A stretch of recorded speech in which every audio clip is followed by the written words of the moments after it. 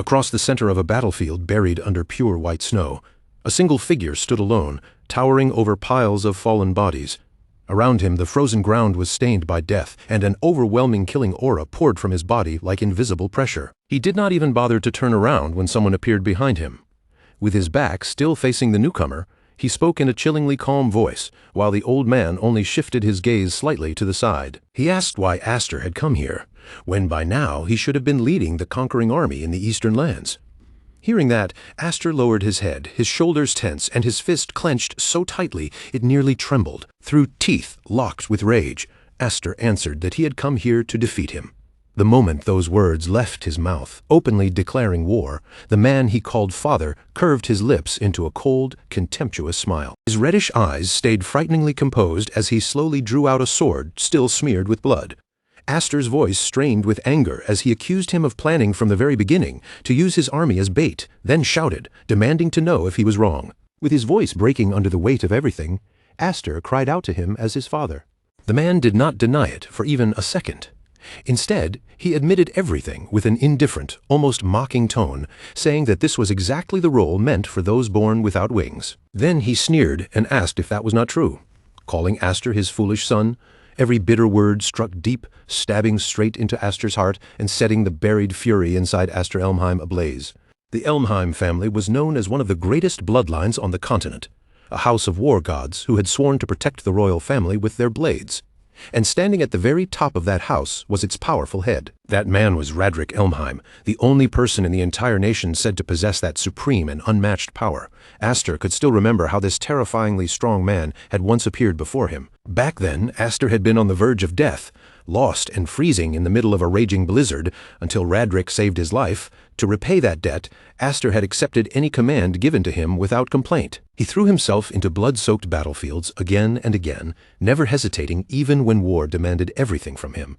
And yet, despite all of that, his childhood had been filled with nothing but pain. It was a long chain of humiliation and contempt, one cruel moment after another. His own brothers looked down on him constantly, laughing at him as if his existence itself was a mistake. They never stopped reminding him that someone without wings had no right to stand proudly, no right to lift his head, and no right to believe he belonged beside them. In this world, the seal of wings on a person's back was the source of magical power. The more wings someone carried, the greater their strength, status, and potential became. Because of that, Aster, the only child in the ducal house who could not use magic, was branded as wingless no matter how hard he struggled or how much effort he poured into himself. So instead of relying on magic, he devoted every part of himself to the sword, training without rest until his own body became the only weapon he could truly trust. Deep down, he always believed that if he kept pushing forward with that relentless dedication, then someday even he would finally be recognized. And in the end, through his own strength and achievements, Aster earned loyal companions who chose to stand beside him and fight at his side. But then, hidden behind a tree with his gaze sharp and alert, Aster sensed something wrong, like a bad omen creeping through the cold air. By the time he understood what was happening, it was already too late. Horror washed over him as he realized that the entire army had been lured into a carefully prepared ambush. Painful memories surged through him all at once, and he screamed in desperation, demanding to know if this was the reward for his loyalty to the father he had trusted so completely. But all he received in return was a stare as cold as ice. Radrik only smiled with scorn and asked what an instrument could possibly expect. Then, with merciless calm, he declared that Aster's purpose had already been fulfilled and ordered him to disappear. Those words struck Aster harder than any blade, cutting into him again and again, while the hatred burning in his eyes grew even fiercer. Overcome by rage, Aster rushed forward like a man who had thrown away all fear, raising his sword high as he shouted for his father. He had trusted that man with everything, only to realize now how foolish that faith had been. With all the strength in his body, he unleashed a fierce spinning slash at the father who had betrayed him. The edge of his blade flashed past Radrik's neck, grazing the skin and carving out a thin line of blood. For the first time, Radrik's unshaken expression finally showed a change. But in the very next instant, glowing red magical chains burst out from nowhere and locked Aster in place. His own brothers had moved against him, attacking him together without mercy. Even with the chains binding him, Aster swung his sword in a frenzy, cutting down his attackers through sheer fury. Then he cried out in pain as the magical restraints tightened around him, forcing blood to spill from the corner of his mouth. But even then, even with his body trapped and wounded, his will to keep fighting did not fade. One of his brothers looked at him with a mocking smirk and asked if he still failed to understand the truth. To them, someone wingless would always remain nothing more than wingless. The three of them, father and sons, stood arrogantly above him as he collapsed into the snow beneath their feet. Another brother sneered that crawling on the ground suited him perfectly, pressing his hand down into the freezing white surface. Aster lifted his trembling voice from the snow and asked them if they had always intended to throw him away in the end, why they had taken him in at all. Radric bent down toward him and coldly told him to stop lying to himself. From the very beginning, he said, he had never needed Aster at all, and then he roughly grabbed Aster by the hair. With a cruel yank, Radric forced Aster's head up, making him meet that contempt-filled gaze. Then he leaned in closer, as if savoring the moment before revealing the truth. What Radric had truly needed was not Aster himself, but the power of the 7 wings sleeping inside his body. Aster's eyes widened in shock as he repeated those words in disbelief. 7 wings. The phrase alone left Aster frozen, while Radric's cruel smile only grew deeper. Then Radric added in the same cold voice that Aster's mother had been extremely useful to him. Without the slightest shame, he boasted that she had given birth to Aster only as the seed he required for his own benefit. The last thing Aster remembered was himself screaming desperately for answers from Radric as cold blades pierced into his body. His consciousness began to fade little by little, until all that remained was a bone-deep chill and the feeling of his hand sinking helplessly into the snow. In that final moment, as darkness closed in around him, Aster wondered in despair if this was truly where his fate came to an end. And if that was really true, then what meaning had there ever been in the life he had struggled so hard to live? Suddenly, a pale and gentle warmth wrapped around him. For one fleeting second, he thought he had reached the afterlife, until he realized that what surrounded him was falling snow. Then he felt it clearly. Someone was holding him carefully in their arms. It was a warmth he did not recognize, yet it felt strangely tender against him. His eyes flew open wide, and the thought struck him at once. No, this was not some fading dream created by his dying mind. This was real. Confusion filled him as he wondered where he had ended up, lying there beneath the softly falling snow. But then horror seized him when he noticed just how small his body had become. He stared at his tiny hands in disbelief, questioning whether they could truly belong to him. They were not just small or weak, they were unmistakably the hands of a newborn child. And that newborn body was being cradled gently in someone's arms. Aster looked up at the woman holding him and saw that she seemed to have just breathed her final breath, making him wonder if she was already dead. Then, without warning, an unfamiliar voice echoed inside his mind, commanding him to seek her. In the vision that suddenly opened before him, he saw armored knights charging through the raging snowstorm, their horses cutting hard across the frozen ground. Through the wind and swirling white, they shouted that she could not have gotten very far. One of the knights raised his voice above the storm, barking out that Duke Radric had given the order. No matter what it took, they had to recover the child that woman had taken from them. Then the vision disappeared as quickly as it had come, leaving him frozen in place, stunned by what he had just witnessed. He could not make sense of it at all, and around him the snow kept falling in cold, silent sheets. But the moment he remembered the name spoken in that vision, his entire body went stiff. Duke Radric. A wave of horror slowly spread through him as the truth became clear. The newborn those knights were hunting for was not some stranger at all. It was him. The memory of being found on a night swallowed by a violent snowstorm came rushing back, and with it came an impossible suspicion. Had he somehow been sent back into the past? He tried to force that thought out of his mind, but before he could settle himself, strange flashes of light flickered in front of his eyes, cutting straight through his thoughts. Even though he still could not fully accept what was happening, he pushed the question aside for the moment. Right now, there was a much more urgent danger standing directly in front of him. One thing was absolutely certain: if he stayed there any longer, he would end up captured again and dragged straight back into the hands of that cruel duke. With the hardened will of a warrior who had survived countless battlefields, he forced his weak newborn body to move, crawling out from the cold arms of the woman who had already lost all warmth. All of a sudden, a burst of golden energy surged from deep inside him, pushing his desperate will to escape even harder, as if his entire soul was screaming at him to get as far away as possible. Wherever his tiny hands touched the ground, heat spread outward, melting the thick snow beneath his palms and leaving wet marks behind him. But no matter how strong his mind was, the body of a newborn could only endure so much. Before long, he collapsed into the snow, his breathing growing heavier and more painful with every breath. In the middle of that biting cold, his small limbs burned as if fire were eating through them. Behind him, a long trail of melted water stretched across the white ground, marking every inch he had crawled. Still, he could barely pull himself forward anymore. Even then, his eyes remained fierce and unyielding, and deep inside he swore that no matter what happened, he would survive. The image of his merciless father turning his back on him surfaced again in his mind, and with it, a burning vow of vengeance took shape inside his heart. Gritting his teeth, he poured every last drop of hatred into his glowing hands and whispered Radric's name like a curse, swearing to himself that he would never forget. Using the final scraps of strength left in his tiny body, the newborn kept crawling with unbelievable persistence, dragging himself forward and carving a long, desperate mark through the snow until his strength finally ran out. At last, he collapsed completely, falling right at the feet of a figure who had just appeared before him. A little girl spotted the motionless child in the snow and pointed at him with bright excitement, calling out to her father as if she had discovered something incredible. The man known as Viscount Hyfried stared at the scene in front of him, unable to hide the shock that spread across his face. Carefully, he bent down and lifted the baby into his arms. His eyes filled with disbelief as he wondered how such a tiny child could have possibly ended up in a place like this. For a moment, the baby felt the safety and warmth of the man's embrace. His exhausted body finally gave in, and he slowly drifted into sleep. Viscount Hyfried continued staring at the strange newborn resting in his arms, still shaken by the impossible sight he had just witnessed.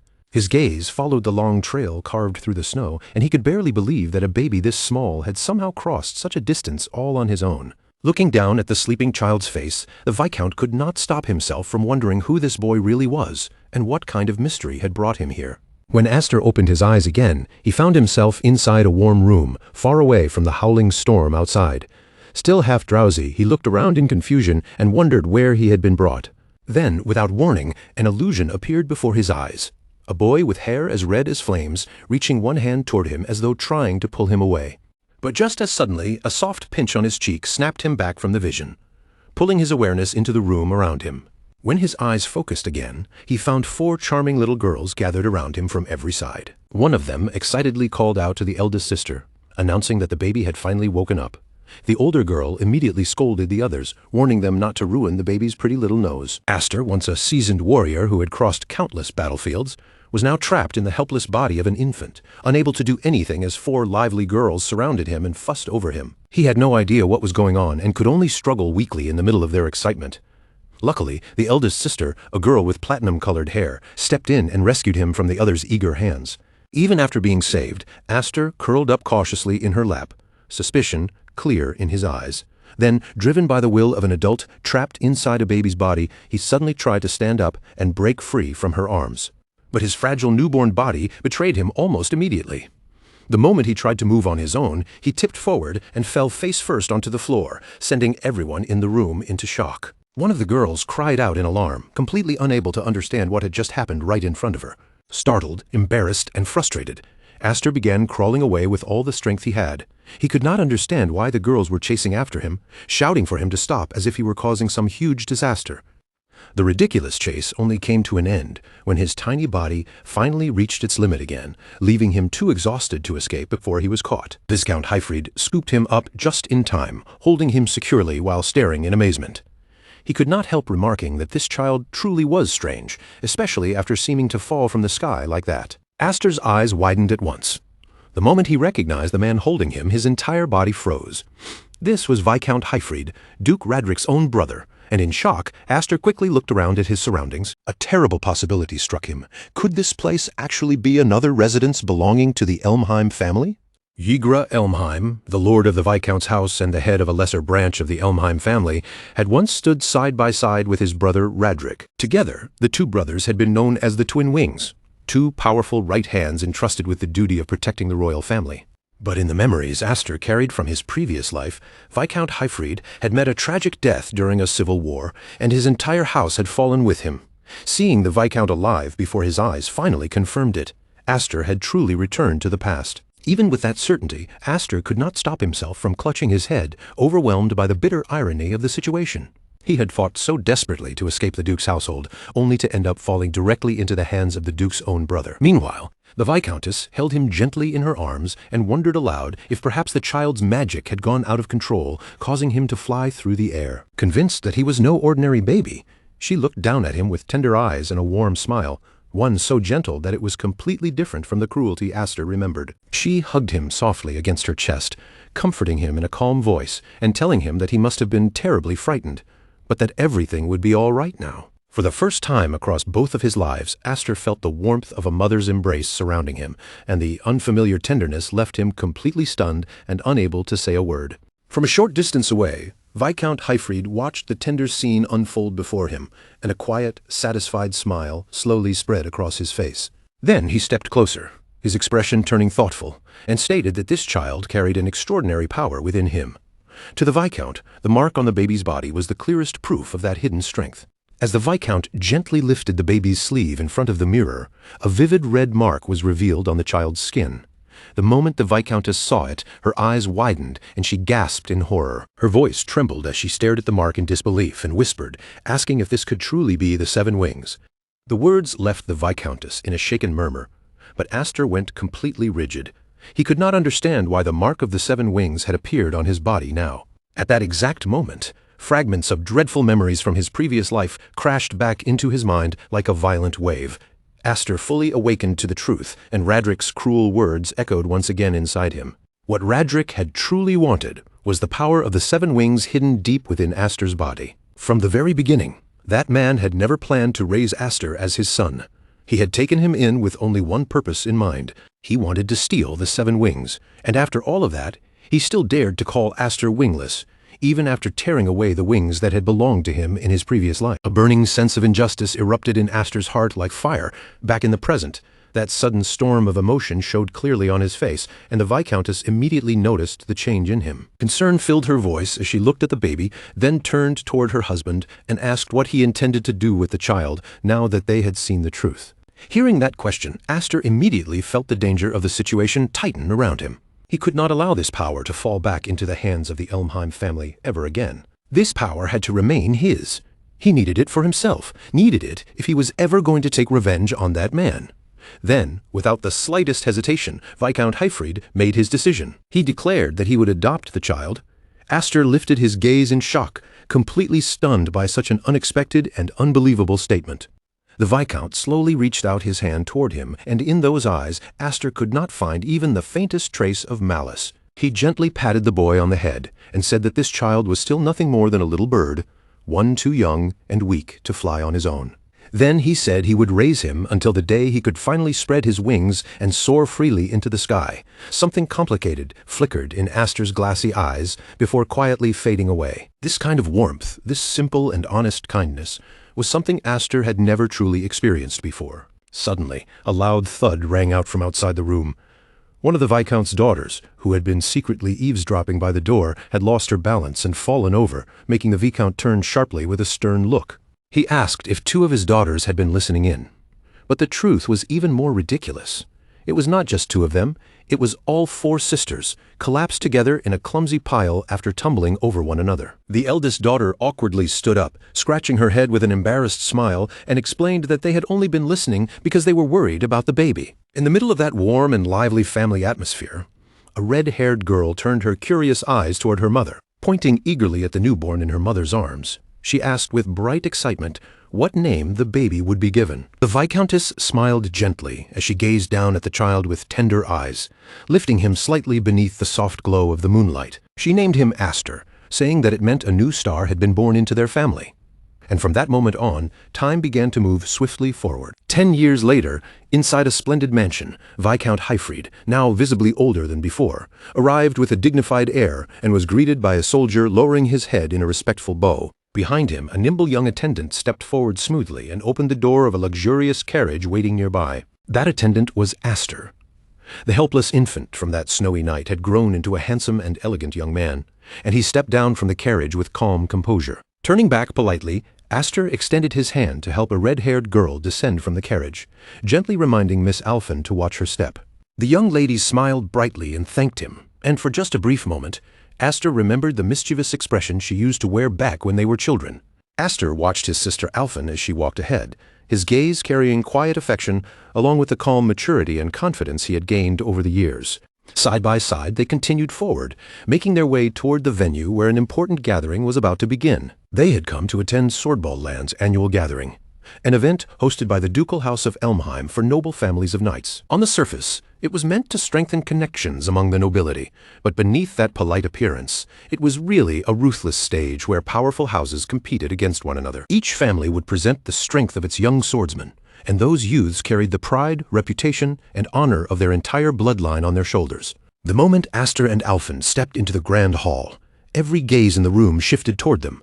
Whispers spread through the crowd almost immediately, and mocking voices began to rise, each one carrying a thin layer of disdain toward their house. Some sneered that the Viscount's house had only come here to humiliate itself, especially after adopting a brat of unknown origin instead of producing a proper heir. Among the nobles, hostile and malicious eyes seemed to ask just how far the Viscount's family planned to drag down the Elmheim name. Aster stood quietly in place, his gaze fixed on the imposing castle before him as old thoughts stirred behind his calm expression. Noticing his silence, Alfin anxiously squeezed his hand and told him not to listen to the cruel whispers echoing around them. She clenched her teeth and spoke firmly, warning him that in a place like this, the first person to show weakness would be the first one crushed. Aster said nothing in response. Instead, he calmly looked over the hostility surrounding them, his expression remaining completely unchanged. Behind him, Viscount Hyfried spoke in a low and steady voice, explaining that this was the current position of their house. Standing before the majestic ducal castle, the Viscount said that he wanted Aster to see this harsh reality clearly with his own eyes. Then he turned his gaze toward his son and asked whether Aster felt disappointed by what he was seeing. Aster only turned slightly toward him. A confident, faintly defiant smile curved across Aster's lips as he answered that he was not disappointed at all, calling him father and saying that this coldness suited him perfectly. Hearing that firm response, Viscount Hyfried burst into proud laughter, clearly relieved and at ease. But at the same time, painful memories from Aster's previous life began flooding back. In that previous life, he had stood here as the shame of House Elmheim, defeated and humiliated before the eyes of the nobility. This very place had once been the stage of his worst social disgrace. It was a hall overflowing with bitter memories. But now that Aster had regained the 7 wings, everything had changed. A fierce flame of determination burned in his golden eyes, and in that moment, it was clear that his long-awaited revenge was finally about to begin. Standing beside his father and his sister Alfin, Aster slowly raised his eyes toward the towering ducal castle before them, a massive structure that seemed to press down on him with the full weight of his past. From high above, the 2 half-brothers from his former life looked down at him with open arrogance, their eyes filled with contempt as they measured him from a distance. Even under their sharp, scrutinizing stares, Aster's face did not change at all. Beneath the shadow of his fringe, his eyes carried an almost unnatural calm. This was not the time to hesitate or shrink back. Now he had to step forward with dignity and face everything waiting for him head-on. A confident light flashed in Aster's eyes as the thought settled quietly in his heart. If he was going to enter this place, then he would make that entrance unforgettable. Inside the grand hall, a fierce fencing match was already taking place on the central stage, and the surrounding nobles watched every movement with intense fascination.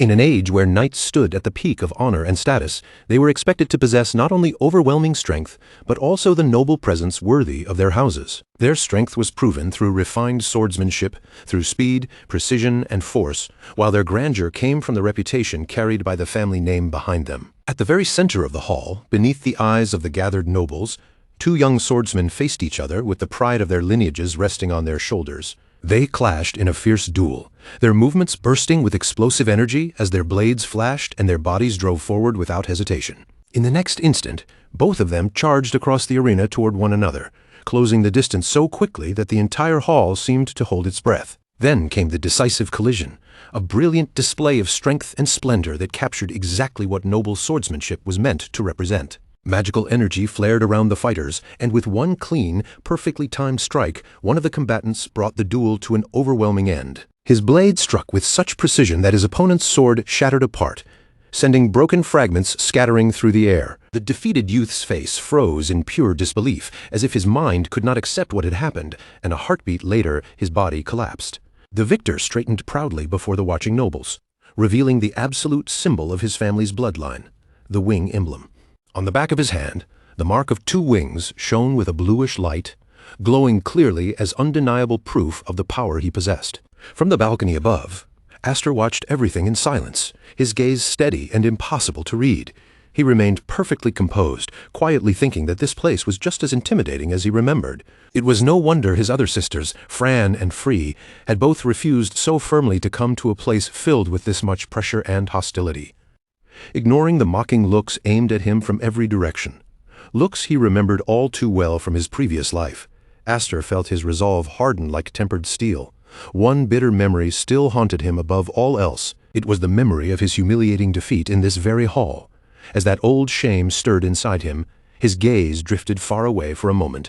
Seeing that distant look on his face, Alphen softly called his name with genuine concern. She asked if he was nervous, since this was, after all, his very first swordball. Aster, however, simply smiled, and there was a strange confidence in that calm expression as he answered her. He told her he was not nervous in the slightest. If anything, standing here made him feel something much closer to nostalgia. That unexpected answer left Alphen completely puzzled, and she stared at him in confusion, unable to understand what he could possibly mean. Just then, Viscount Highfried excused himself, saying he had to attend a conference. Before leaving, he entrusted Aster with looking after Alphen, which immediately made her bristle. Alphen protested indignantly, reminding her father that she was actually 1 year older than Aster. Aster only teased her with a light smile, saying she was far too clumsy to be trusted on her own. The Viscount placed a firm hand on Aster's shoulder and advised him to use this chance well, since many young nobles around his own age had gathered here today. Then his voice lowered, turning serious, as he warned Aster not to let anyone discover the truth about the 7 wings. As the Viscount walked away, Aster stayed where he was, quietly weighing his adoptive father's warning.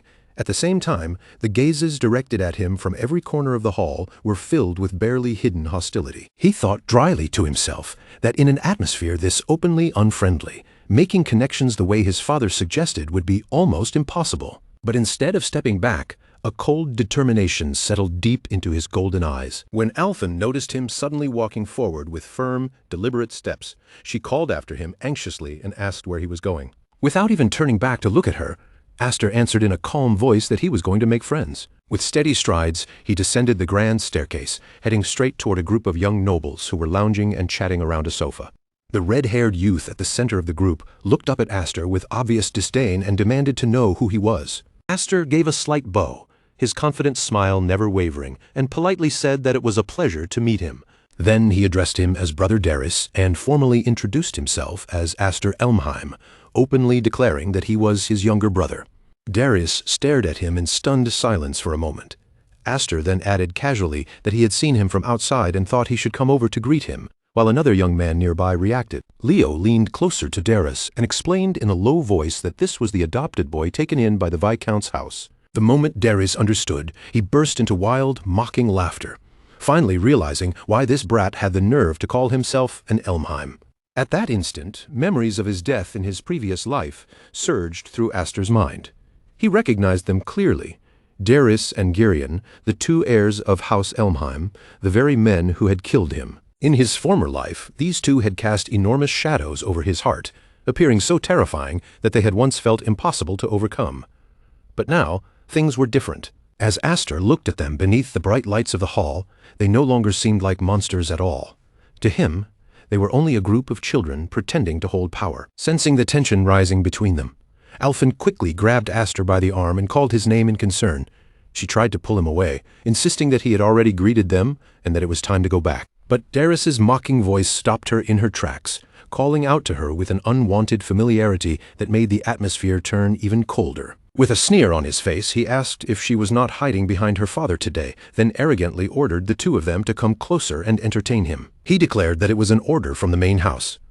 Alphen froze with her back still turned to them, her body stiffening as anger and humiliation made her tremble, while fury burned in her eyes. She refused him flatly, her voice firm as she stated that there was no master-servant relationship between the main house and their branch family. Just as Alphen was about to step forward and take action, Aster moved quickly and caught her wrist, stopping her before she could make a reckless move. Still holding Alphen firmly by the wrist, Aster spoke in a calm, even voice, telling her that he had not finished saying what he came here to say.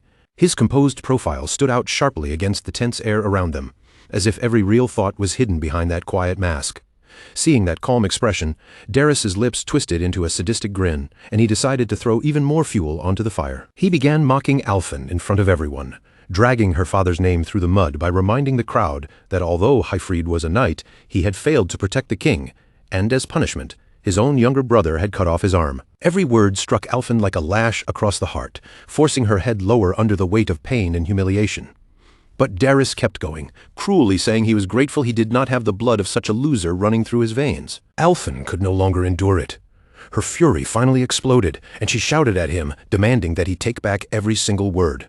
With an angry cry, she declared that she would never allow anyone to insult her father, then lunged forward and drove a powerful punch straight into Daeris's jaw. But even after that, Daeris continued his verbal attack, sneering that her family only produced useless daughters, girls who could never inherit a title, and that her father must have been bitterly disappointed. With a vicious smile still spread across his face, Daeris lifted the wine glass in his hand and coldly reminded her that this was not some dance floor.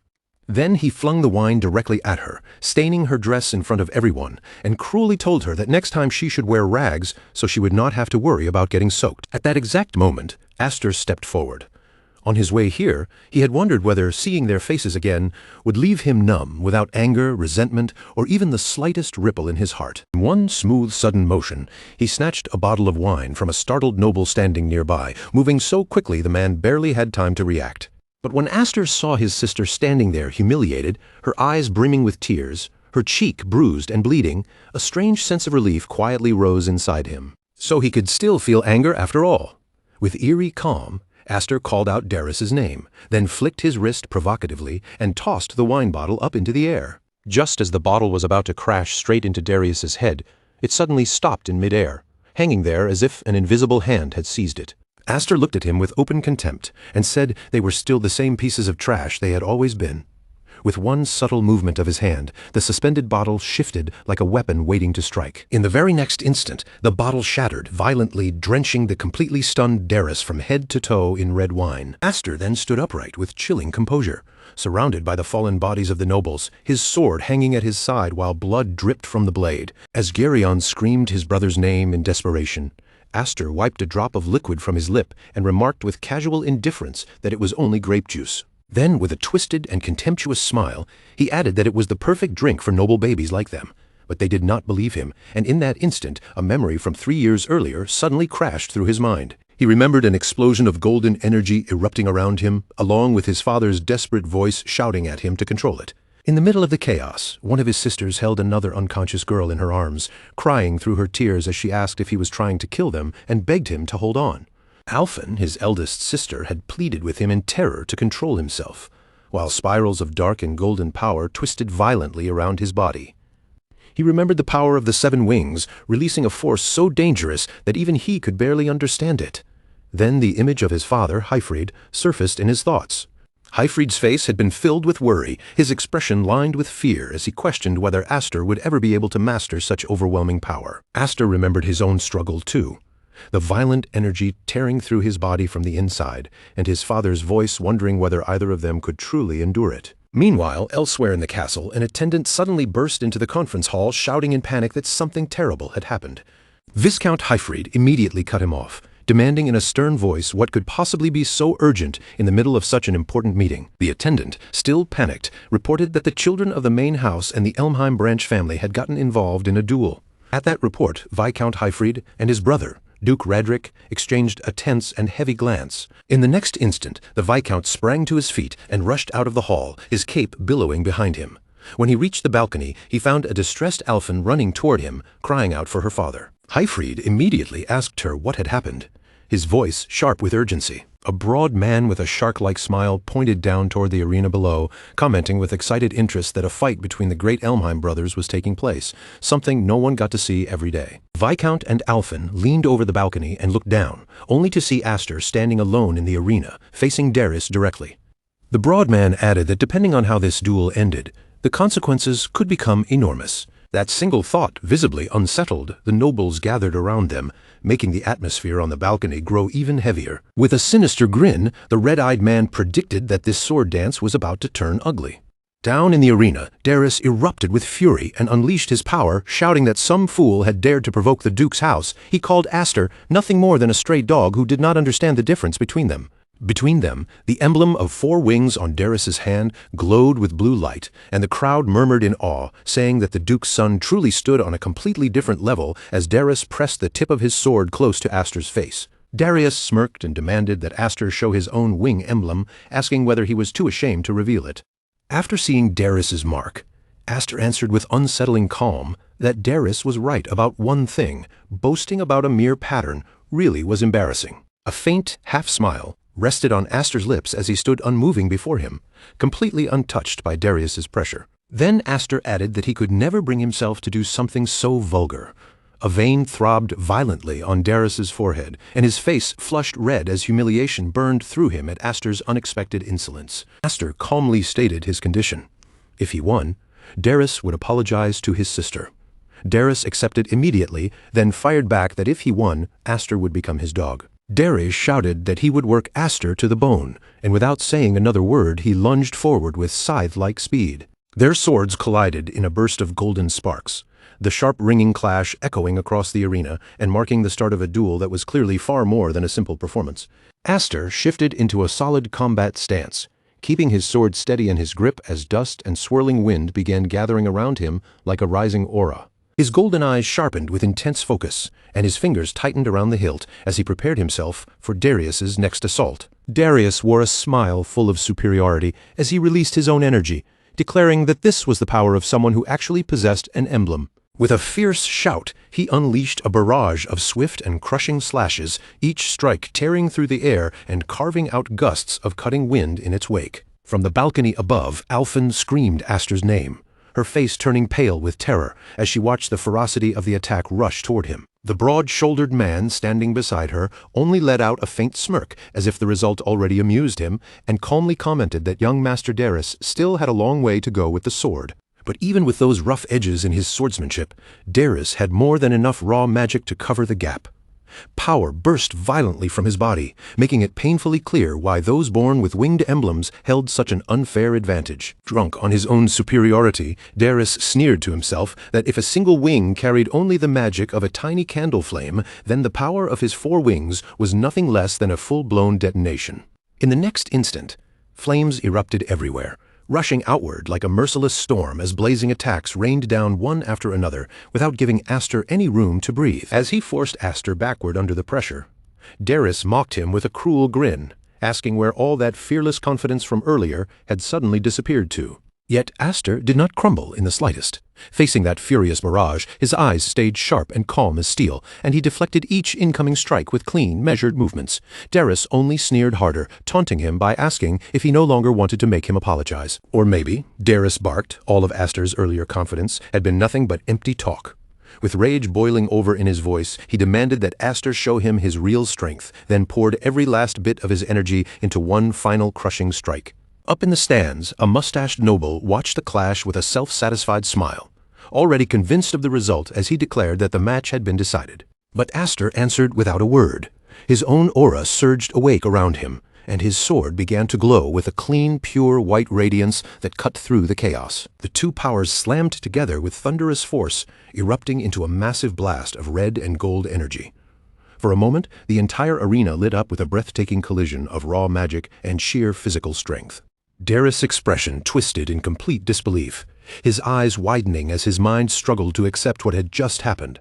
His ultimate attack, the strike he believed would end everything, had actually been stopped. Aster looked back at him with the faintest half-smile, his voice calm and almost casual as he told Darius one simple truth: he talked far too much. Then, with one smooth and graceful movement, Aster swept Darius' blade off course. Before Darius could recover, Aster turned his body into a sharp spin and drove a powerful kick into him, sending him flying across the arena. Aster landed lightly on his feet, steady and composed, while thin streams of golden energy curled around his body like living threads. The control he displayed was on a level Darius could never even hope to reach. For 10 long years inside the Viscount's household, Aster had endured, trained, and sharpened his magic in silence. All that patience, all that pain, had been for the day he could finally take revenge, and now that day was standing right in front of him. Aster swung upward, and a brilliant wave of power tore from his blade as if it were splitting the air itself. Golden light roared toward the sky, and the arena beneath them trembled from the overwhelming force of his strike. A blazing surge of golden power exploded from Aster's sword, crashing forward with unstoppable momentum. Darius was thrown backward by the impact, completely unable to endure the force bearing down on him. He hit the ground in a broken, awkward fall, his knees smashing against the arena floor with a sickening crack as he desperately tried to push himself back up. From a distance, his brother Geryon stared at the scene in stunned disbelief, barely able to get the words out as he stammered that Darius was actually being pushed back. Darius was being overwhelmed completely, swallowed by the green and gold energy wrapping around him. Shock warped his face as his mind struggled to understand how the battle had turned against him so violently. He shouted in furious denial, unable to accept what was happening, screaming that he had 4 wings. Aster did not react to the outburst at all. His expression stayed cold and focused, while golden energy continued to flicker and dance along the sharp edge of his sword. Then, in one swift and decisive motion, Aster gathered that surging power and compressed it into a single concentrated point. The nobles watching from above gasped in disbelief. One of them whispered whether Aster might truly win this duel, while another could only point out the obvious, that Darius was no longer fighting evenly at all, but being completely dominated. A heartbeat later, Aster's blade unleashed one final burst of golden energy, and that explosive strike settled the outcome of the duel beyond any doubt. A wave of astonished murmurs spread through the crowd. No one could ignore it anymore. The Elmheim family still had someone with this much terrifying power among them, but Aster's golden aura did not calm down. Instead, it grew even stronger, and dark tendrils began leaking from his body as his power climbed to a frightening, unstable level. From the balcony, Hyfried's expression darkened. His brows drew together as he muttered under his breath that this was bad. Darius' face twisted with pain and confusion as the crushing pressure of Aster's power pressed down on him, leaving him trembling under the weight of it. Then, without warning, a nightmare from Aster's past life tore through his mind, the image of one of his brothers standing before him with a deranged smile, severing his arm. That insane laughter rang in his ears all over again, dragging him back to the cruelty and suffering he had once been forced to endure. Back in the present, dark and golden energy burst outward from Aster at once. His face fell into shadow, and the rage pouring from him no longer looked controlled. Caught inside that violent vortex of power, Darius screamed curses through gritted teeth, desperately trying to resist, even as the overwhelming force swallowed him whole. From above, Alfin cried out in panic, his voice breaking as he begged Aster to stop before things went any further. But the warning came too late.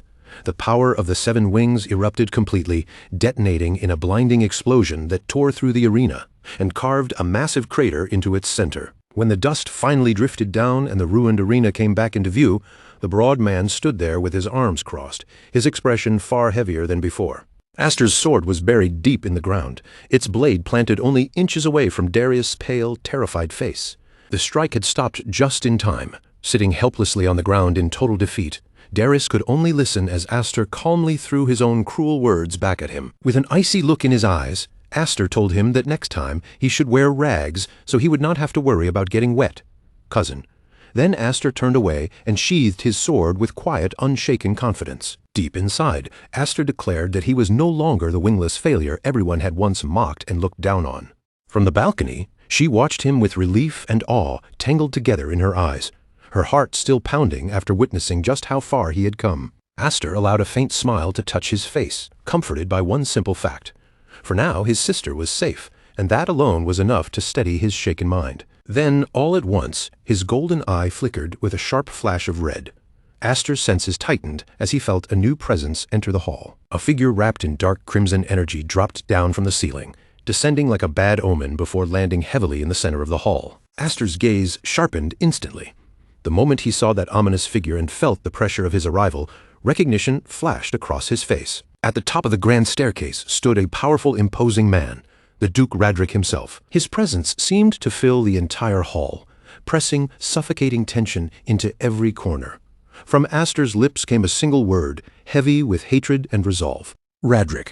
The spectators were still murmuring in disbelief, unable to process that the Viscount's youngest son had just defeated the 3rd son of the main house. But the mood had already shifted, and the situation had become far more dangerous. After a humiliation that public and that devastating, there was no chance the main house would simply stand by and do nothing. The towering form of Duke Radric, 8th leader of the main house, began descending the staircase at an unhurried pace, each step making the pressure in the hall feel heavier. Darius remained collapsed on the ground, but the moment he saw him, he lifted his face with a shaken mix of fear and relief, as if his father's arrival meant he had finally been saved. Aster did not take even a single step back. His eyes stayed fixed on Radric, the man who represented every wound, every betrayal, and every ounce of revenge burning inside him. The Duke's eyes narrowed slightly as he took in the ruined arena and everyone standing around it, his face so still that no one could read what he was thinking. Aster could feel a suffocating wave of power and hostility rolling off him, and the sight of that man dragged him straight back to the truth. Radric was the same person who had betrayed and killed him in his previous life. Even under the crushing tension that filled the hall, Darius forced himself to crawl forward, his body shaking not only from pain, but from the humiliation of being seen like this.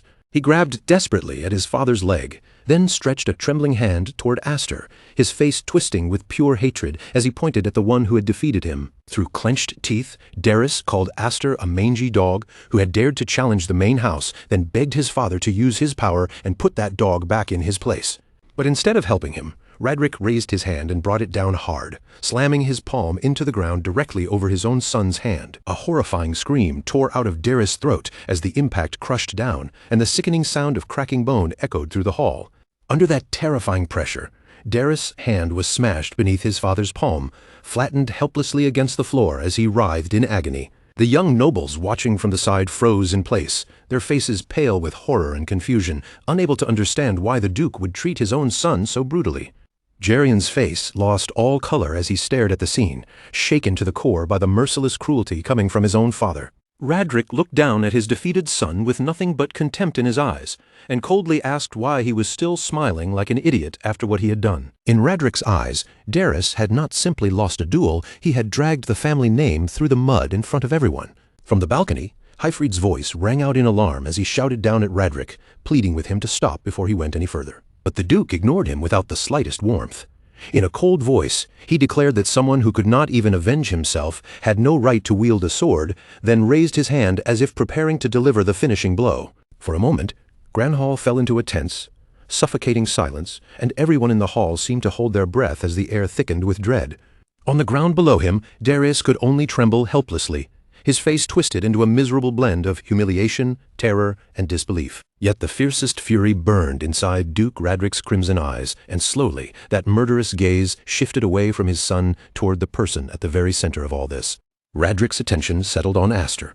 He pointed his sword straight at him and demanded to know what he thought he was doing. But Aster did not flinch, calmly answering that his cousin still had not apologized to his sister. Aster finished with that single word, sister, his voice steady and controlled. Then, with astonishing boldness, he looked directly at his uncle and asked if the punishment could wait until after that apology was made. Wrapped in a menacing purple aura, Radric let out a mocking laugh, asking whether being a stray orphan taken in by Hyfried had fooled Aster into believing he truly belonged to the Elmheim family. Aster stood firm and answered without hesitation, declaring that he was the Viscount's son. His father had taught him the pride of a knight and the weight of carrying a house's name, even without sharing its blood. For a brief moment, the Duke said nothing. His expression hardened as he quietly absorbed the boy's defiant words, and the silence around him only grew colder. Then flames burst to life around Radric as he accused Aster of needlessly staining the reputation of the main house, the very pride that stood above its 12,000 knights. From the balcony, the broad man remarked that they should understand that better than anyone, while the light blue-haired young man beside him added with a faint smile that this matter could hardly be brushed aside. This was no simple children's quarrel anymore. Hyfried's grave voice cut through the tension as he reminded them that his own father had once paid for disloyalty with an arm. Now the cold edge of Duke Radric's sword pressed directly against Aster's throat. With that deadly blade resting there, he demanded to know what Aster intended to offer in exchange. With all due respect, Aster began in an even voice, refusing to let fear shake him, as he explained that this had never been a simple fight between relatives. It had been a legitimate duel, and all Aster had done was answer insults against his house with a blade in his hand. The Duke's eyes burned with silent fury, his glare sharpening at the boy's bold response, especially because Aster's reasoning left so little room to dismiss him. Aster met that glare head-on, repeating Radric's own brutal words back to him, that one who could not avenge himself had no right to wield a sword, and declared that he had no intention of giving up even a single finger. Above them, Alphen trembled as she watched the confrontation unfold, while the broad man beside her gently patted her head, trying to calm her shaking nerves. The blue-haired youth gave a quiet chuckle of disbelief, murmuring that Aster was only 10 years old, and that this whole situation had to be some kind of joke. Radric remained silent for a long, dangerous moment, his red eye glowing with a fierce intensity that made the entire hall feel ready to snap. At last, he drew his own sword and spoke only a few cold words. He said he understood, then ordered Aster to draw his blade. Aster hesitated for only a fraction of a second, caught off guard because he had not expected the Duke himself to step into the fight so directly. Before he could fully react, the ground beneath his feet shattered apart, and an invisible force blasted upward, hurling him violently into the air. The tip of Radric's sword slammed into the spot where Aster had stood just a heartbeat earlier, unleashing a devastating shockwave through the floor as Alfyn choked back a scream. Her eyes went wide with terror as she stared down at the overwhelming power on display, unable to hide the fear spreading across her face. Hyfried shouted his brother's name again, his face twisting with rage as he saw the attack for what it was, a cowardly strike against a child. Without hesitation, Hyfried leapt down from the balcony and placed himself between Radric and Aster, sweeping his own sword forward in a brilliant arc of blue light. The two brothers' blades collided with a violent burst of sparks and force. At last, the leaders of the two houses had clashed, and the shockwaves from their duel thundered through the great hall, revealing just how terrifying the gap in power truly was. The Viscount landed beside Aster and immediately turned toward him, urgently asking if he was all right after being thrown so violently. In front of them, a massive pillar of stone surged up from the floor, blocking the Duke's path. The Viscount's face tightened with both surprise and concern as he recognized the defensive technique. Aster forced himself back onto his feet with difficulty. His body was battered, bruises marked him clearly, and blood ran down from his forehead, but his will had not broken. His eyes burned even brighter than before, filled with a fierce mix of pain, fury, and unshakable resolve that refused to fade. Duke Radric watched everything unfold with a faint, superior smile, as if the direction things had taken pleased him in some twisted way. Then, without saying another word, he turned and started walking back toward the stairs, abandoning the confrontation. With one agile leap, he landed on the balcony beside his defeated son, leaving the shattered hall behind him. The Viscount watched Radric leave without lowering his guard, then quietly reached out and placed a firm, protective hand on Aster's shoulder. Still standing beside him amid the fading tremors of power, the Viscount looked shaken to his core. He gathered the injured Aster into his arms and called his name, his voice heavy with worry. Even with blood on his face and bruises marking his body, Aster still managed to give a small, satisfied smile. He assured his father that he had kept his promise properly and that everything truly important had been protected. Relief softened the Viscount's face, but pride shone there just as strongly. Looking at his son, he told him from the heart that he had been magnificent. Meanwhile, Duke Radric withdrew from the shattered hall with his defeated son, leaving behind an oppressive trail of tension that no one could easily shake off. The broad man approached the Duke with a faint, knowing smile, calmly remarking that Radric's reaction had been rather childish for someone of his position. Radric only paused long enough to speak coldly to his humiliated son, explaining that if he had allowed Daris to say whatever he wanted in that moment, the honor of the main house would have been ruined completely. In Radric's mind, what he had done was not cruelty at all, but a reasonable compromise made to protect the family's reputation. Away from that confrontation, the nobles began murmuring in amazement. A promising newcomer had challenged the great Duke Radric himself and survived, rising before their eyes like a new star. Even the mustached noble admitted that although the thought of the Elmheim family splitting made him uneasy, the boy could not have asked for a more striking social debut. From the shadows, Duke Radric watched with a grim, distant gaze, already sensing that an age of upheaval was drawing near, a storm powerful enough to tear the world itself apart. Back with his family, Aster was pulled into Alfyn's worried embrace while his father proudly supported him at his side. Blood still stained his face, yet a victorious smile remained there, leaving Aster momentarily unable to speak. The scene then shifted to the training arena of the Viscount House of Elmheim, where several knights stood watch as another intense training session unfolded. At the center of the arena, two figures faced each other with wooden swords in hand, moving through a serious sparring match. With an easy smile on his face, the knight praised his master's performance, calling it truly splendid after witnessing the skill in front of him. The person receiving that praise was none other than Aster. Around the training ground, the other knights quietly murmured among themselves, saying that Aster's swordsmanship was almost frightening for someone as young as him. They also noticed that ever since the sword dance assembly, his training had become even harsher, as if he were driving himself forward without pause. One knight brought up how Aster had defeated the third son of the Elmheim family, and the group could not hide the satisfaction in their voices. After all, The main family had looked down on the Viscount house for years, so watching one of their own stand tall against them felt deeply refreshing. As Aster continued cutting down one opponent after another in training, his mind slowly turned inward beneath that steady rhythm of battle. At the sword dance assembly, he had shown enough strength and presence to silence those who dared call his family a disgrace to House Elmheim. Even so, Aster knew the true obstacle still remained ahead of him, standing far beyond that single victory, the Elmheim main house itself. Part of him wished he could have tested himself even further on that stage, facing more opponents and measuring his strength more clearly. But even now, Aster understood the truth. At his current level, he had no chance of defeating Radric Elmheim, because to him, a wing crest was only a sign of magical potential. No matter how much inborn magic someone possessed, it was nothing more than a useless treasure if they could not fully control and master it. And despite everything he had accomplished, Aster still could not draw out the complete power of the 7 wings within him.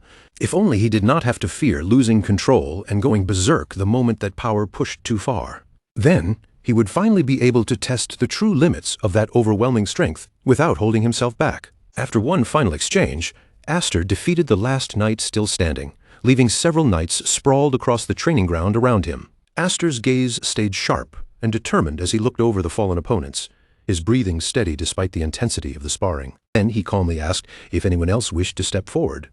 But before any of the knights could answer, a familiar voice cut into the moment. Alphen appeared nearby, immediately remarking that he was pushing himself too hard again. She asked if he even understood what rest meant, then told him that their father was calling for him. Aster accepted at once without arguing, saying that he would go see their father right away. As he started walking with her, Aster glanced over and noticed his sister's outfit, prompting him to comment on the change. Alphen looked confused at first, not quite understanding what he was trying to say as she blinked back at him. Aster explained that it was rare to see her wearing that outfit, since she used to dislike it because she thought it was not cute. Alphen replied calmly. That balance was important. Watching Aster throw himself into training had made her realize that she could not stay the same forever either, and those words caught him completely off guard. For a moment, Aster was left speechless, especially when Alphen lifted her training sword toward him with a confident smile on her face. She told him that once he came back, the two of them would spend plenty of time together. Aster answered her challenge with a grin of his own, politely asking her to go easy on him when that time came. Some time later, Aster arrived at his father's office, and as soon as he entered, Viscount Hyfried told him to come in and take a seat. Aster did as he was told, sitting across from his father with a serious expression as the atmosphere in the room settled into something heavier. Hyfried began by saying that 10 years had already passed since they first welcomed Aster into the family. He admitted that at one point he had considered waiting until Aster was older, but after everything that had happened, he had decided that the time had come to move things forward. With that, Hyfried placed a small case on top of the desk and opened it, revealing a ring resting quietly inside.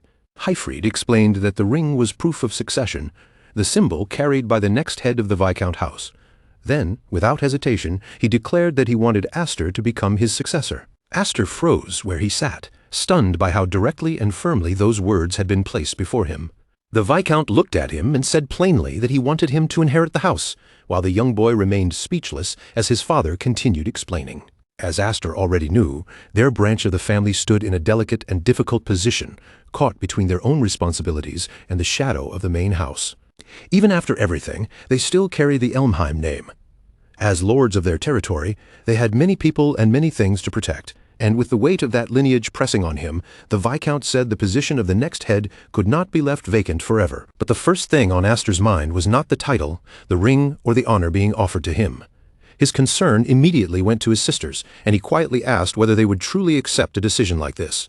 The Viscount answered that his older sisters were still away studying at the Knights' Academy, but they would be returning home in 3 days. When that time came, he intended to gather everyone and tell the whole family together. Aster's thoughts immediately went to Malfa and Cadriaca, both powerful and intimidating in their own ways.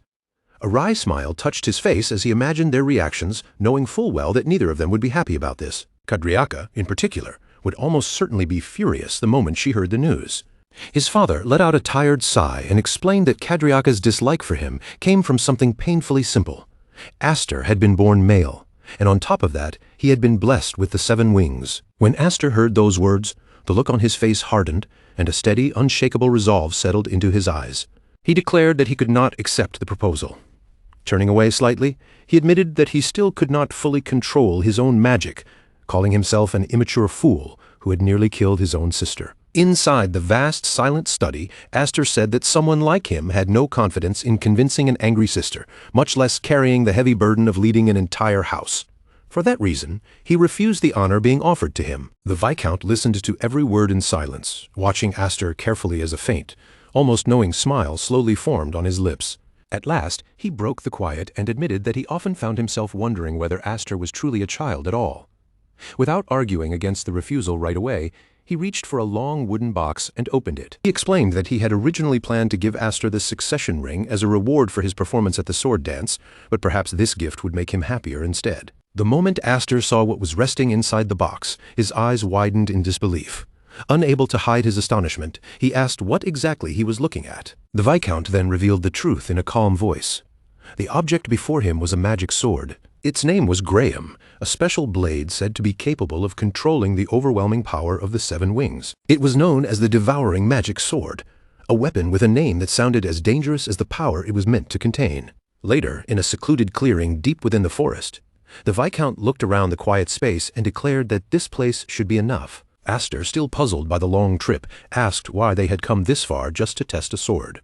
The Viscount answered simply that it was a precaution, then added with a dry smile that Aster had a habit of breaking things. Remembering the many times Aster's uncontrollable power had caused destruction before, the Viscount finally presented Graham to him properly.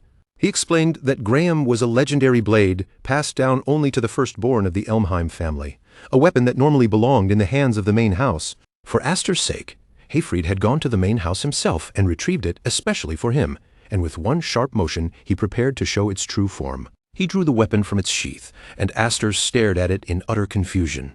At first glance he could not help wondering if that thing was truly supposed to be a sword, because as plain as day there was no blade attached to it. The Viscount smiled at Aster's confusion and explained that when magic was channeled into the hilt, the sword would reveal its edge. As he demonstrated, a crimson ethereal blade suddenly burst out from the hilt, glowing like a spectral edge made of pure magic.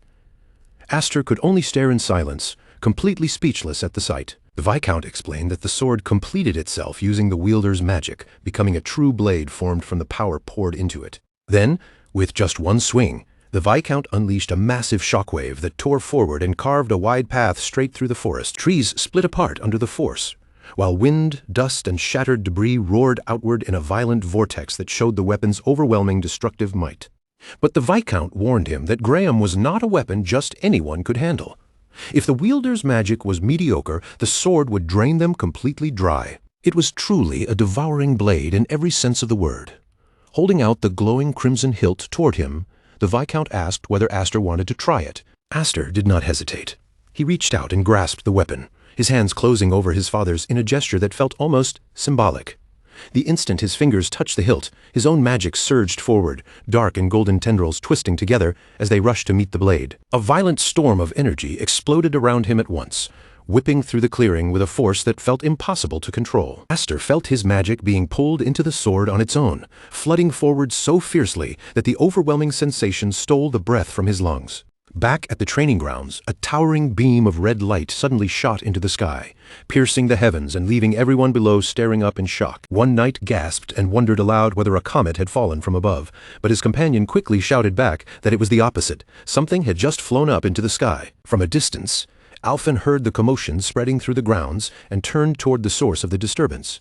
Even though the knight's words were vague and confused, she recognized that energy immediately. There was no doubt in her mind at all. It had to be Aster. Deep in the forest, Aster sank down onto the ground, completely exhausted from the surge of power, yet a smile of pure amazement still spread across his face. Breathlessly, he admitted that the sword was truly extraordinary. The Viscount looked at his son with both awe and stern seriousness in his eyes, then told him that the truly remarkable thing was not the blade itself, but the incredible power sleeping inside Aster. In a grave voice, he revealed that throughout the long and vast history of the Elmheim family, not a single person had ever possessed a 7-winged emblem. As they moved deeper into the forest, Hayfried assured him that if he could master that power, he would become a swordsman far beyond 6-winged warriors like himself and even Radric. The image of Radric flashed through Aster's mind, and the thought of one day surpassing that man ignited a fierce blaze of determination and vengeance in his golden eyes. However, his father's tone grew solemn as he warned Aster that power that immense would always draw conflict toward him. As Aster tightened his grip around Graham's hilt, The Viscount explained that if people discovered he possessed 7 wings, with that emblem shining on his back like a beacon, many would envy him, and others would despise him. Some would try to manipulate him through schemes and intrigue, like ghostly hands reaching from the dark to drag him down, while others would see him as a threat and move without hesitation to eliminate him. Then the Viscount reached out his hand in quiet support, urging Aster to master his power so that when the decisive moment finally came, he would not be left helpless and full of regret. With firm conviction in his voice, Hayfried encouraged his adoptive son to keep growing stronger, no matter how difficult the path became. Aster reached out and took his father's hand, his chest filling with gratitude so strong that it was almost difficult to put into words. In that moment, he silently vowed that he would never again live the same miserable life he had endured in the past. Looking straight into his father's eyes, Aster thanked him sincerely and swore that he would master the 7 wings no matter the cost. 3 days later, the Viscount and his wife waited together in the grand hall, preparing to welcome home their 2 daughters as they finally returned from the academy. 2 young women descended the staircase, one with short red hair and a fierce expression, and the other with long white hair and a gentle, graceful smile. The red-haired girl cleared her throat to regain her composure, then proudly announced with confidence that Kadriaka had returned.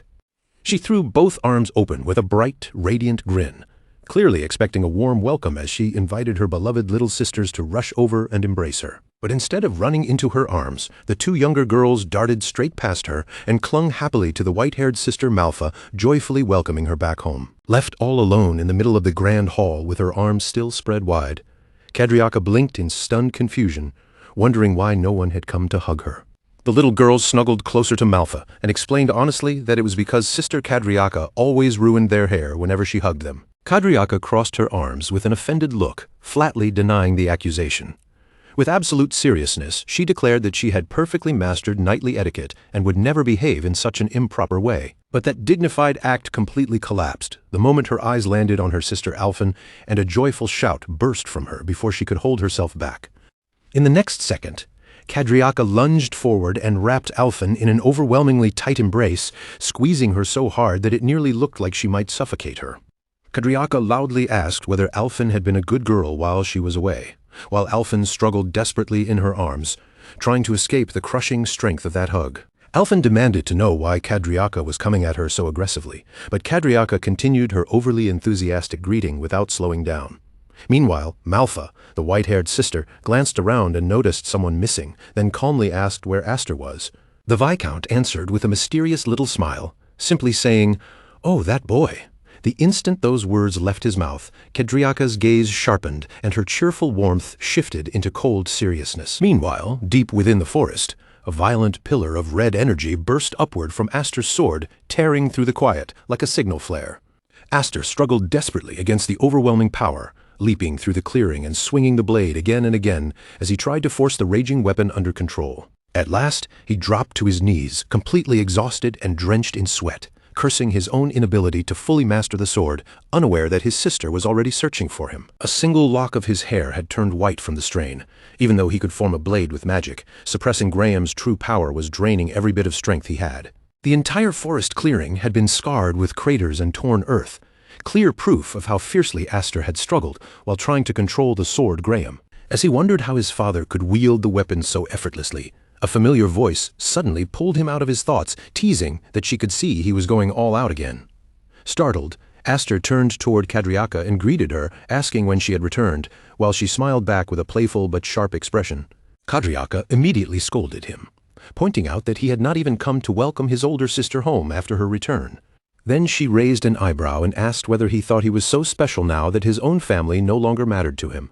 She added that she had heard about the sword dance, and that the Knight Academy was full of rumors about him. When she said their father must be very proud, Aster brushed the praise aside and insisted that she was the one who was truly impressive. After all, even as an apprentice, Kadriaka had already distinguished herself through countless missions and accomplishments. Aster continued praising her, saying he had heard she was the only knight that year to receive the Medal of Honor. Kadriaka answered with cool indifference, saying that if she could not accomplish at least that much, she would never be worthy of inheriting their father's position. Then her gaze settled on him with sudden seriousness, and she asked directly whether he had rejected the offer to become heir because he was thinking of her. Aster sighed and muttered that it was troublesome that their father had told her about it, then explained that he simply did not feel qualified yet. Kadriaka lowered her eyes for a moment, quietly taking in his answer. Then she turned away and began walking deeper into the forest, complaining bitterly that both their father and Aster were cruel, because they knew perfectly well that becoming heir had always been her dream, yet they still offered it to him. Her figure slowly disappeared between the trees, leaving Aster standing there in confusion, unable to understand why her mood had shifted so suddenly. Then, without the slightest warning, Kadriaka spun around and unleashed a powerful slash of blue energy straight toward him. The attack sliced through a tree as cleanly as if it were butter, forcing Aster to dodge by a hair's breadth. The severed trunk crashed down beside him, and he had to leap back again to avoid being crushed. Landing lightly a short distance away, Aster stared at her in disbelief and demanded to know what she was suddenly doing. Kadriaka stood within a blazing aura of power, her expression fierce and challenging, and declared that after all this time, his older sister would finally put him to the test. With a fierce grin and her sword resting casually against her shoulder, she warned him that from this point on, she was going to come at him for real. Panic flashed across Aster's face as he tried to stop her, pleading for her to wait while explaining that his sword was still incomplete. Kadriaka answered coldly, asking whether he thought he could give that same excuse to an enemy standing before him on a battlefield. The word enemy echoed sharply in Aster's mind, forcing him to understand that she was not treating this like a playful sparring match. Kadriaka took up a proper combat stance and reminded him that a knight's creed was to always be ready for battle, warning that if he held back too much, she would crush him. Her first strike came with such terrifying power that Aster barely managed to slip out of its path in time. As he leapt backward to escape her relentless attacks, Aster realized this was no joke. He was already struggling just to keep his own magic under control. But when he saw the genuine killing intent in his sister's eyes, he knew he had no choice. Driven by desperation, Aster unleashed Graham's crimson power, and the red energy of his blade collided violently against her incoming force. With Kadriaka wrapped in that blue aura, a terrifying thought flashed through Aster's mind. She truly looked as though she intended to kill him. Their battle raged deeper into the forest, far away from any watching eyes. From a distance, it looked as if lightning itself had descended among the trees, with bursts of light flashing through the woods. Kadriaka clicked her tongue mid-swing, her blade carving clean, ruthless arcs through the air. With a sharp and merciless expression, she told Aster that his swordsmanship was still as skillful as ever. She admitted that after all the growth she had achieved at the Knight Academy, she had never expected him to keep pace with her so well. Aster met her relentless strikes one after another, blocking each blow as best he could. Then Kadriaka twisted her stance with practiced precision and unleashed a crushing strike that hurled him backward. Coldly, she declared that his control over mana was still pathetic. Aster slid across the ground from the force of the blow, his boots digging deep grooves through the soil as he fought to stop himself. Even so, he forced himself to stay upright. Looking up at Kadriaka, he remarked that she was just as merciless as he remembered. His thoughts drifted unwillingly back to the past, remembering how Kadriaka had always been like this, fierce, confrontational, and completely unyielding. As the only man in the family with the formal right to inherit, and as the bearer of a seven-wing crest that surpassed everyone else in the household, Aster had always stood like a silent thorn in her existence. To Kadriaka, everything about him must have felt unfair from the very beginning. She had grown into a storm that challenged every injustice she saw, real or imagined. And if Aster was being honest, she was the one opponent who felt like his natural enemy. Then, without slowing for even a second, Kadriaka suddenly kicked off the ground and leapt high into the air. In that instant, Aster caught sight of her figure rising sharply against the thick forest canopy, her silhouette cutting through the leaves above him. The moment he saw it, his body tensed because he already understood exactly what was about to come crashing down. Her sword came falling like a sentence passed from above, heavy and merciless. The blade struck with terrifying force, splitting the forest floor open as a brutal shockwave burst outward, tearing through dirt, roots, and trees around them. As she stood over him with her blade still poised, her voice came down cold and absolute. She declared that someone like him had no right to become the next head of their family. Meanwhile, far away from the forest inside their father's chamber, Alphen stood beside the window with worry tightening her voice. She asked whether it was truly wise to leave those two alone to fight each other like this. To her, this was not some harmless sibling argument. If their reckless tempers collided too violently, she feared the fight could easily end with one of them dead. Their father, however, remained composed. In a calm voice, he answered that Aster and Kudo might be rivals, and they might both be reckless. But neither of them was foolish enough to step across that final, unforgivable line. Even after hearing that, Alphen's unease did not fade. She pressed him further, her gaze sharpening as she asked why they had really been called back from the Knight Academy. Something about this situation felt too heavy to be only about choosing a successor, and she could sense there was a deeper reason hidden beneath it. Their father quietly opened one of the drawers and took out a sealed envelope. Stamped clearly on it was the insignia of the Elmheim Main family. The moment Alphen saw that mark, her breath caught in her throat, and the tension in the room seemed to grow heavier all at once. He explained that the letter was a summons. The elders, who controlled the very core of the family, wanted to see their grandchild with their own eyes. When Alphen quietly asked whether the matter was really that serious, her father answered without even a pause. In the worst possible case, he said, they could lose Aster. Back in the forest, the clash between Aster and Kudo had not calmed down in the slightest. Their swords slammed together again and again in blinding succession, each impact sending waves of force rolling through the trees, like the forest itself was trembling under a pulse of destruction. In the middle of their fierce exchange, Aster snapped at Kudo to stop talking nonsense. He reminded her that he had already rejected the position of successor, and she knew that truth better than anyone else. Kudo's expression twisted with visible irritation as she lifted her sword high above her head. To her, that refusal was exactly the part she could not accept. Her blade came crashing down with monstrous power. Aster managed to catch it just in time, but the sheer weight behind the strike rattled through his arms and left him stunned. It felt less like he was blocking a swordsman, and more like he was trying to withstand a troll swinging a giant warhammer.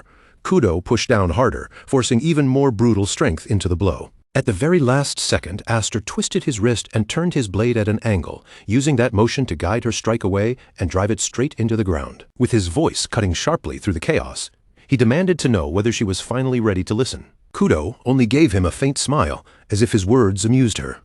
She asked whether he was already looking for a way to run, and in the next heartbeat, she unleashed the full force of her raw strength. Aster was blasted sideways, his body flying through the air before slamming into a tree with such violence that bark burst apart behind him. He coughed up blood as the impact tore through him, and for a moment, disbelief flashed clearly in his eyes. Kudo looked down at him with a cold gaze and declared that if swinging a sword was all he could do, then he was nothing more than third-rate. And even those who depended only on mana, she continued, were still no better than second-rate. Only those who could master both sword and mana as one truly deserved to be called first-rate. She told him, without hiding her disappointment, that he had fallen far below what she expected. Then she explained that the difference in their wing crests directly showed the difference in mana capacity. Even a single wing, she said, represented nearly 3 times the amount of power. Kudo carried 5 wings, and in terms of default stages, that should have placed her beneath his 7. Yet, despite that advantage, Aster still avoided matching her in direct contests of raw strength, choosing instead to shelter himself behind polished technique. With a faint, knowing smile, she asked whether he truly had so little faith in himself, or whether deep down he was afraid of losing control again, just like he had 3 years ago. Those words struck Aster harder than any blade. His entire body went still, as if the question had cut into a place he had kept buried. A memory rose inside him without warning, dragging the past back into his mind. For the first time, he wondered if fear had been guiding him all along. Had he been sealing away his own power without even realizing it because of what happened back then? That question shook him, forcing him to look at himself in a way he never truly had before. His eyes lowered to the sword in his hand, and in a low murmur, he wondered if that same suppression was the reason behind it. Maybe that was why Sordran had always felt so unstable in his grasp. Across from him, Kudo's expression grew even harsher. She told him that he possessed everything she had ever wanted. If he planned to let those gifts waste away because of ignorance and arrogance, then he should hand them over to someone who actually understood their value. Then Kudo lunged forward, and this time the killing intent around her was no longer being held back. But this time, Aster did not step away. He faced her all-out attack directly, meeting the strike head-on. Their blades crashed together with a thunderous roar that rang out across the forest. To Kudo's shock, she was the one forced backward. Her footing slipped for an instant, disbelief filling her eyes as she struggled to accept that Aster had actually deflected her full-powered blow. Aster gave her a faint smile and thanked her. Because of her, he said, he had finally awakened. Then he surged forward at full speed. Kudo narrowed her eyes, unable to understand why he would charge in so recklessly. Why would he attack before even stabilizing his blade? Was he already out of mana? The thought crossed her mind, but it felt almost impossible. As Aster advanced, mana poured into his sword in massive, surging torrents. The 7 wings upon his back hid an enormous reserve that seemed almost inexhaustible, even though he knew he still could not control it with perfect precision. So instead of trying to force that power into delicate control, he threw away restraint completely.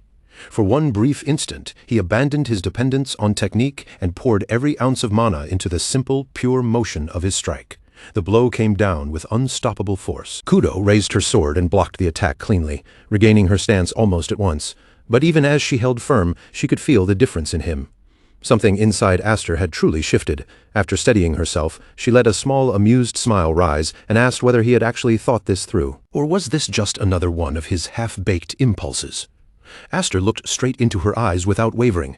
The hesitation that had clouded him before was gone, and he told her plainly that he had no intention of wasting this second life. This time, he would take hold of everything that had once slipped through his fingers. The power of the 7 wings, the sword Graham, and even his rightful place within the family. Those were the things he had once struggled desperately to obtain, only to fail in the end. But the moment Kudo heard the words second life, her body stiffened for the briefest instant. A subtle flash of shock crossed her face, small enough to miss, but clear enough for Aster to notice. And in that tiny opening, Aster moved. Mana surged violently into his blade as he closed the distance between them in the blink of an eye. Aster sprang high into the air, his body cutting upward above the battlefield as he gathered every last bit of strength he had left. All of his power began to concentrate around him, tightening toward a single decisive strike. His sword hovered above, ready to fall with a force that felt final and unavoidable. But just as Kudo braced herself for the blow, Aster suddenly vanished from her sight, and her eyes widened as she lost track of him in midair. But Aster had not truly disappeared. Instead of staying above her, he had dropped low in an instant, slipping beneath her line of sight before she could follow his movement. There, close to the ground, he compressed his mana even further, forcing the raging power into a tighter and denser current. The pressure around his body thickened as he poured everything he had into the blade in his hands. Aster declared, without hiding it anymore, that he would no longer hold himself back. Kudo felt the change the moment those words left him. The air grew heavy around them, and she understood at once that this clash was about to decide everything. Then Aster brought his sword down with crushing force. The descending arc of mana tore through the air so violently that it seemed to scream as the strike came crashing toward her. Some time later, Kudo slowly opened her eyes. But the first thing she saw was not the torn forest or the battlefield. It was the familiar ceiling of her own room, and for a brief moment she could not understand how she had ended up there. Soft sunlight slipped through the parted curtains, spreading across the quiet room. Beside the window stood her older sister, Malfa, watching over her in silence. Malfa turned toward her with a calm expression and remarked that Kudo had certainly taken her time waking up. Kudo immediately pushed herself upright, her body reacting before her mind had fully cleared. With sharp urgency in her voice, she demanded to know what had happened to the duel and what the final result had been. Malfa gave her a gentle smile and explained that Aster had personally carried her back. He had told everyone that Kudo had simply fallen asleep right in the middle of their fight. According to Aster, the exhaustion from her long journey back from the Night Academy had finally caught up to her all at once, and she had passed out before the duel could properly continue. Kudo lowered her gaze toward her sword, falling into silence. She knew immediately that what he had said was not the truth. She remembered that final instant with painful clarity. Aster's blade had stopped only a few inches away from her, and she had felt the crushing pressure of his mana bearing down with enough force to split her body in two. And yet, right before the attack could connect, he had scattered the mana blade himself. Only the fading shockwave swept across her body, and even that remaining force had been enough to knock her unconscious. In that moment, Kudo understood one simple truth she could not deny. No matter what Aster said or how fiercely they fought, he would never actually kill his own sister. Even so, for one tiny heartbeat, she had truly believed he might do it. A faint smile slowly touched her lips as that realization settled in. He was younger than her, and yet somehow he had grown into someone so infuriatingly formidable. What an unbearable little brother he had become. Then she rose suddenly, gripping her sword, and asked Malfa where Aster was. Her eyes sharpened with stubborn resolve as she declared that she refused to accept a duel ending in such a way. Next time, they would start over properly, both of them fighting at full strength from the very beginning. At that, Malfa's expression shifted slightly, the softness fading from her face. She told Kudo that Aster had already left the castle. Kudo froze in place, her body going still as those words sank in. Malfa explained that the main house had summoned him, and earlier that very day, Aster had departed together with their father. Seeing the confusion spreading across Kudo's face, Malfa looked at her more closely and asked whether she truly had not known about the summons. Anger immediately flared in Kudo's voice. She demanded to know why no one had bothered to tell her something that important. Meanwhile, beyond the castle grounds, a horse-drawn carriage rolled steadily along the forest road, its wheels rattling over the path as the trees passed by on both sides. Inside the carriage, Aster sat across from his father, the space between them filled with a heavy and thoughtful silence. His father explained that the person Aster was about to meet was one of the old lords who secretly supported the Elmheim family from behind the scenes. Though those old figures had already stepped down from public leadership, the former heads of both the main family and the branch families, along with the powerful elders beneath them, still held overwhelming authority. They no longer stood openly in the spotlight. But from the shadows, they continued to rule quietly. His father added that those elders had never shown even the slightest interest in Aster after his adoption. So, for them to summon him now could not be treated as some minor matter. Aster listened without panic, then calmly replied that the summons was most likely connected to the sword dance assembly. He said he had heard something before about the elders. The elders of Elmheim, he continued, valued the family's honor above everything else, more than gold and even more than life itself. Anyone who stained that honor, he said, would be thrown at the feet of a beast cage. His father stared at him in disbelief and demanded to know where he had heard such an absurd story. Aster looked slightly flustered at first and answered that he had heard it somewhere long ago. Then, with a steadier voice, he said he was ready for whatever waited ahead, whether it was punishment or exile. After a short silence, his father looked at him and asked whether it truly did not bother him to leave without saying goodbye to Kudo. Aster gave a faint smile and said it was fine. Their departures had already been arranged for around the same time anyway, so in his mind, leaving quietly was better. He believed that since Kudo disliked him, she would probably feel more comfortable if he was not around. Even so, he admitted that thanks to her, he had finally started to understand how to properly wield the sword Graham. He could now draw out the power of the Seven Wings far more freely than he had been able to before. With a steady gaze, Aster told his father that no matter what happened from that point on, he should not come rushing in to rescue him. He was prepared to survive by his own strength. His father opened his mouth, clearly ready to scold him for saying something so reckless. But before he could get a word out, a voice suddenly rang from outside the carriage, asking why Aster was acting so dramatic when he was the youngest among them. Aster's eyes widened in shock. Clinging to the side of the moving carriage was none other than Kudo herself. Her expression was sharp, stubborn, and burning with that unmistakable look of challenge as she glared straight at him. Without hesitating for even a second, she pulled herself into the moving carriage. As if this journey had always been meant to include her. Kudo climbed fully inside and settled herself with complete confidence, then immediately turned her anger toward Aster. With her eyes blazing, she demanded to know why he had tried to slip away without saying even a single word to his older sister. Her voice carried both anger and disbelief, like she could not believe he had even attempted it. She added that she had already heard about the summons from the elders of the main house, whether it was meant as an honor or some kind of threat that neither she nor Malfa had ever received. Hayfried's voice cut in firmly, reminding her that she could not come with them to the main house. The matter was too sensitive and far too dangerous to drag her into it. But Kudo calmly took a seat beside Aster, her posture steady and unmoved. She replied that she already understood exactly what was going on. She knew their father had called both her and Malfa back from the Night Academy so they could guard the estate while he was away. She was not foolish enough to miss what that implied. Still, her face hardened as she added that a summons from the main house meant the situation was serious. Serious enough that they needed to be extremely careful. Malfa herself had warned her that there was a real chance Aster might not come back at all. Aster tried to brush it aside with a calm smile, saying she was thinking too much. He claimed he was only going there to talk and that he would return soon enough.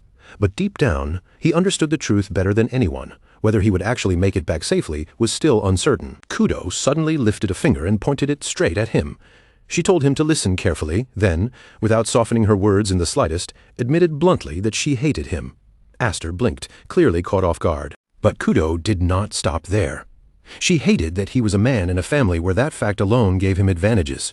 She hated that he carried 7 wings, and she hated that everyone treated him as if he were someone special. She hated that he was stronger than his older sisters.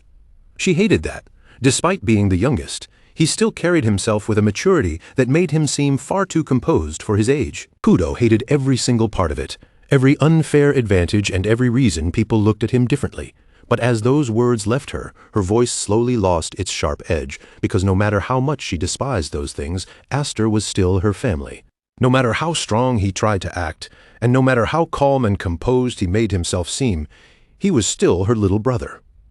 Kudo rose to her feet with pride in her posture, standing firm and unshaken. Then she ordered him to come back properly, because once he returned, they still had a duel to settle between them. And the next time they crossed swords, she made it clear that they would not ease into it.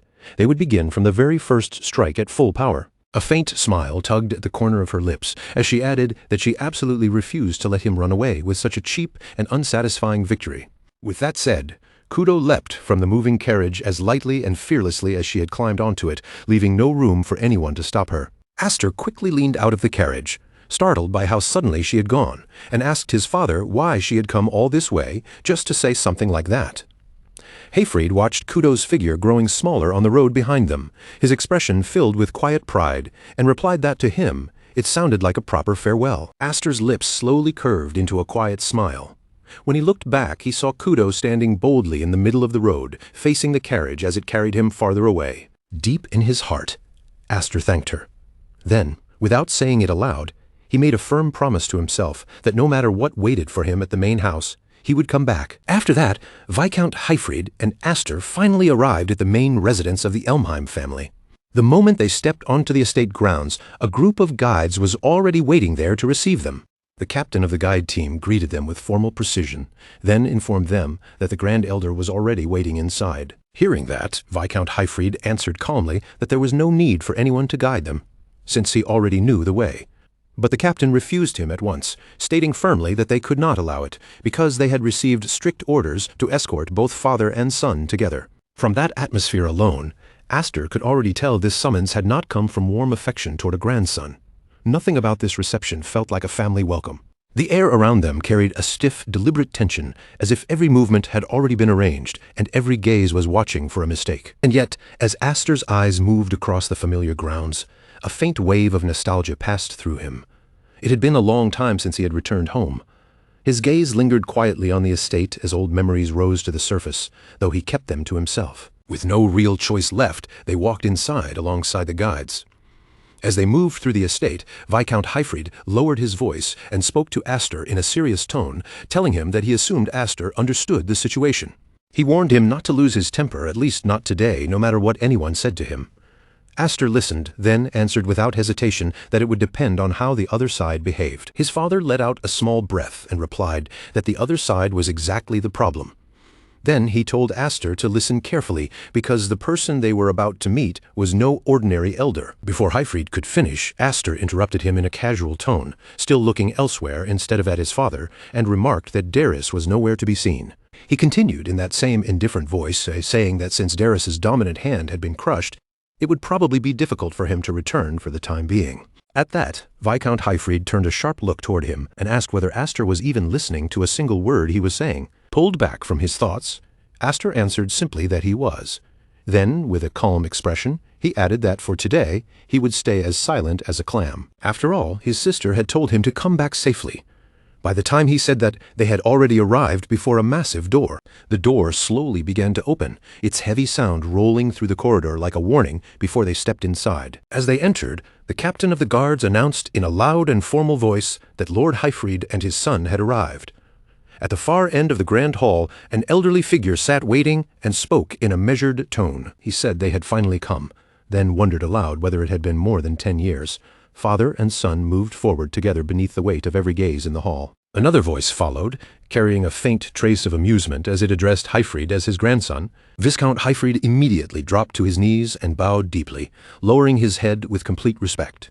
He said it had been a long time, first addressing him as the sixth head. Then Hayfried corrected himself and called him the Great Grand Elder. Aster, meanwhile, remained composed beside him, keeping his expression steady. As Aster felt the weight of that old man's gaze settle on him, a thought passed through his mind. This was the monster hidden in the shadows of Elmheim. The man before him was the sixth head of the main house, Zenith A. Elmheim. Around him sat the true heavyweights who stood beneath the Elmheim name. They were figures of immense authority and influence, people whose names carried real weight. Among them, Aster even recognized a few faces he had seen before at the Sword Dance Festival. Aster's eyes swept briefly across the grand hall, taking in each face before he finally spoke. Almost casually, he asked whether Radric was not there. A faint flicker of surprise crossed his face as he noticed the current head's absence. But before anyone else could answer, The sixth head spoke sharply, telling the brat that Radric was not present. After all, he was the head of the knights who directly served the royal family. The atmosphere in the room remained heavy, charged with authority and a tension no one bothered to hide. At that moment, a terrifying aura began pouring from the elder's body. It spread through the hall like an invisible weight, thick and suffocating, pressing down on everyone present as his presence alone seemed to dominate the entire room. Zenith continued coldly, saying Radric had no time to involve himself in vulgar matters, so, out of consideration, he and the other old soldiers were handling the administrative duties themselves. Aster remained calm on the outside, but his thoughts moved quietly beneath the surface. In his previous life, Aster had never even gotten the chance to see these people, so he had not cared about them at all. But now, seeing this many executives gathered without the current head present, he could feel how much power the retired sixth head still wielded. Even out of office, Zenith's influence was impossible to deny. Viscount Hyfried finally spoke, his voice controlled but firm as he asked what exactly these vulgar matters were supposed to be. Zenith Elmheim, the sixth head, let out a low laugh, as if the answer should have been obvious. He said Hyfried had already guessed, then shifted his sharp gaze slightly toward Aster. Then he said he had heard Hyfried's pet dog had caused quite a mess at the sword dance festival. The insult landed deliberately, hanging in the air with a cold and cutting weight. As the tension in the hall thickened even further, Aster lowered his gaze for a brief moment before lifting it again. His golden eyes remained steady and unshaken as he silently confirmed what he had already expected. This was about that incident after all. Viscount Hyfried answered calmly, after hearing the accusation, saying that if this was about that matter, then the current head Radric had already settled it and closed the case. But the elder immediately dismissed that argument, stating coldly that such a resolution had only been a performance for the public. Zenith A. Elmheim continued that none of it changed the fact that Elmheim's reputation had been tarnished. In his eyes, adopting a child of unknown origin had been a mistake from the beginning. They might have overlooked it if Aster had remained harmless, but his voice hardened as he said it was a different story once that child bared his fangs at the main house. He declared that there was no choice but to banish him. In that instant, a wave of killing intent flooded the hall, far heavier and more intense than before. The pressure became almost suffocating as Zenith kept his eyes fixed forward and added that, of course, Hyfried would not escape suitable punishment either. The threat was unmistakable, and the entire room sank into a tense, breathless silence. After hearing everything, Aster finally spoke up in a firm voice, telling them to wait because he had done everything himself. He made it clear that his father had nothing to do with the matter. At that moment, Viscount Hyfried said nothing in response. He neither stopped his son nor openly supported him, remaining silent as the weight of the room pressed down around them. Seeing his father stay quiet, Aster slowly steadied himself as well. He drew in the tension around him, forced his emotions under control, and fell silent. Zenith A. Elmheim watched the brief exchange with eyes so sharp and unreadable that no one could tell what he was thinking. Then he spoke again, his voice cold with judgment, saying that just as he suspected, Aster lacked discipline since only an unruly child would dare interrupt while adults were speaking. With those words, the sixth head slowly rose from his seat. That simple movement alone seemed to press down on the entire hall, making the air grow heavier. In a deep, commanding voice, he declared that Elmheim led 12,000 knights beneath its banner and carried the weight of a signboard known throughout the realm. However, he continued, the knights were not some single, perfectly united body. Within that massive force, countless individuals were always watching, waiting, and aiming for the very top seat. His gaze swept across the executives and elders gathered around him, and the meaning behind his words became impossible to miss. He was not only speaking about enemies outside the family. Power inside Elmheim was never truly stable. It was something constantly challenged, tested, and fought over, and in a hall full of ambitious people, even the smallest stain on the family's reputation could be sharpened into a weapon. Zenith A. Elmheim took another step forward, his tone calm but chilling as he said that what they wanted was simple. They only wanted peace of mind. They wanted proof that Aster was not someone who would someday bring harm to Elmheim. As Zenith made that clear, he gave a slight gesture, and a sword was brought forward and presented toward Viscount Hyfried. The blade gave off a violent and overwhelming aura, its power spilling into the grand hall like a storm struggling to stay sealed inside steel. Zenith's cold voice followed, asking if Hyfried remembered it. The sixth head continued mercilessly, reminding him that when he failed to protect his liege and dragged Elmheim's name through the mud, they had Radric cut off his arm in that very place. As Zenith spoke, an even heavier wave of killing intent spread through the room, making the pressure almost impossible to breathe through. Then he delivered his order without the slightest trace of pity. This time, Hayfrid was to cut off that brat's head, and only then would they consider the matter finished. The command struck the hall like a blade drawn across the air. Viscount Hayfrid did not hesitate for even a heartbeat. His answer came firm and clear as he refused. He said that if the price was cutting down his own child, then he would gladly take his own life instead. There was no fear in his voice, only a resolve so absolute that it left no room for negotiation. Hearing that, Aster could only whisper one word, "Father." But after that, his voice failed him and no other words would come out. The sixth head remained standing, his oppressive presence still flooding every corner of the hall. The pressure remained crushing and relentless, yet his expression did not soften in the slightest. In that case, Zenith said with terrifying calm, then Hayfrid should die. His wife, his daughters, the brat standing there, every single one of them. A deathly silence swallowed the hall, as that threat hung over everyone like an executioner's blade already raised. Then Zenith declared that as of that day the Viscount house would be dissolved. The words fell like a final verdict. The moment the declaration was made, numerous knights surged forward at once, steel flashing as they moved to carry out the order. They surrounded Viscount Hayfrid with drawn swords, their killing intent fully released. Seeing his father encircled by blades from every side, Aster's eyes sharpened. Aster stepped forward and raised his voice through the tension, asking why the Grand Elder was so frightened. Zenith A. Elmheim narrowed his eyes at him and demanded to know what he meant. But Aster did not step back or lower his gaze. His golden eyes stayed steady as he continued in a fearless, cutting tone. If they were so afraid of being bitten by a pet dog, then seeing grown adults huddle together and tremble like this was truly unsightly. The entire hall went still, stunned by the sheer audacity of his words.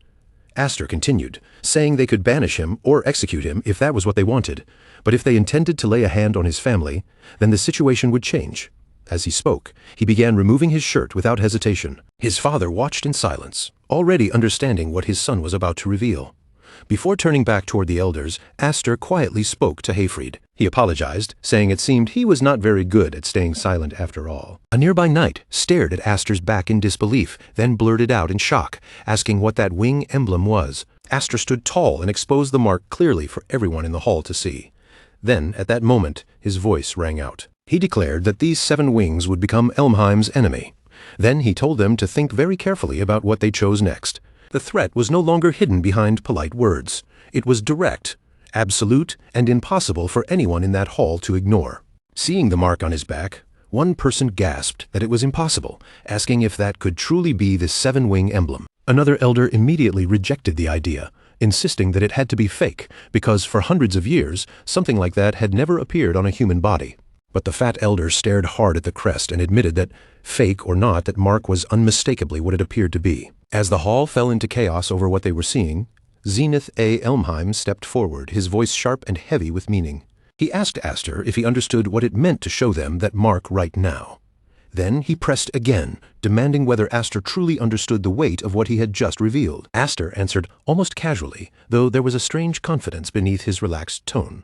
Wasn't it obvious? The more wings someone had, the more shocked everyone became. At that moment, attention shifted to a blue-haired figure who had been watching everything unfold with keen interest. Rather than panicking, he let out a quiet laugh. He lightly apologized and told them to continue, his amusement standing out sharply against the tense atmosphere. Meanwhile, another person nearby looked deeply unsettled, clearly disturbed by what was happening before their eyes. Watching the reactions spread through the chamber, Zenith spoke once more, this time with grave seriousness in his voice. He explained that the wing emblem was, by nature, an organ used to generate magical power, a power that spirits had once shared with humans long ago. By passing that power from parent to child, humans had deepened and strengthened it across generations. However, Zenith continued, throughout all that history, no one had ever reached 7 wings. That statement sent a visible ripple through the room. Aster's expression tightened slightly as the meaning behind those words began to settle in. He looked at Zenith and asked if the elder was saying he belonged to the Spirit Clan. Zenith met Aster's gaze steadily and answered that if those 7 wings were real, then perhaps that possibility could indeed be true. The tension in the hall thickened even further. At the same time, Viscount Hayfrid stood watching his son in stunned silence, the weight of the revelation clearly written across his face. But Aster stepped forward without wavering. He declared firmly that he was a child of the Viscount house, and at this point, the truth of his birth no longer mattered. His voice grew colder and sharper, filled with a resolve that could not be shaken. What he wanted to ask now was whether they truly had the determination to make an enemy out of him. The air itself seemed to freeze as his words echoed through the chamber, turning the seven-wing revelation into something far more dangerous than anyone had expected. Without the slightest hesitation, Aster continued his challenge in a calm, calculating tone. Suppose he were driven out of Elmheim. In that case, there would likely be many among the martial nobility who would gladly welcome the Seven Wings. And if that happened, then for people who already feared rebellion, it would become a much greater threat. His voice was not loud, but every word struck with precision. Rather than throwing him away, they should want to keep him close at hand, as a symbol that surpassed even Duke Radric himself, the signboard known as the Seven Wings. In that moment, not even the faintest trace of fear appeared in his eyes. There was no doubt in him, no hesitation, only clear intent. Hearing his argument, every member seated in that chamber grew visibly uneasy, as if the weight of his reasoning had settled over them like a storm cloud. What Aster was putting forward was not just a way to survive, it was political leverage, a shift in power, and a dangerous possibility none of them could easily dismiss. Meanwhile, inside his own mind, Aster thought quietly to himself. Just as the old man had said earlier, Elmheim was not one united force. Beneath its proud surface, cracks already ran through the family. In fact, Aster knew a rebellion would eventually happen, a massive civil war that would one day swallow the entire country. He had already seen that future once before. So, for his own survival, and for the survival of the Viscount house, he could not afford to stay passive. At the very least, here and now, he had to take control of the situation. Aster knew he had to figure it out right here and now, who in this hall would stand against him, and who could possibly become an ally. Even if that meant taking dangerous risks, his resolve hardened deep inside, because this was no longer only about the Seven Wings, or some hollow noble pride. This was preparation for the storm he alone knew was coming. Hearing Aster speak with that much confidence, Zenith A. Elmheim's face darkened with open anger. His authority pressed down across the chamber as he demanded whether Aster truly believed he possessed that much value. Zenith's voice cut sharply through the hall as he pointed out that there was not even proof those Seven Wings were real. His words were meant to crush Aster's momentum, burying him under doubt, authority, and intimidation all at once. But Aster did not retreat. Instead, a calm smile appeared on his face. If Zenith really believed the wings were fake, Aster replied almost provocatively, then he should hurry up and kill him. The entire room fell into a stunned silence. Zenith A. Elmheim stared at him with cold, unreadable eyes before speaking again. Just as he thought, Aster had no discipline at all, a mere child daring to cut in while adults were speaking. With that, the sixth head slowly rose from his seat. That single movement changed the weight of the entire hall, making the air feel even heavier around everyone present. In a deep, commanding voice, Zenith declared that Elmheim commanded 12,000 knights beneath its banner and carried the name of Elmheim as its proud signboard. However, before that pressure could settle completely, the point remained that the knights were not one single, unified mass. And at that moment, Count Mays spoke up smoothly, offering a proposal for the time being. He suggested that they impose a trial on Aster instead. The moment those words were spoken, the heavy-set elder stiffened in protest and snapped at him, demanding to know what Count Mays was trying to do. Count Mays cut him off without losing his relaxed composure. With a faint smile, he said the truth was simple. They all wanted to see it for themselves, didn't they? The power of the Seven Wings. His gaze sharpened just slightly as he added that it would not be too late to decide Aster's fate after witnessing that power. The atmosphere shifted again, and what had started as a debate now turned into something far more dangerous. This would be a test, one that could either prove Aster's claim or become the very thing that sealed his destruction. The blue-haired noble pressed the idea smoothly, asking the others how they felt about it. After all, this was the mansion of the world-renowned martial clan. Surely, he said, they could prepare one or two suitable trials. Hearing that name spoken aloud, Aster's thoughts sharpened at once. Count Mays? There was no mistake. This man was an ally. The realization settled firmly in Aster's mind as he considered the timing of the suggestion and the way Count Mays had shifted the conversation. It was not simple curiosity. It was a lifeline disguised as interest. After a long, tense pause, Zenith A. Elmheim finally gave his answer, coldly, telling them to follow him. His tone remained controlled, but there was no warmth in it. Teaching a lesson to a grandson who did not know how to speak properly, he said, was also an old man's duty. With that, Zenith turned away and led them to a heavy structure deeper inside the estate. They arrived before the entrance to the trial grounds, a place swallowed in darkness. Zenith began explaining that beyond that darkness lay an underground bunker connected to the waterways, originally built as an emergency evacuation shelter. However, he continued, that shelter was not empty anymore. At the moment, they were keeping a single magic beast locked away inside. He paused on purpose, letting the weight of those words settle. The trial itself was simple.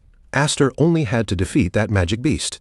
That was all Zenith said, but the simplicity of the demand only made the challenge feel even more ominous. Upon hearing that, Viscount Hyfried let out a deep sigh, unable to hide his frustration. He muttered that Aster had always been such a troublesome child, crying and screaming in the past. And yet, Hyfried had told him countless times to keep the existence of the 7 wings hidden. There was disappointment in his voice, but beneath it was clear worry. Aster listened quietly, then stepped forward without arguing further and placed his hand against the door, saying that something so conspicuous could never stay hidden forever. He calmly added that this was the perfect opportunity, then pushed the heavy door open. The hinges groaned as thick, cold darkness spilled outward from inside, and whatever waited beyond that entrance felt like far more than just a beast. It was proof, and Aster walked straight toward it without hesitation. Hearing the determination in his son's voice, Viscount Hyfried called out to him one final time, his words carrying both authority and concern as he told Aster not to let his guard down. Aster answered immediately that he was going. Then, before descending, he briefly looked toward the blue-haired noble. Count Maze was still smiling quietly, observing everything with calm interest, and that faint smile stayed in Aster's mind as he moved forward.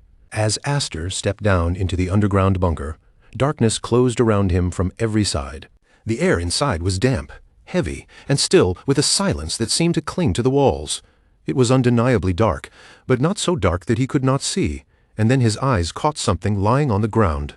A severed head. Even under the dim light, the sight was impossible to mistake. At that moment, a cold and detached voice echoed down from above. The voice remarked that they had even given that man a chance to clear his name, though all he had done was cry and scream until the very end. Listening to it, Aster could feel how little pity there was in those words. They were talking about Duke Roderick, and the severed head lying before Aster was his. The voice continued from above, carrying a faint warning as it told Aster not to disappoint them now. The meaning behind it was clear. This was not simply a test of strength, it was judgment. Then, without warning, the ground seemed to tremble beneath him as a massive presence began emerging from the darkness. Before Aster stood a gigantic magic beast, terrifying in size and power. Its mere presence shook the underground chamber, and the force of its movement made the air feel unstable. The sound was so fierce that it seemed like the bunker walls themselves might crack under the pressure. Aster tightened his grip around his sword, the blade giving off a faint gleam in the darkness, while from above, the declaration came again. The voice rang out, firm and merciless, announcing that the trial would begin. As Aster faced the beast, a thought passed through his mind, so the rumor really was true. Elmheim truly did keep a magic beast inside its own mansion. Just this once, Aster actually found himself feeling sorry for Darius, having been born into a house filled with people who were monsters in every sense of the word. At the same time, Aster lowered his hand close to the ground, preparing himself. In that very instant, the magic beast unleashed an incredibly powerful roar that shook the entire area. Hearing that roar, Aster remained calm and quietly steadied himself. But the moment he finished speaking, he burst forward with astonishing speed. In a single flash, Aster dashed past the magic beast, moving so fast that his figure was almost impossible to follow with the eye. The instant he crossed by it, the magic beast's body was sliced apart, breaking into several pieces in one clean motion. Watching from above, everyone was left completely stunned by the impossible sight. After landing, Aster hid his true thoughts behind a casual tone and said that, to him, Sister Kudo was much scarier than this. But just then, something shocking began to happen behind him. The broken pieces of the magic beast's body started to twitch and move. Slowly, piece by piece, the creature pulled itself back together, regenerating right before Aster's eyes. The moment Aster noticed it, disbelief flashed across his face. Completely shocked, he muttered that this could not be happening because the thing in front of him was undead. And sure enough, the monster he had just cut into pieces was already standing before him again, as if the damage had meant nothing at all. Without wasting even a second, the creature unleashed another terrifying roar. Meanwhile, from above the trial grounds, a panicked voice suddenly echoed through the area. Viscount Hyfried shouted in shock, asking why something undead was being kept beneath the mansion. As the terrifying truth became clear, Zenith Elmheim stood watching everything unfold from above. A dark, sinister smile slowly spread across Zenith's face as he calmly explained that creatures like that were drawn to the smell of death. According to him, it had wandered down there thinking it would find plenty of fresh corpses to devour. No matter how many times they cut it apart or burned it, the creature simply refused to die. In the end, they captured it and kept it as the perfect opponent for testing someone's strength. Then, in the same cold tone, he added that thanks to it, they no longer had trouble getting rid of bodies. Hearing those words, the fat elder nearby looked genuinely shocked, and immediately pointed out that even skilled knights could barely manage to capture an undead creature. Then he asked whether Zenith truly intended to let the boy with the 7 wings die for nothing in such a place. Zenith Elmheim simply smiled even more coldly and replied without the slightest hesitation. If that happened, then it would only prove Aster had been nothing more than a bragger. A wing crest without power, Zenith continued, was not even worthy of being called a decoration. From above, everyone remained silent, watching the deadly situation unfold below. Zenith continues without the slightest change in expression, his voice so flat and detached that it makes his words feel even colder. He tells them not to worry, because even if Aster ends up dying, there are still ways they can turn that outcome to their advantage. In fact, from their position, that result might be even easier to deal with. As soon as those heartless words leave Zenith's mouth, the entire group around him goes still. No one speaks, no one even seems to breathe for a moment, and the meaning behind his calm statement settles over them like a heavy layer of frost. In the middle of that tense silence, the blue-haired boy keeps his eyes on everything below, quietly thinking about Aster's earlier confidence. After talking that big, he had better not go down so easily, and with that unspoken thought hanging in his mind, the focus shifts once again to Aster's brutal fight against the magical beast. Every time Aster and the creature collide, violent waves of magical force burst outward from the impact. The air around them keeps shaking as the pressure spreads across the battlefield, turning the entire area into a storm of raw power. Even while trading blows with the monster, Aster keeps his mind sharp, studying the fight with every strike he makes. Again and again, his blade cuts into the creature, but no matter how many times he lands a hit, the damage never seems to truly matter. And the more Aster watches it recover, the clearer the problem becomes. This regeneration is far beyond anything a normal undead should have. As his eyes track the monster's movements, he reminds himself that undead are already corpses from the start. But even with every disadvantage stacked against him, Aster refuses to give an inch. He plants himself directly in front of the beast, facing it head-on without wavering, while calmly reminding himself that destroying an undead completely requires a proper finishing method. To truly kill one, it needs to be burned away beneath sunlight or cleansed with a holy weapon. Without either of those options, the most basic rule for dealing with undead is painfully simple: avoid fighting them at all. But Aster dismisses that answer almost immediately. Running away may be the smart choice on paper. But here, in this moment, retreat is clearly not something he can allow himself to do. His gaze hardens as his resolve rises even further, and another thought cuts through his mind. If all he does is follow the safest textbook answer, then there is no meaning in carrying the title of one of the 7 wings. So, even in front of an enemy that seems almost impossible to kill, Aster stands firm. His body remains ready, his focus never breaks, and instead of backing away, he prepares to carve out his own method of victory. Clenching his resolve deep inside, Aster silently drives himself forward with one clear thought. He has to prove that he is worthy of the power and position he has been given. With that determination blazing through him, Aster suddenly brings his weapon forward in a fierce swing. A crushing wave of force surges from the strike, and as he unleashes it straight ahead, he shouts that he will overpower an undead through pure strength alone. In the very next instant, the clash detonates into a massive explosion. The blast tears through the battlefield with terrifying force, shaking the entire area as dust, debris, and shockwaves scatter violently in every direction. From above, the people watching are instantly frozen by the scale of the power that just erupted. One of the elders can barely get the words out, stammering in disbelief as he gasps at the incredible amount of magic pouring from the battlefield. The other elders stare downward with wide, startled eyes, completely taken in by what they have just witnessed. One of them mutters in awe that this is the power of the 7 wings, and another voice quickly follows, filled with both urgency and curiosity. Someone demands to know what is happening below, and whether Aster managed to defeat the monster. Yet through all the noise and panic around him, Zenith Elmheim remains silent, calmly watching the battlefield with almost no visible reaction. Then the thick cloud of dust from the explosion slowly begins to thin. As the battlefield comes back into view, the figure at the center is finally revealed: Aster, still standing upright, completely unharmed and steady on his feet. Seeing that result, Zenith Elmheim quietly lets out a disappointed comment, calling it a waste. But before anyone can fully absorb what has just happened, the magical beast suddenly moves again and launches another attack at Aster without the slightest warning. The creature's movement is so sudden that even Aster fails to catch the exact moment it happens. One blink later, he realizes the monster has already closed the distance, and he is now standing directly beneath its massive body. The beast looms over him like a living nightmare and releases a deafening roar. Its terrifying face hangs right above Aster, close enough to swallow his entire field of vision. Watching that horrifying moment from above, Viscount Hyfried's composure finally breaks. Panic flashes across his face as he cries out Aster's name at the top of his voice. Just as the situation seems ready to spiral out of control, the blue-haired boy speaks up from nearby. In a calm but pointed tone, he asks Lord Hyfried not to ruin the moment by rushing in to save Aster. Those words immediately ignite Viscount Hyfried's anger. He whips his attention toward the blue-haired boy and shouts back, asking whether they are supposed to simply stand there and watch Aster die. Seeing how furious Hyfried has become, the blue-haired boy raises his voice just enough to stop him from acting recklessly. With a composed air, he tells him to hold on for a moment. He then tells Hyfried to calm down, though his own eyes never leave the battlefield below. Still watching closely, he says they should take another look, because it seems Aster still has one last trump card waiting. The moment those words sink in, everyone's attention snaps back to the battlefield below.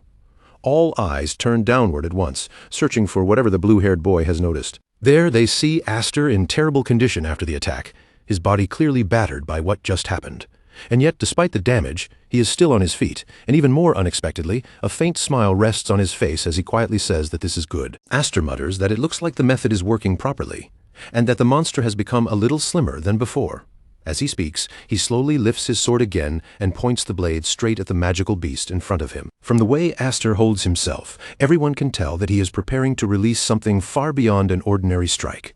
In the next moment, an overwhelming surge of energy erupts from his sword, shooting upward like a blazing pillar of magical power. The force pouring from the blade is unbelievably intense.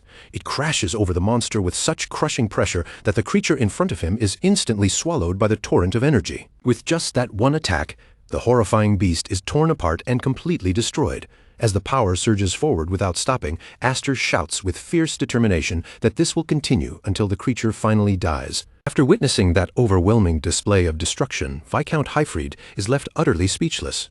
His eyes stay fixed on the battlefield as the sheer force of Aster's attack unfolds right in front of him. A thought rises in Hyfried's mind as he watches in disbelief. That move looks like the one he had shown Aster only once before. Fragments of memory flash through him, bringing back the moment when he had demonstrated that technique. He can almost see the motion again as he compares it to the power now raging below. But the longer he watches the terrifying energy pour across the battlefield, the more he realizes something is off. The foundation may look familiar, but the feeling behind it is not the same.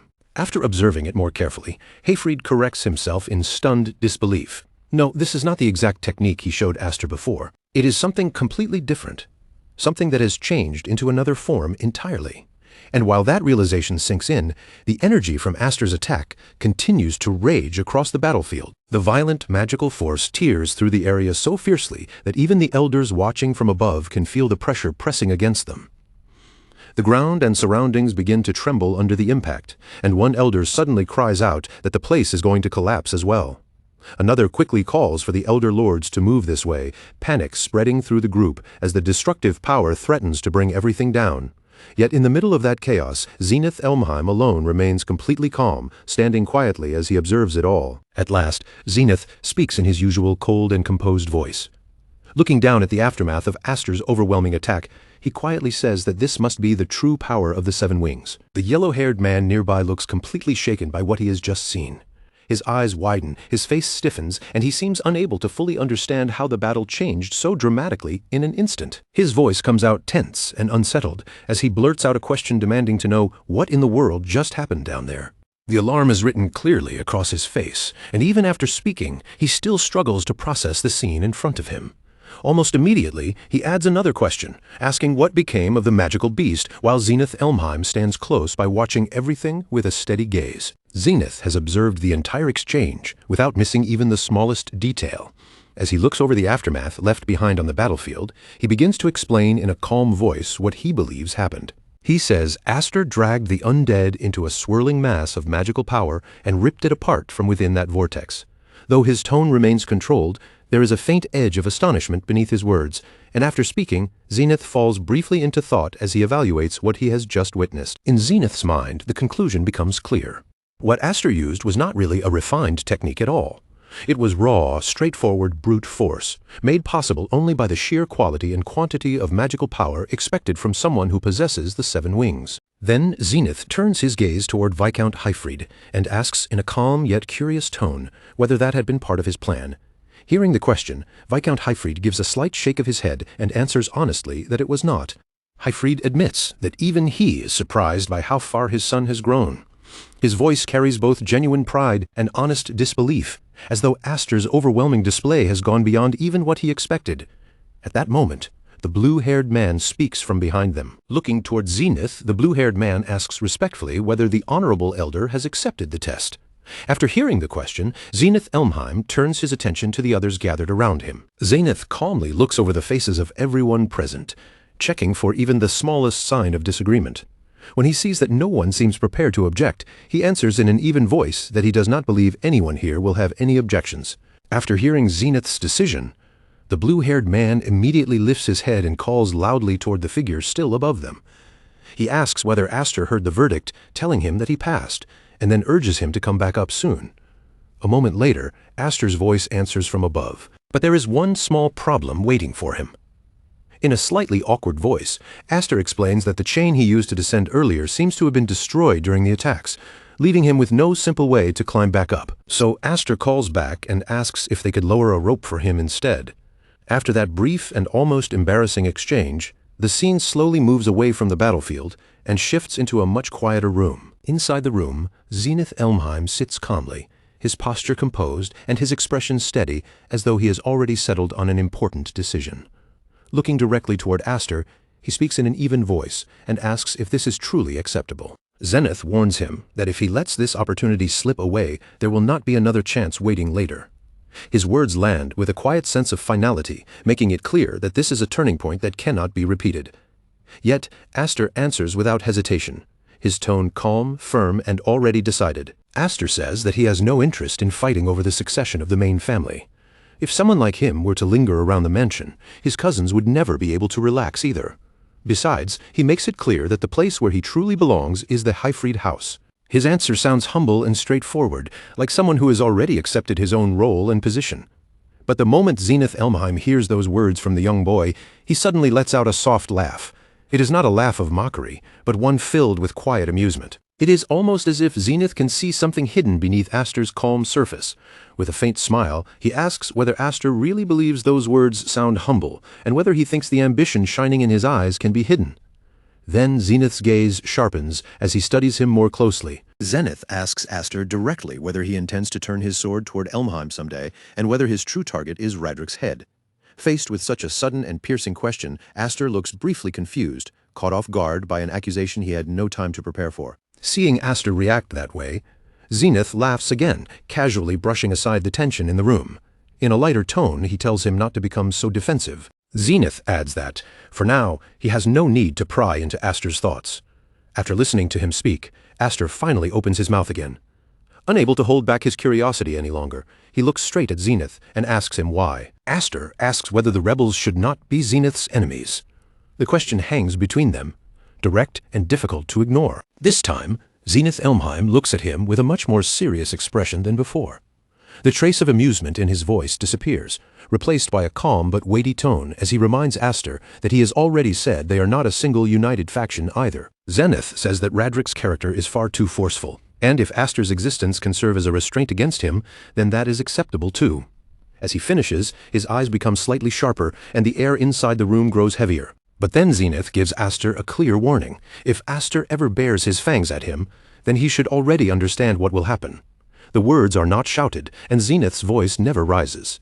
But the pressure behind them makes the meaning impossible to mistake. Aster says nothing for a moment, keeping his face calm on the outside, as if the warning has not shaken him.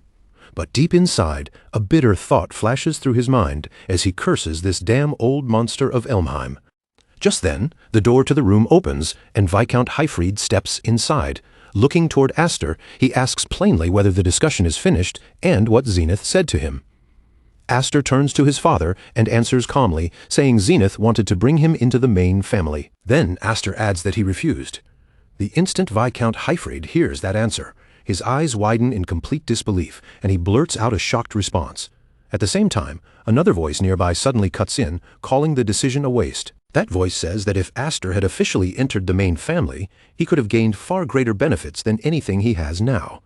The one who speaks is none other than the blue-haired man. Hearing him speak, Aster turns his attention toward the man and studies him carefully for a moment. Then he asks if he is Count Maze. Aster then asks why Luna made that earlier proposal, since it had seemed as though she was trying to help him.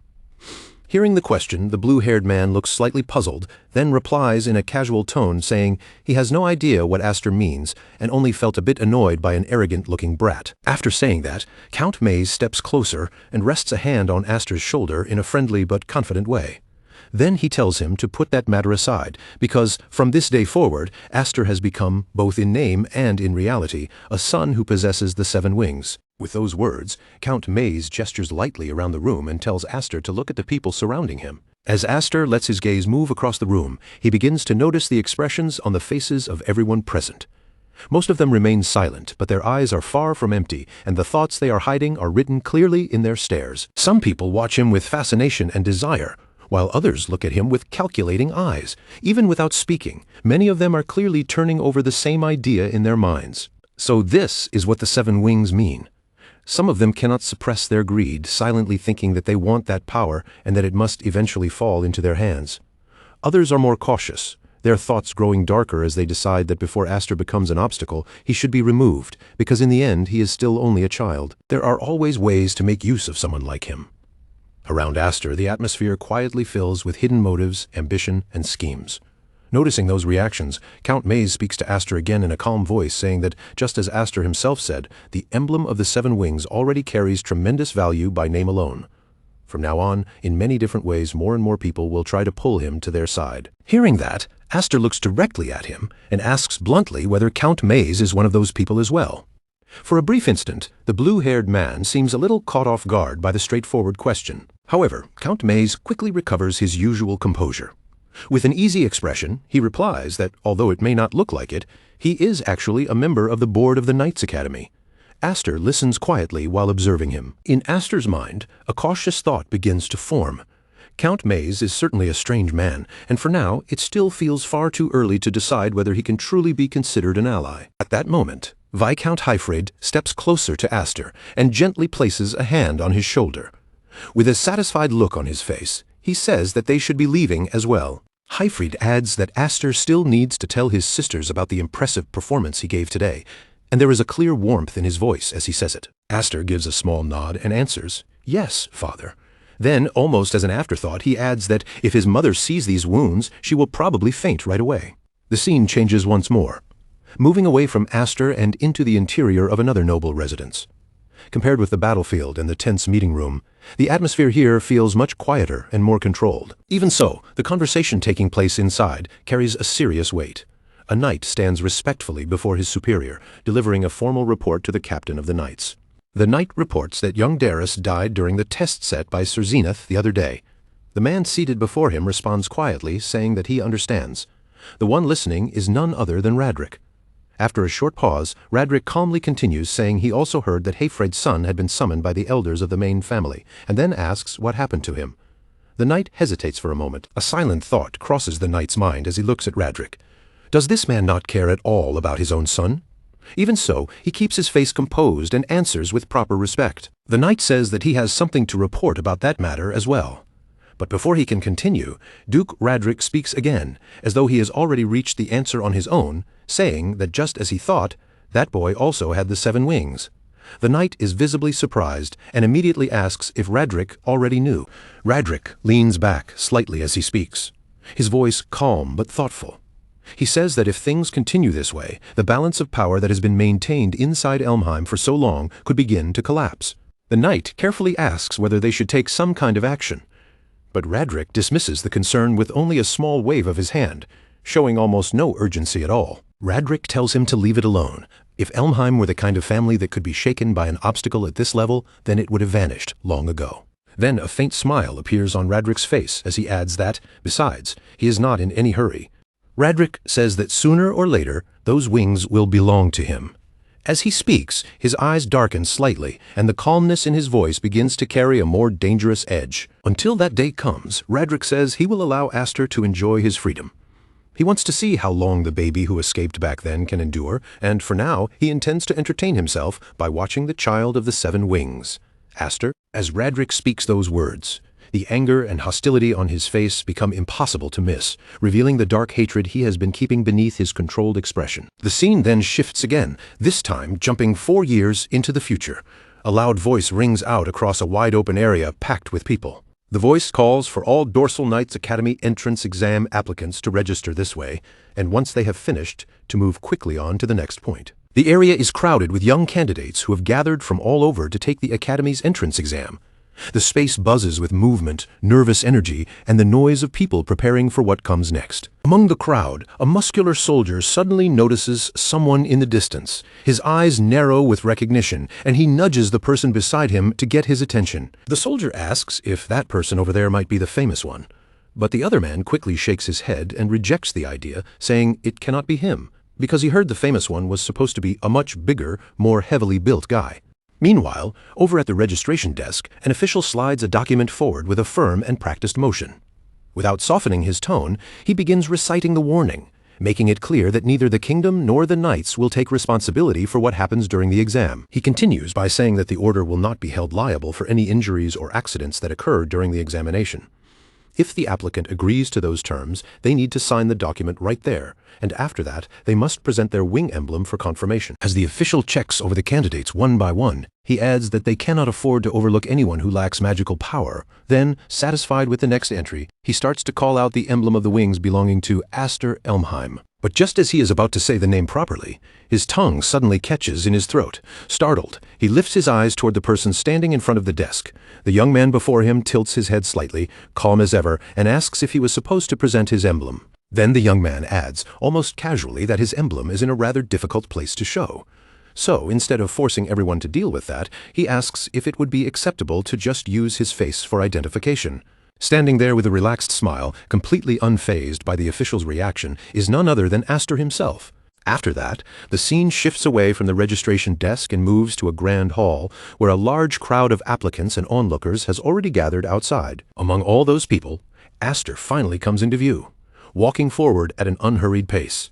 His steps are steady, his expression calm, and he carries himself with quiet confidence as he moves through the crowd. From somewhere behind him, a voice keeps calling out again and again, clearly trying to get his attention. A man dressed in green steps forward, his sharp eyes filled with mockery as he points directly at Aster.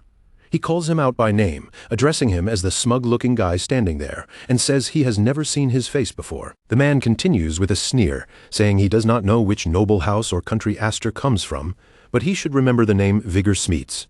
Then, with his arrogance fully on display, he asks whether Aster might have wandered into the wrong place.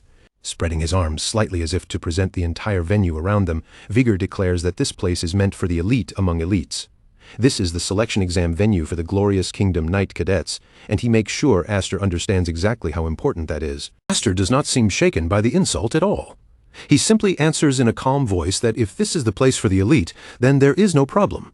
Vigor freezes for a moment, clearly caught off guard before raising his voice and telling him to wait. Vigor says that everyone gathered here has endured strict training and grueling hardship. Even after all of that suffering, they still continue chasing the glorious path of the elite, returning to take this exam again and again. Then his gaze drops to the weapon at Aster's waist, and a mocking laugh slips from his mouth. He points out the small sword hanging at Aster's hip, and says everyone can see it plainly. This is not a place for a fledgling swordsman carrying a child-sized blade. Vigor then waves him off as if chasing away a tourist, telling him that if he only came here to sightsee, he should just go home. His loud voice carries through the area, quickly drawing the attention of the people nearby. A few people in the surrounding crowd begin whispering among themselves. One man sighs under his breath, muttering that Vigor is doing it again. Another person nearby calls Smeets the new guy bully, sounding as though this is nothing new. Someone else lets out a tired sigh and says he never gets bored of pulling this same routine every year. But then his expression changes as he takes a closer look at Aster. More importantly, the person Vigor is picking a fight with looks familiar. One of the onlookers whispers uneasily, asking if that young man might be the Elmheim from the rumors.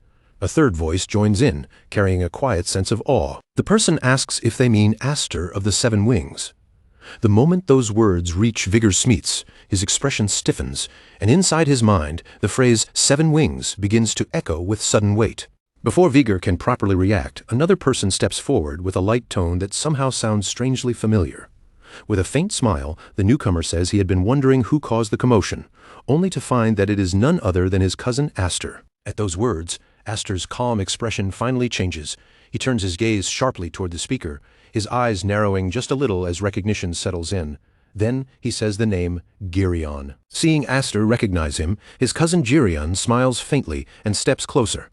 His voice is casual on the surface, but beneath that easy tone, there is a sharper edge as he says, "It has been a while, cousin." Geryon then says that since no one seems to know exactly when or where Aster was born, he has taken the liberty of calling him cousin.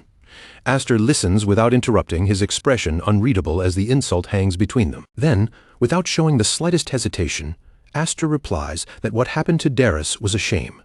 For a brief moment, silence falls over the space between them, but Geryon's smile does not disappear. Instead, it grows sharper.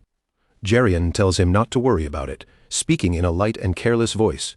He says a disgrace like Darius deserved to die, and honestly, now that Darius is gone, he feels refreshed, all because Darius had been 1 year older. He continues, saying Darius was always bossy, always throwing his weight around like he owned the place. To Geryon, he had been nothing but a nuisance as well. As he speaks, his eyes narrow slightly while he looks straight at Aster. The false friendliness in Geryon's voice turns cold. He says he does not know whether Aster really has 7 wings or whatever people are calling it, but Aster had better not underestimate those from the main house. With that warning delivered, Geryon turns his back and begins walking away. As he leaves, he glances over his shoulder with a chilling, almost sinister look, telling Aster that here there is no one left to protect him. Even after Geryon walks off, the tension he leaves behind continues to cling to the air. Nearby, one of the onlookers exhales in disbelief and mutters that there are 2 people from Elmheim here, meaning the examinees this term must have truly rotten luck. Another man nearby wonders if the main house and branch house are still at each other's throats. A third person quickly adds, with obvious unease in his voice, that he has no desire to get dragged into their family conflict. Meanwhile, Vigor Smeets, who had been so loud and arrogant only moments earlier, now looks completely shaken. His earlier confidence collapses as the truth begins to sink in, and he stammers through the realization that Aster might actually be exactly who everyone says he is. Vigor finally manages to ask if Aster is that Elmheim. Aster gives him a small, calm smile, as if the whole situation barely matters, and simply tells him that just Aster is fine, senior. With that, the scene shifts to the first exam venue. A large group of candidates has gathered there, standing together in formation as they wait for the examination to begin. The atmosphere is thick with anticipation, and nervous silence hangs over the crowd. At the front, an examiner steps forward, his voice loud and commanding as it echoes across the entire area. He addresses the applicants and congratulates them for successfully making it this far. Then he begins by saying that, first of all, he wants to express his gratitude for their courage and patriotism. He declares that the Kingdom Knights are nothing like the provincial knights scattered throughout the countryside, then pauses just long enough for those words to sink in before continuing with obvious pride. The examiner says they serve the king, and his voice rises even louder as his passion intensifies. They protect the king, he declares, and they are the glorious swords who risk their lives on the battlefield in the king's name. He continues by saying that they have no use for dull or blunt swords. They should treat today's examination as a real battlefield and show their true worth to the fullest. As those powerful words roll across the venue, Aster watches in silence. In his mind, Aster quietly thinks that what the examiner is saying sounds ridiculous. Even so, his gaze grows steadier, and a quiet determination begins to take hold inside him as he realizes he has finally returned to this place. This is the path to becoming a Kingdom Knight, the very right he had never even been granted back when he was still wingless. For a moment, memories seemed to pass through Aster's mind, bringing back the time when he stood outside this path, unable to take even a single step forward. But now, everything is different. Beyond this exam waits a world ruled by the strong, a world Aster could never reach before. His eyes sharpen as one particular figure rises in his thoughts, the man still standing at the very top, Kingdom Knight General Commander Radric A. Elmheim. A faint but confident resolve settles inside him. In his mind, Aster tells Radric to wait right there, because he will catch up to him before long. But to do that, the first thing he has to accomplish is passing this selection exam. Just then, the examiner's voice cuts sharply through the air again, pulling Aster and everyone else back into the present. The examiner announces that they will now begin, and that the first exam is about to be revealed. But before he can even finish speaking, a sharp whistling sound suddenly slices through the air. In the next instant, an arrow slams directly into the head of one of the candidates. The man collapses to the ground without warning, and for one frozen heartbeat, the entire venue falls silent. Then panic begins to spread through the crowd as shock ripples across every face. Over that rising chaos, the examiner's voice rings out again, cold, steady, and completely unmoved. He announces the first exam as the trial of the Arrow Tower. The declaration sends a chill through the gathered candidates, and then comes the brutal condition among everyone here: the last one standing will be declared the winner. The moment the rule is announced, panic erupts across the exam grounds. Candidates whip their heads around in every direction, eyes wide and bodies tense, desperately trying to understand what they are even supposed to do in a situation like this. One candidate shouts in disbelief, his voice trembling with fear as the arrows keep coming. Then another applicant screams at the top of his lungs, panic completely taking over as he yells for everyone to run, warning that if they stay where they are, they will all be killed. But another voice cuts through the chaos and yells for everyone to group up instead. He shouts for them to watch each other's backs and block the arrows together. Those words snap several candidates out of their terror, and they quickly begin moving into small groups, raising weapons and trying desperately to protect one another from the endless rain of arrows pouring down from above. All across the field, people scramble for survival, forming shaky defenses in the middle of the chaos. And high above them, the examiner simply watches with a cold, calculating gaze, his expression calm and unmoved, as if every scream and every collapse is only part of the test. The examiner calmly says that this is about what he expected. His voice carries clearly over the noise below as he notes that the veterans who have taken previous exams already understand how to respond in this kind of situation. He pauses, sweeping his eyes over the struggling candidates before continuing. Even with that strategy, he explains, the survival rate is only around 30%. Those shallow countermeasures can only hold for so long before they reach their limit. Almost as if proving his point, another candidate is pierced by an arrow and drops to the ground, making the fear among the remaining applicants grow even heavier. The examiner's tone stays steady, almost frighteningly indifferent, as he says that what they truly want to see is something else. At that very moment, the focus shifts across the battlefield, and a white-haired individual comes into view. Unlike the panicked candidates around him, this person moves with smooth precision and complete control. Arrows fly toward him from every angle, yet he deflects them effortlessly, as if the deadly projectiles are barely worth noticing. Every movement he makes is sharp, clean, and almost flawless, standing out clearly even in the middle of all the chaos. Watching him perform, the examiner's eyes narrow with interest, and he finishes his thought by saying they are looking for the overwhelming ability to solve problems that only those who carry a wing emblem can display. Meanwhile, while everyone else is panicking, dodging, and fighting to survive, Aster stands in stark contrast to the entire field. He remains exactly where he is, completely still and unmoving, as though the storm of arrows raining down around him has nothing to do with him at all. Seeing this, a nearby candidate stares in disbelief and shouts, wondering why that idiot is just standing there. Another person asks if Aster has frozen from fear. Watching him from a distance, Gerion's lips curl into a cold smile, as he thinks Aster should just die there and become a hedgehog full of arrows. But in the very next moment, the entire situation changes. Aster calmly reaches for the small sword at his side, the very same blade everyone had mocked. The instant Aster draws that small sword, a powerful surge of energy bursts outward from his body. The force around him is so intense that the arrows flying toward him never even manage to touch him.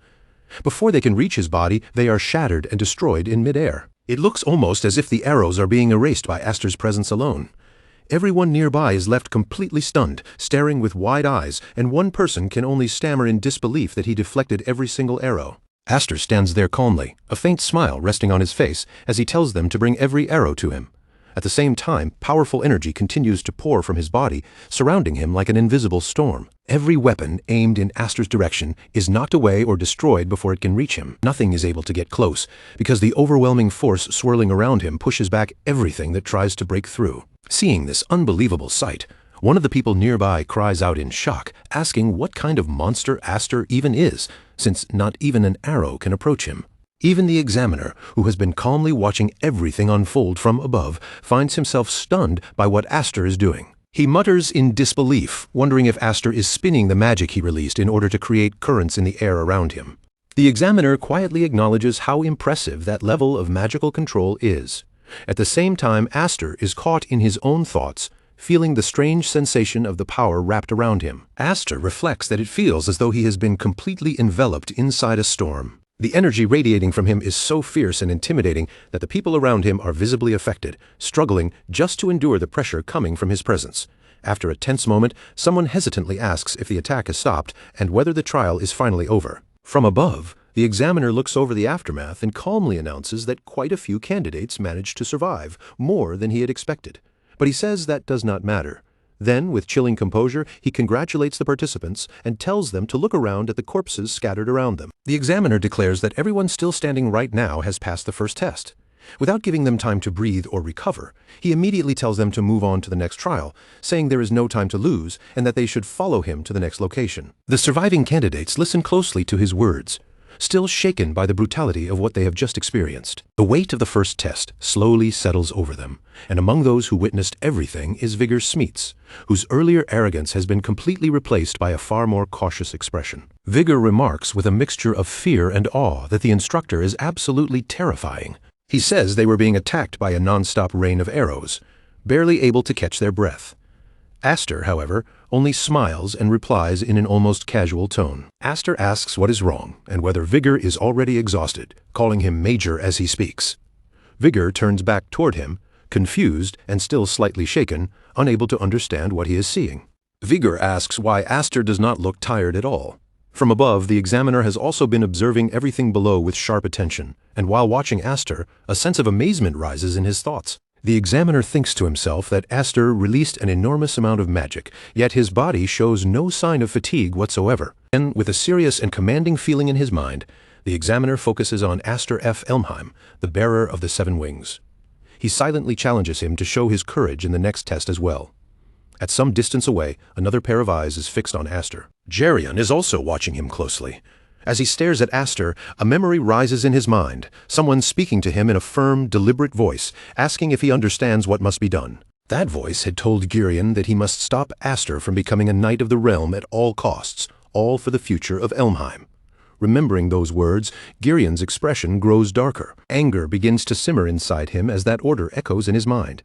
Soon after, the scene moves outside again, where the surviving applicants gather for the next stage, and an inspector steps forward to make the announcement. The inspector explains that, in the next test, everyone will use the same type of sword to ensure fairness. Before the trial begins, every participant must hand over their own personal weapon. Hearing this, one of the participants grumbles that the rule is annoying. Aster, who has been listening quietly, turns slightly toward him and asks if things were handled differently in previous exams. Vigor Smeets responds by explaining that it is not really different for them, since the swords used by middle-class knights are usually not all that unusual. But Aster's sword, he says, is probably shocking enough to draw attention. A few nearby knights overhear the exchange as well. Aster glances down at the small sword at his side and simply says that he understands. At that moment, Geryon approaches them, wearing a smug expression as he remarks that this is just what he would expect from his cousin. Geryon says it seems Aster has already managed to tame his servants. Aster does not react to him at all, choosing instead to ignore his presence completely. Vigor Smeets, on the other hand, is clearly irritated by the insult and immediately snaps back at him. Vigor demands to know what Geryon means by servant and who exactly he is calling one.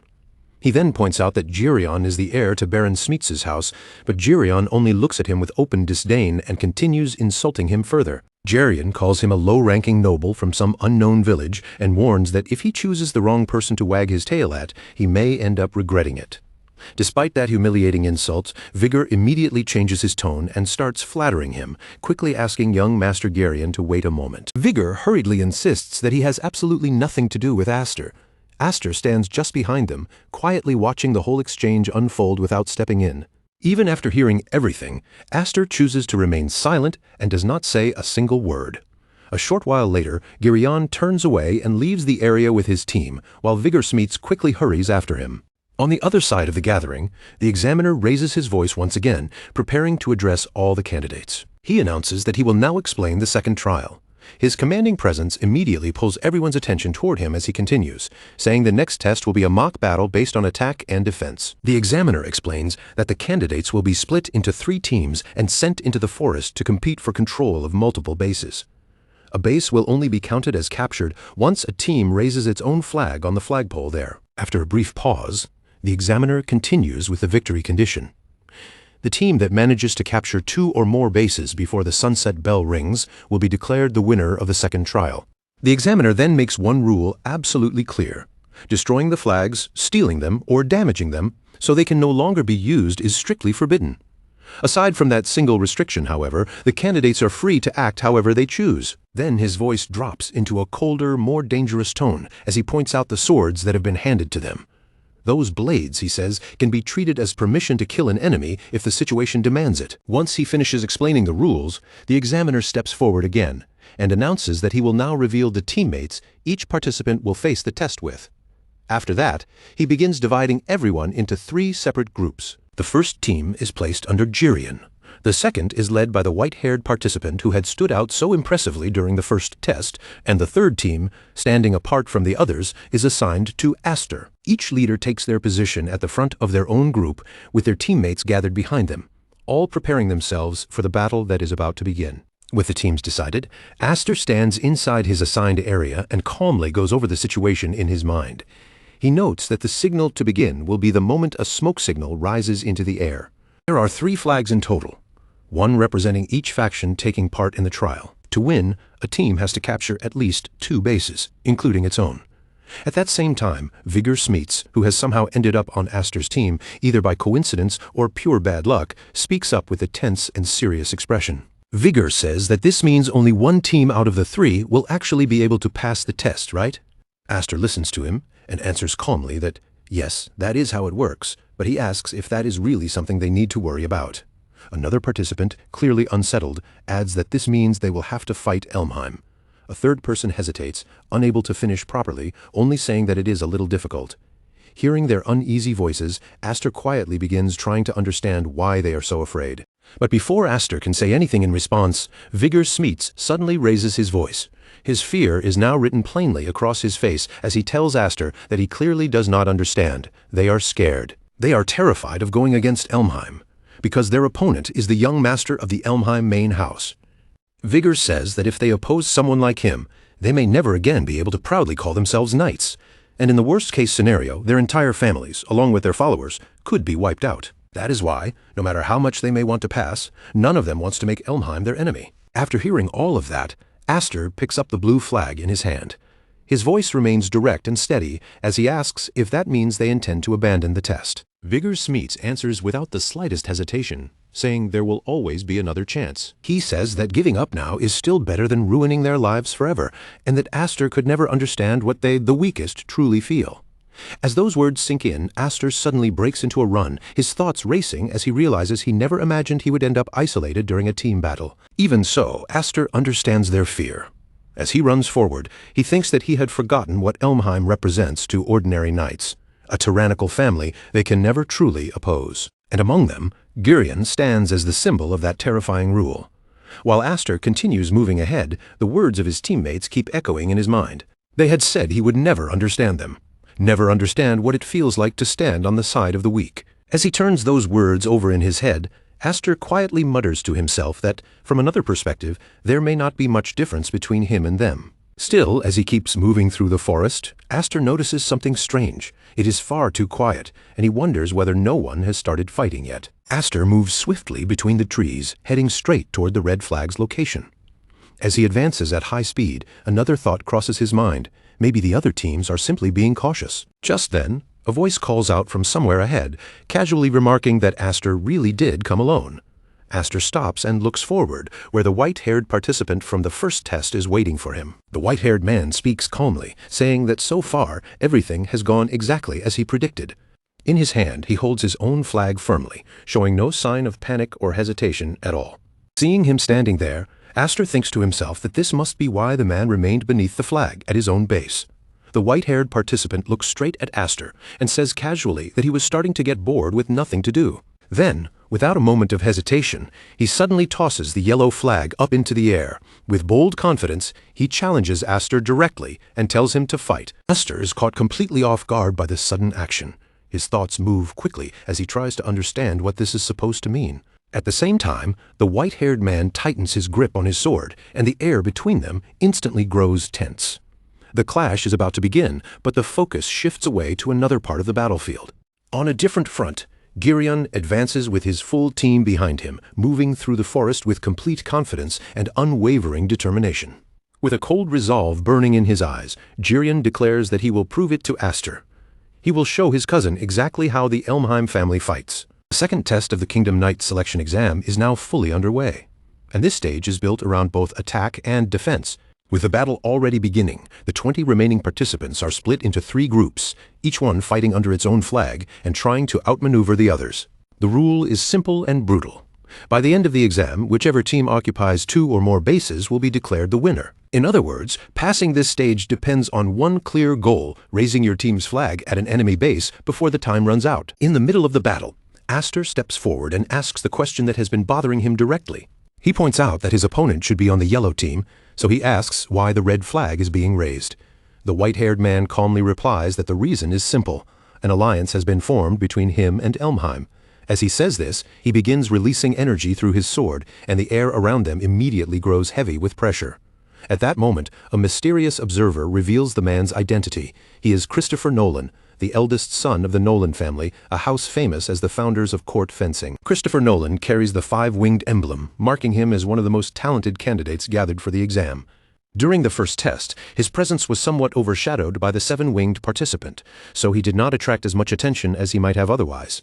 Even so, in the Arrow Tower trial, only 2 people managed to pass without so much as changing their expressions. Those 2 were Aster, the bearer of the 7 wings, and Nolan, the bearer of the 5 wings.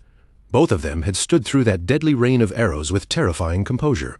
The observer adds that both young men are outstanding talents from the knightly world, each carrying incredible potential. But precisely because of that, it is truly unfortunate that such promising individuals have ended up facing each other here. After hearing Christopher talk about the alliance, Aster immediately questions him. He asks if this is a temporary alliance and whether Christopher truly understands what that means. Aster presses further, pointing out that even if they cooperate like this, only one team can ultimately win in the end. Christopher listens without losing his calm, and while blocking Aster's attack, he answers evenly. Christopher says that he understands that perfectly well. Since Elmheim is on their side, he has already accepted that the main house will be the one to win this trial. Then he continues explaining his position without hesitation. At this very moment, Christopher says his own teammates should already be moving together with Elmheim, heading toward Aster's base to attack it. Hearing that, Aster feels a sudden sense of danger rise sharply inside him. Aster immediately realizes that this is bad, because Smeets and the others are now in serious danger. He turns his attention back to Christopher and asks if Girion threatened him, saying something like what would happen if he dared to oppose Elmheim. Christopher steps forward without hesitation and replies that no one willingly stands in the path of a moving carriage when they already know they will be crushed beneath it. He explains that the chivalric nobility exists within a strict hierarchical society, and actions like this are simply part of that natural order. As Christopher speaks, he unleashes a powerful attack filled with overwhelming force. The strike crashes forward with noble confidence, as he declares that this, too, is the natural conduct expected from those of their status. Aster struggles to block the attack, bracing himself against the pressure of Christopher's sword. Even while defending, he can feel the force growing heavier by the second, pushing the situation further beyond his control. In the very next instant, Aster's sword gives out completely, the blade snapping apart under the crushing force pressing down on it. As his eyes drop to the broken weapon in his hand, a sharp sense of unease flashes across his face, and he immediately realizes that something about this sword is not normal. A thought begins to form in his mind, cold and suspicious, as he wonders if this could really be possible. Could they have actually been handed defective swords for the exam? That doubt sticks in Aster's head, refusing to disappear, as he tries to make sense of how his weapon could have broken so easily. But while Aster is still piecing together what just happened, Christopher, standing across from him, has no intention of stopping there. Christopher keeps driving forward with heavy pressure, his movements full of confidence as he calmly declares that Aster has no reason to worry. From the very beginning, he says, this fight was only ever going to be a proper gentleman's duel. Then his tone turns colder as he adds that he has never liked the people of Elmheim. Christopher's disgust becomes even clearer as he talks about Elmheim's people, especially those who try too hard to stand above everyone else. His gaze locks onto Aster with open disdain, and he calls people like him centennials, spitting the word out like an insult. By this point, Christopher has already crushed Aster's sword with brutal force. Even after shattering Aster's blade, Christopher keeps attacking without leaving him the slightest opening to breathe or recover. Aster is forced to endure one overwhelming situation after another, his footing pushed to the limit, but in the next instant his expression sharpens again and he quickly pulls his mind back under control. Without wasting even a second, Aster grips the broken piece of his sword tightly and forces his energy into it. The damaged blade flares with power in his hand, and then he releases it forward in a sudden explosive strike that tears straight toward Christopher with frightening speed. The attack rushes in so abruptly that even Christopher is caught slightly off guard. He manages to raise his guard and block it, but the impact is far from easy to withstand. And in that brief opening, while his attention is fixed on defending, Christopher suddenly notices something completely unexpected. Aster is no longer standing in front of him.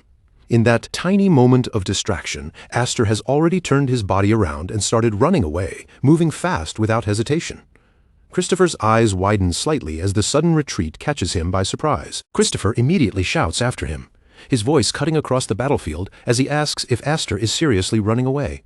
He orders him to stop and wait, but Aster does not slow down for even a moment. As he continues putting distance between them, he only turns his head back just enough to answer. Aster tells him that their fight can wait until later, because right now there is someone else he needs to deal with first. His voice stays steady and controlled as he speaks, and when he mentions his cousin, it becomes clear that he is not leaving out of fear. He is moving with purpose. Hearing that, Christopher lets out an amused smile and mocks him without holding back, asking if he got scared and saying he does not even deserve to be called a gentleman. After throwing out those words, Christopher bends down, picks up the broken sword that had fallen onto the ground, and begins inspecting it closely. As Christopher studies the snapped weapon in his hand, his expression slowly shifts. He questions what kind of sword this is supposed to be, muttering that even if it were a cheap blade, its quality is still far too poor. The more he looks at it, the more obvious it becomes that this sword is strangely abnormal. The broken blade sits in Christopher's hand like clear proof that something about this exam is not right. Its condition is too strange to brush aside, and the atmosphere around him grows heavier as he starts to understand that this is far from an ordinary weapon failure. Christopher falls silent for a moment, then slowly lifts a hand and runs it through his hair.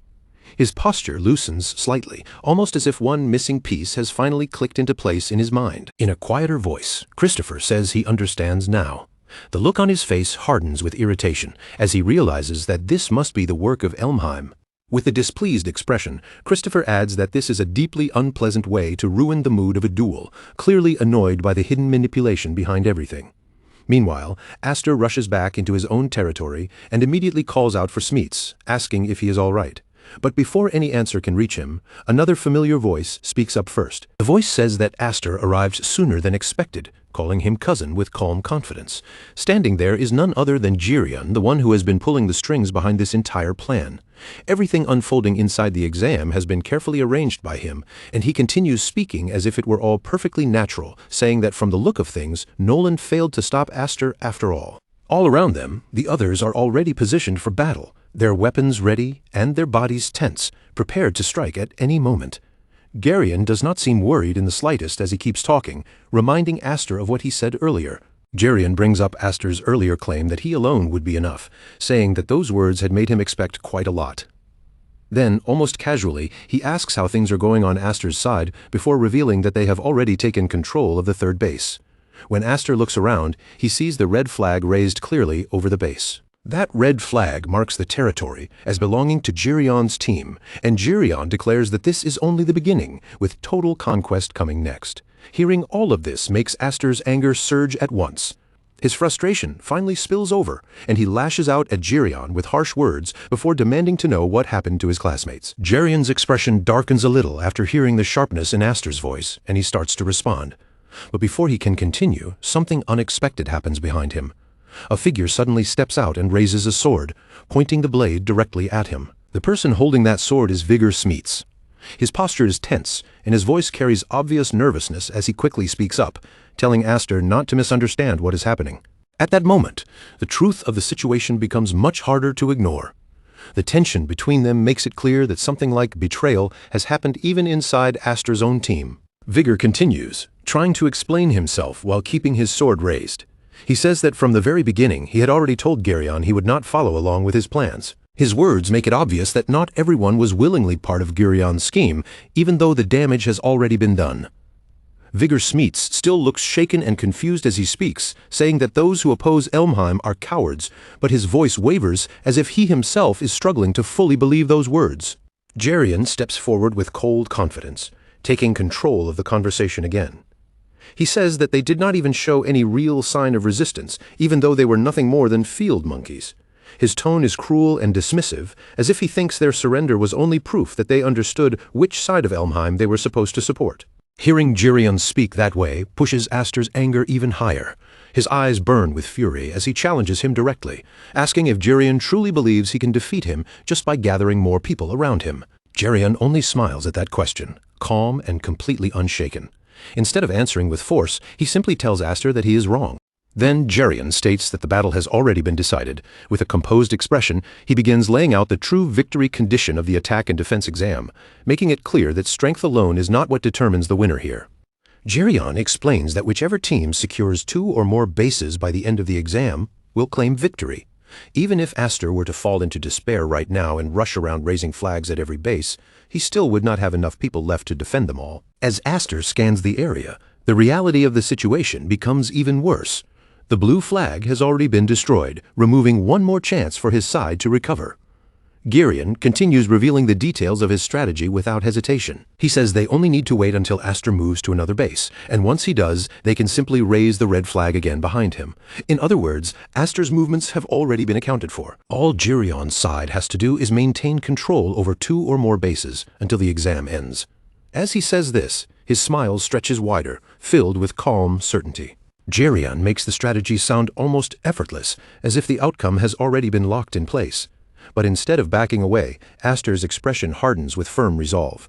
He declares that if this is their plan, then he will make sure they cannot carry it out at all. With that declaration, the air around them grows tense, setting the stage for a fierce clash that is about to explode.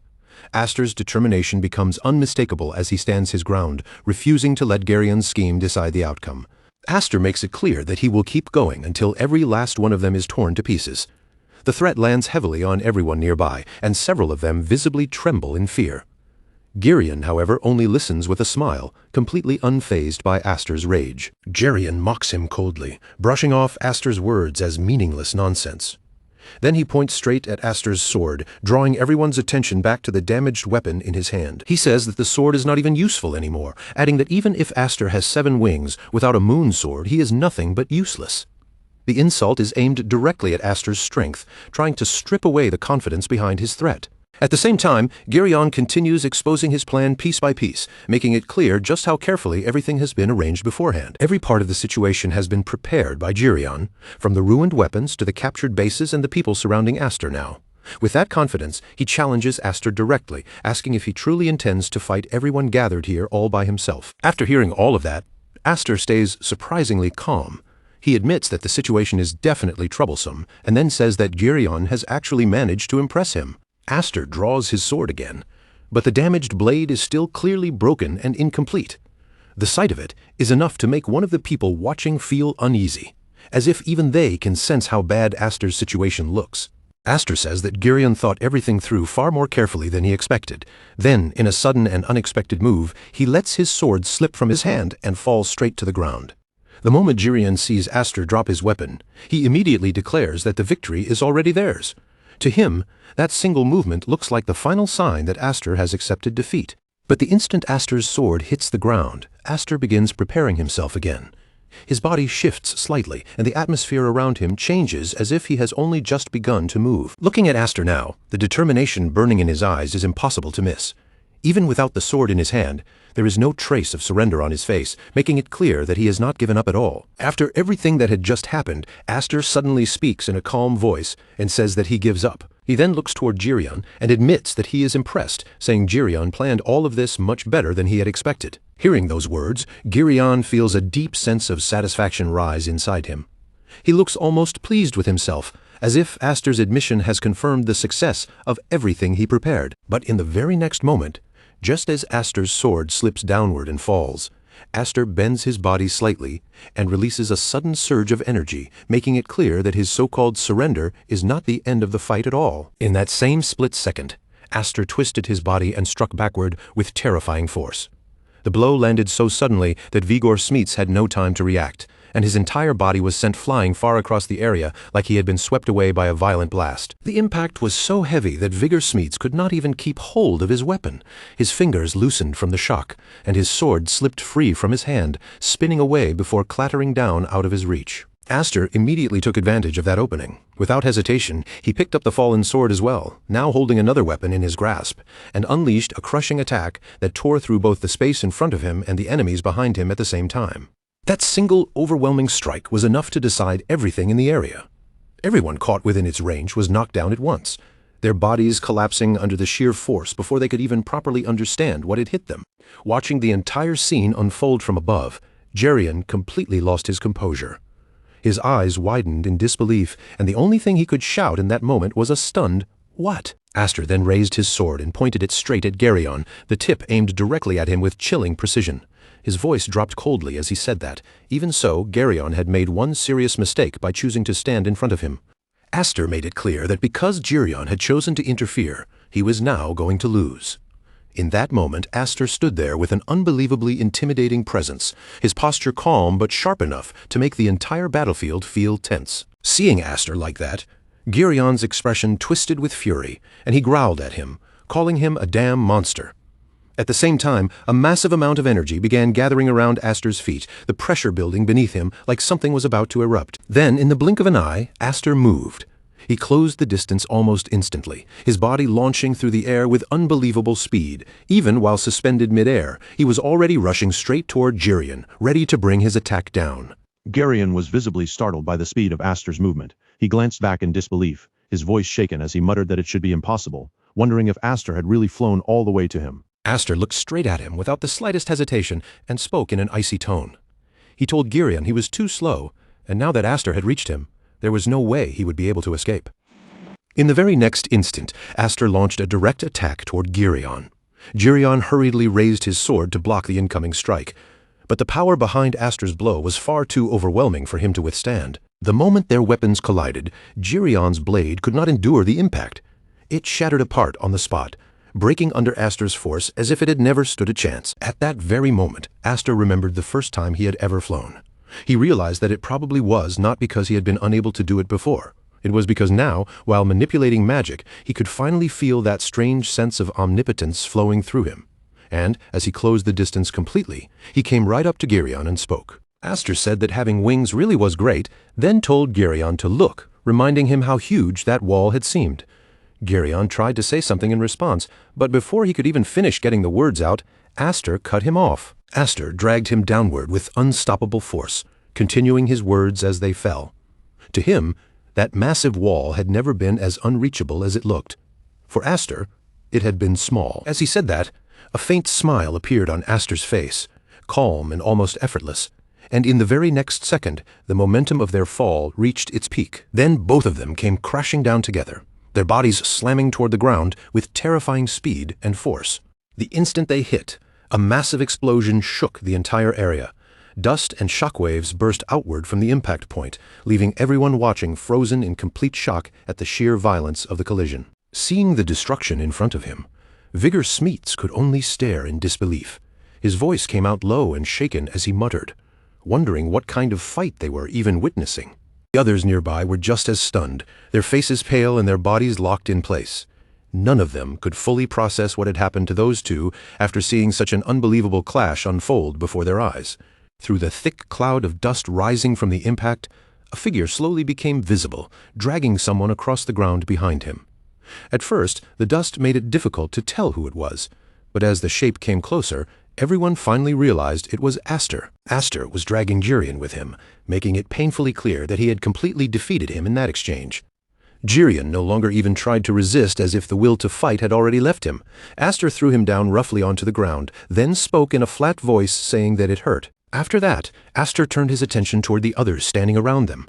His irritation showed clearly as he shouted at them, asking what they were doing just standing there and watching like idiots. Even after being thrown down and humiliated, the situation was still not completely free from Girion's influence.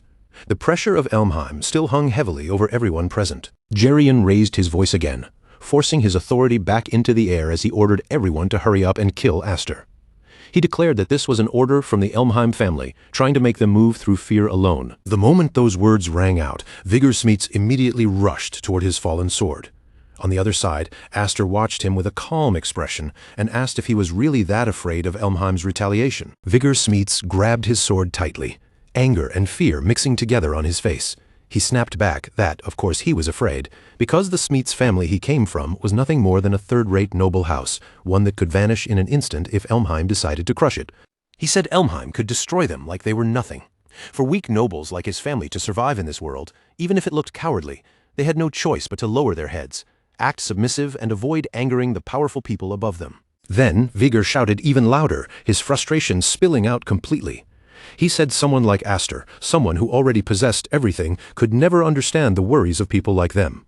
But after hearing that, Aster simply smiled, and seeing that smile only made Vigor even angrier. Vigor finally snapped and demanded to know what Aster was laughing at now. Aster answered calmly, saying that his sister had once told him something very similar, that he did not understand the feelings of people who had nothing. Aster admitted that he did have his own objections to those words, and his tone made it clear that he had thought about them more than once. But even so, he accepted one part of it as true. Right now, in this moment, Aster knew that he was someone standing in a position of privilege. And because of that, Aster said there were things that only someone like him could do. As he spoke, Gerion remained beneath his sword, glaring up at him with anger burning fiercely in his eyes. Then Aster raised his voice, his words carrying across the entire area with intense conviction.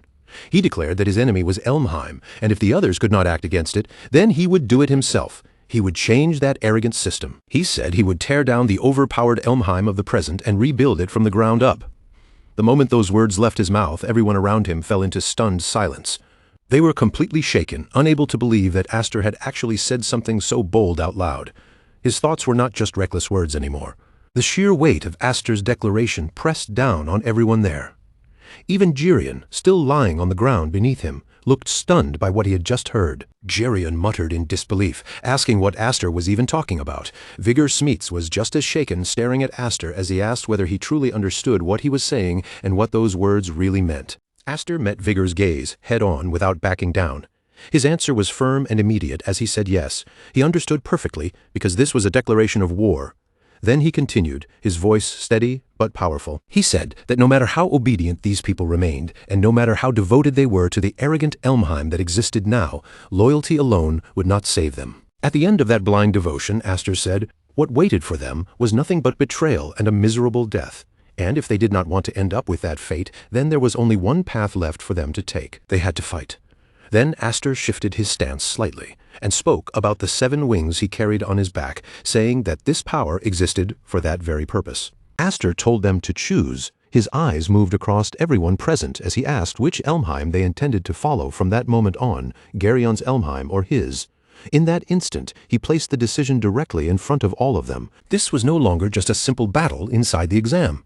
It had become a turning point that could change far more than the outcome of the match, especially because Gerion was the only heir of the main family. Choosing a side now meant choosing the future itself. Furious beyond control, Gerion glared at Aster and shouted at the top of his lungs, telling him not to talk nonsense. He insisted that something like this would never be allowed, then threatened everyone by saying he remembered their faces and their names. Gerion warned them that if they dared to betray him, they already knew exactly what would happen to them afterward. The moment Vigor Smeets heard that threat, panic began spreading across his face. Sweat gathered on Vigor's skin as fear and uncertainty swallowed him. He could not decide which side he should choose, what would be right for him, or what would protect his family. The pressure of that decision weighed down on him so heavily that he seemed almost frozen. But then, as if his resolve formed all at once, Vigor suddenly threw his sword down to the ground and stepped forward, making his choice in front of everyone. Vigor Smeets looked straight at Aster, his eyes tense but determined, and asked if Aster was truly going to defeat Gerion. He warned him that if this was only empty talk, and nothing actually changed after all of this, then he would reject him without hesitation. In that moment, Vigor was not standing there empty-handed. Clutched firmly in his grasp was the blue flag, the very symbol that could shift the direction of the battle. After hearing Vigor's challenge, Aster did not pause or look away. He answered immediately, giving him a clear promise without the slightest hesitation in his voice. With that promise given, Vigor Smeets lifted the blue flag high above his head and shouted so loudly that everyone nearby could hear him. He declared himself Vigor Smeets, eldest son of the Smeets house, and announced that he would support Aster F. Elmheim. The moment those words rang out, one of the onlookers froze in disbelief and muttered that it could not be real. Vigor had actually said it out loud. Another person quickly realized the weight of what had just happened and spoke up in alarm, saying that with this, Gerion's entire plan would begin falling apart. As those murmurs spread through the group, the anger in Gerion's eyes became impossible to miss. His gaze burned with open rage, sharp enough to make the air around him feel heavier. Gerion stared forward with pure fury and spat out a curse, calling Vigor a damn peasant.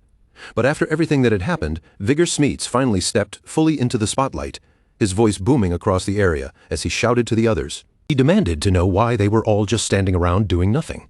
Then he urged them to take this chance and show those arrogant Elmheim snobs exactly what they were capable of. Vigor shouted that they should bet everything on the 7 wings. His words carried real power, the kind of fiery call that should have stirred everyone's blood, but instead of rushing forward immediately, the others hesitated. They only looked at one another in confusion, unsure of what they were actually supposed to do now that the situation had shifted so suddenly. The passion was there, but no one knew where to point it. Watching this unfold, Aster quietly thought to himself, that made one ally gained. At the very least, Aster would no longer have to run around raising every flag by himself. But he also knew that one person was not enough if he was serious about overthrowing Elmheim. He would need far more people standing with him. His expression remained calm on the outside, but inside, his thoughts were already moving ahead, measuring what he still lacked. Not far away, Gerion sat in silence, surrounded by a tense and suffocating presence. Then someone cautiously approached him with concern and asked if he was all right. But before that person could even get close, Gerion shoved him away harshly and snapped at him not to touch him, calling him useless trash. At that moment, it was painfully clear that Gerion's anger had reached its limit. His pride had been struck too many times, and his patience had completely disappeared. Inside Gerion's mind, frustration and wounded pride burned together like a raging fire, twisting every thought into anger. He could not accept the idea of overthrowing Elmheim, especially coming from branch family scum like Aster. If he let Aster keep acting freely, he would never be able to face the main family. He was not like his brother, and he could not allow things to end here. Driven by that fury, Gerion began trying to draw out the power of his 4 wings. The air around him grew tense and unstable, as if a dangerous force was gathering and about to explode at any second. But just then, a voice came from behind him. Casual on the surface, yet sharp enough to cut straight through the thick atmosphere. The voice asked what was wrong with Elmheim, saying he looked pretty pathetic for someone he had not seen in a while. Gerion's eyes narrowed at once, and as he turned back, he immediately recognized who had spoken. Gerion, said Nolan's name in a heavy tone, filled with irritation and recognition, and just like that, Christopher Nolan appeared on the battlefield. Gerion quickly explained the situation to him, but his frustration was impossible to hide. He snapped at Christopher, asking what he had been doing all this time, because dealing with Aster was supposed to be his responsibility. But even while those angry words left his mouth, a dark and calculating thought began creeping into Gerion's mind, making his expression twist into something almost sinister. He realized that he still had Christopher on his side. Christopher's wing badge might not equal Aster's 7 wings, but when it came to pure swordsmanship, Gerion believed he was stronger than anyone else present. With that thought, Gerion's confidence surged back in an instant. He raised his voice again, rough with authority, and ordered Christopher to hurry up and hack Aster to pieces. But in the very next moment, something happened that no one there could have predicted. The entire flow of the battlefield shifted in a way none of them had imagined. Christopher suddenly stepped forward and slammed a red flag straight into Gerion's face. Then, with complete calm, he said he had come to return it. Christopher said that, just as he had expected, Gerion's methods went against his chivalry. In other words, he was ending their alliance right there, and those words struck Gerion harder than any sword. Gerion, already shaken from everything that had happened, was left stunned on the ground, unable to fully process the betrayal in front of him. Around him, whispers of disbelief quickly began spreading through the crowd. One member from a smaller family could not hold back his shock and blurted out that this had to be a joke. Someone else behind him added anxiously that even the Nolan family was betraying them now. Another voice admitted they no longer knew who they were supposed to side with, and the entire situation began sinking into complete chaos. Alliances were breaking apart. Trust was collapsing, and no one could predict what would happen next. In the middle of that chaos, Christopher calmly drew his sword, the sharp sound cutting through the tension as he spoke with steady confidence. Christopher said that it looked like they were back to square one. Then he asked Aster if he really thought he could make it through the exam without settling things with him first. Aster, who had been watching and listening closely the entire time, stayed silent but fully alert. Christopher was not finished. With pride clear in the way he held himself, he continued, declaring that it would be the proud swordsmanship of the Nolan family against Aster's 7 wings. As he took a firm stance, his presence sharpened with focus. The air between Aster and Christopher seemed to tighten as they faced each other head-on. Their eyes locked, neither one backing down, and then, in a single instant, the battle began. Christopher was the first to move. He charged forward with incredible speed, his blade slicing through the air as he launched straight into his attack. His voice rang out with fierce determination as he demanded that they finally make it clear which power was truly superior. Christopher's attack carried overwhelming force, powerful enough to make the air itself seem to tremble around the blade. The moment Aster saw it coming, something inside him responded, and energy began surging from his body like a rising tide he could no longer completely suppress. Then, in a firm voice, he said that this would have to wait. In the next instant, Aster moved as well, launching his own strike straight toward Christopher. Even so, it was obvious that Aster was not fighting at his absolute best. Because he was using an ordinary sword, he could not properly draw out the full power of his 7 wings. Calling this Aster's full strength would not be accurate. He was clearly holding back, and yet he was still managing to stand his ground against someone as skilled as Christopher. But Christopher noticed that difference almost immediately. As their blades clashed, Christopher's sharp eyes studied every movement Aster made. In that instant, he realized that the person in front of him was completely different from before. Christopher's sword was forced down toward the ground as Aster's heavy strike landed, leaving a deep mark along the blade. Recovering quickly, Christopher looked up and asked if Aster had forgotten. Then, with incredible speed, he jumped backward to open distance between them and reminded him that only one team could pass this exam. Christopher said that if they were both aiming to become Kingdom Knights, then they had no choice but to settle things here and now. He called Aster's name firmly, but Aster's expression did not waver at all. Instead, Aster answered in a calm voice and told Nolan that settling it that way would be a problem for him. For a brief moment, the tension between them shifted. Then Aster said something no one had expected to hear, admitting that he wanted Christopher to become a Kingdom Knight too. Christopher blinked in surprise, clearly caught off guard, and asked what Aster meant. Aster lowered his stance slightly, still composed, and began to explain. His tone was steady but sincere as he said that Christopher had helped fire everyone up about overthrowing Elmheim. Because of that, Aster said it would not be very cool of him to ask Christopher to give up on his dream. Just because they happened to be standing on different teams right now, that did not mean Christopher's goal should be thrown away. A short pause followed, just long enough for Aster's words to sink in. Then he added that he had a plan to make sure everyone there could pass. This time, Christopher was not the only one left shocked. Jerian was just as stunned, and he could not hide the reaction on his face. Then murmurs began spreading through the rest of the group, and Vigor Smeets was the first one to say out loud what everyone else was thinking.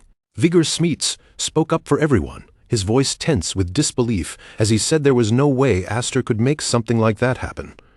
Aster slowly lowered his sword, letting just a little of the tension leave his stance, and answered honestly that he could not guarantee it, but he was confident. Still, Aster made it clear that confidence alone would not be enough. If they were going to pull this off, he needed everyone there to cooperate with him. After saying that, he immediately stepped forward and walked straight toward Girion. The moment Jerian saw Aster approaching him so directly, his body instinctively stiffened. After everything Aster had just done, the fear in Jerian's eyes was impossible to hide, even though he tried to hold himself together. But Aster did not raise his blade or launch another attack. Instead, he simply reached his hand out toward Girion and spoke in a calm voice, saying that before anything else, they should make up. That single gesture felt heavier than any strike Aster had thrown so far. For a brief moment, the battlefield that had been filled with hostility and threats fell into an uneasy silence, as if no one knew what direction things would take next. Then the situation changed completely. Before long, all the flags could be seen gathered together, combined and tied into one long line, neatly arranged across the camps in a way no one had expected to see. It was such an unusual sight that it almost looked out of place for an exam like this. Instead of separate teams fighting over territory, the flags now stood together as proof of a strange new alliance. When the examiner arrived and saw what they had done, His reaction came instantly. His face twisted with anger as he shouted, demanding to know what this was supposed to mean and whether they even knew how to raise a flag properly. In the middle of that tension, Aster stepped forward and answered in a calm, almost quiet voice. Aster explained that the condition for victory was occupying 2 or more camps. But since no one had ever said that only one team could raise its flag at a single camp, the 3 teams had decided to form an alliance and jointly occupy every camp together. His explanation was steady, clear, and completely logical. Even so, it was obvious from the examiner's expression that he was not ready to accept such an unexpected interpretation so easily. Instead, the examiner's anger only grew stronger. He snapped back, asking if Aster seriously expected him to pass every single one of them, and accused them of making a mockery of the exam itself. Standing nearby, Vigor Smeets could feel the pressure around them tighten almost immediately. His body stiffened as he muttered that he knew this would not work. Beside him, Girion also shook his head, unable to believe this kind of approach could ever succeed. Girion said of course it would not work, because there was no way such twisted logic would be accepted. Meanwhile, the examiner kept his focus fixed on Aster, his face hardening as he stepped closer and let his sharp voice cut through the air. The examiner asked if Aster would simply shake hands with the enemy and return if he had been ordered to attack and destroy enemy territory.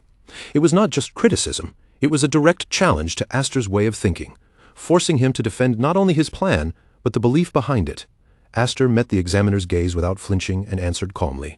Aster replied that if the enemy had more value alive than dead, then yes, that choice mattered. His answer only seemed to irritate the examiner even more. The man's expression hardened as he declared that a knight was the sword of the state and that Aster had no right to make that judgment. But Aster still did not back down. Instead of lowering his head, Aster stepped forward slightly and asked the examiner directly whether he intended to disqualify all of them. Then Aster pointed out that they had not actually broken any rules. If the examiner disqualified them anyway, would that not be his own ego overstepping the authority of an examiner? Those words landed with a different kind of force. For a moment, even the examiner seemed caught off guard, as if he had no immediate response. Aster did not let the silence stretch for long. He moved a little closer and added another point in a quieter, more deliberate tone. Aster said that besides, if everyone failed in this manner, he wondered whether the main family would really stay quiet about it. That one statement shifted the entire atmosphere. The tension in the air changed instantly. The examiner's expression was no longer filled with pure anger alone. Hesitation began to show through, and that hesitation was enough for everyone to notice. Soon after, the scene moved to a different area, where everyone had gathered and waited with growing unease.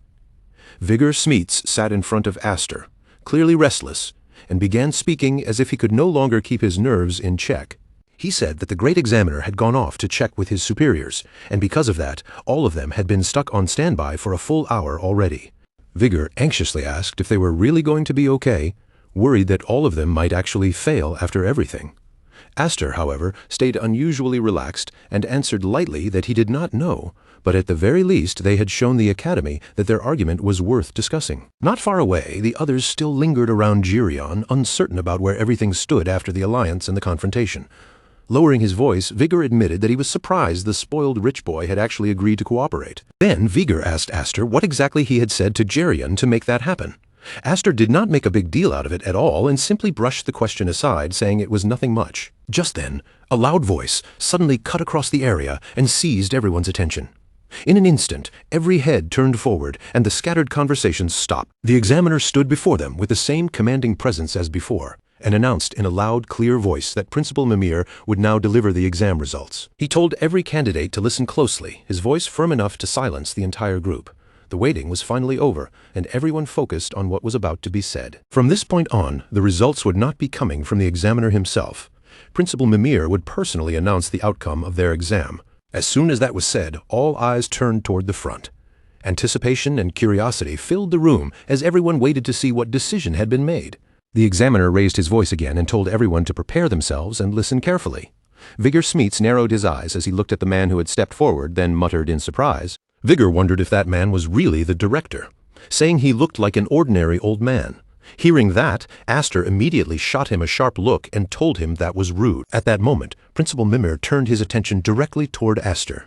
His gaze settled on him calmly, and he asked if he was Aster. The principal said that because of Aster, they had been forced to make a very difficult decision. Accepting such a large number of candidates all at once was completely unprecedented, and the idea of repeating the entire exam had even been discussed. However, with the support of the other principals, they had decided to accept Aster's argument. Aster's eyes widened slightly as he began to ask what that meant. Principal Mimir gave a faint smile before answering him plainly. Every single one of them had passed. He told them to keep doing their best from that point forward and prove that the decision had not been a mistake. For one brief moment, there was total silence, and then the entire place exploded with joy. Cheers, laughter, and relieved voices filled the air as the candidates celebrated their success. The long tension finally broke, replaced by the excitement of passing together. Principal Mimir added his congratulations on their admission, his voice carrying clearly over the rising excitement around him. Vigor Smeets looked completely overjoyed, his face lighting up with pure excitement as the reality of passing finally sank in. The principal then continued, formally welcoming them all to the Dorisiel Knights Academy. Soon after, the scene shifted to the new students gathered together in a resting area. Some were bathing, others were relaxing, and for the first time since the intense exam began, everyone finally had a chance to unwind. Vigor could not hold back his excitement at all. His voice rang out loudly as he exclaimed that he simply could not take it anymore. He said the food they served was incredible, and even the bathrooms were huge. To him, all of these luxuries were thanks to young Master Aster. As everyone's attention shifted toward Aster, he only looked at them quietly without making a fuss. Meanwhile, someone nearby spoke up in disbelief, saying they still could not believe they had actually made it in. Another person quickly added with enthusiasm that he would follow Master Christopher for life. Then Christopher, almost as if responding to all that praise, spoke firmly and told them not to think he believed this had all happened because of him. Vigor Smeets smirked at that and teased him right away, asking what he meant, as if the guy who lost to Aster had any reason to act important. Christopher immediately brushed his hair back with confidence and answered that he had not lost. In his mind, the fight had simply ended in a draw. Aster then cut in calmly, his tone steady but serious. He said that no matter how anyone looked at it, they had challenged the people of Elmheim directly, and even after doing something that reckless, they had still managed to become candidates this way. Aster paused for a moment, and everyone around him instinctively turned their attention in his direction. Then he continued, his voice carrying a quiet but unmistakable intensity, as if what came next mattered more than the celebration itself. Aster's voice carried a quiet but powerful force, as he declared that together they would become a massive stream strong enough to destroy Elmheim. The mood around everyone shifted the moment those words settled in, and without giving anyone time to doubt him, he continued saying that from this moment onward their rebellion had officially begun. As soon as those words left his mouth, Aster's thoughts began turning inward. His two older sisters had already graduated, but his sister Alphen was still here. Since she had entered the academy a year earlier than him, she should already understand how this place truly worked from the inside. Aster was sure that Alphen would become his ally. With that thought giving him a little more certainty, he steadied himself and looked ahead, knowing that starting tomorrow, training at the gentleman's school would finally begin. Before anything else, Aster knew he had to get used to life in this new place.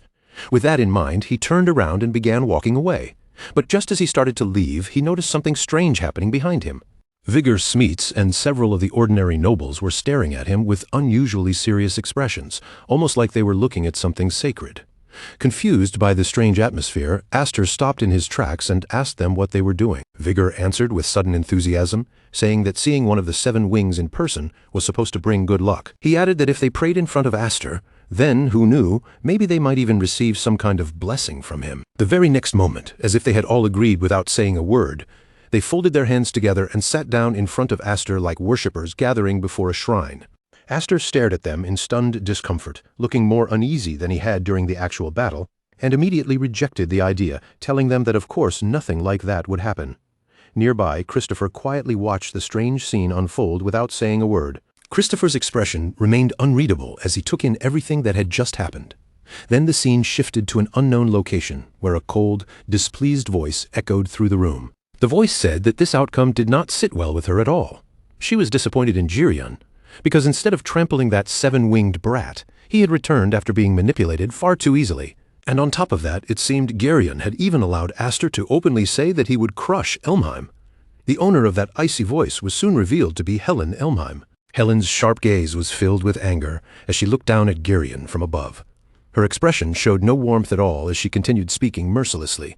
She asked if he was really saying that after receiving such an insult, he had simply stood there and watched.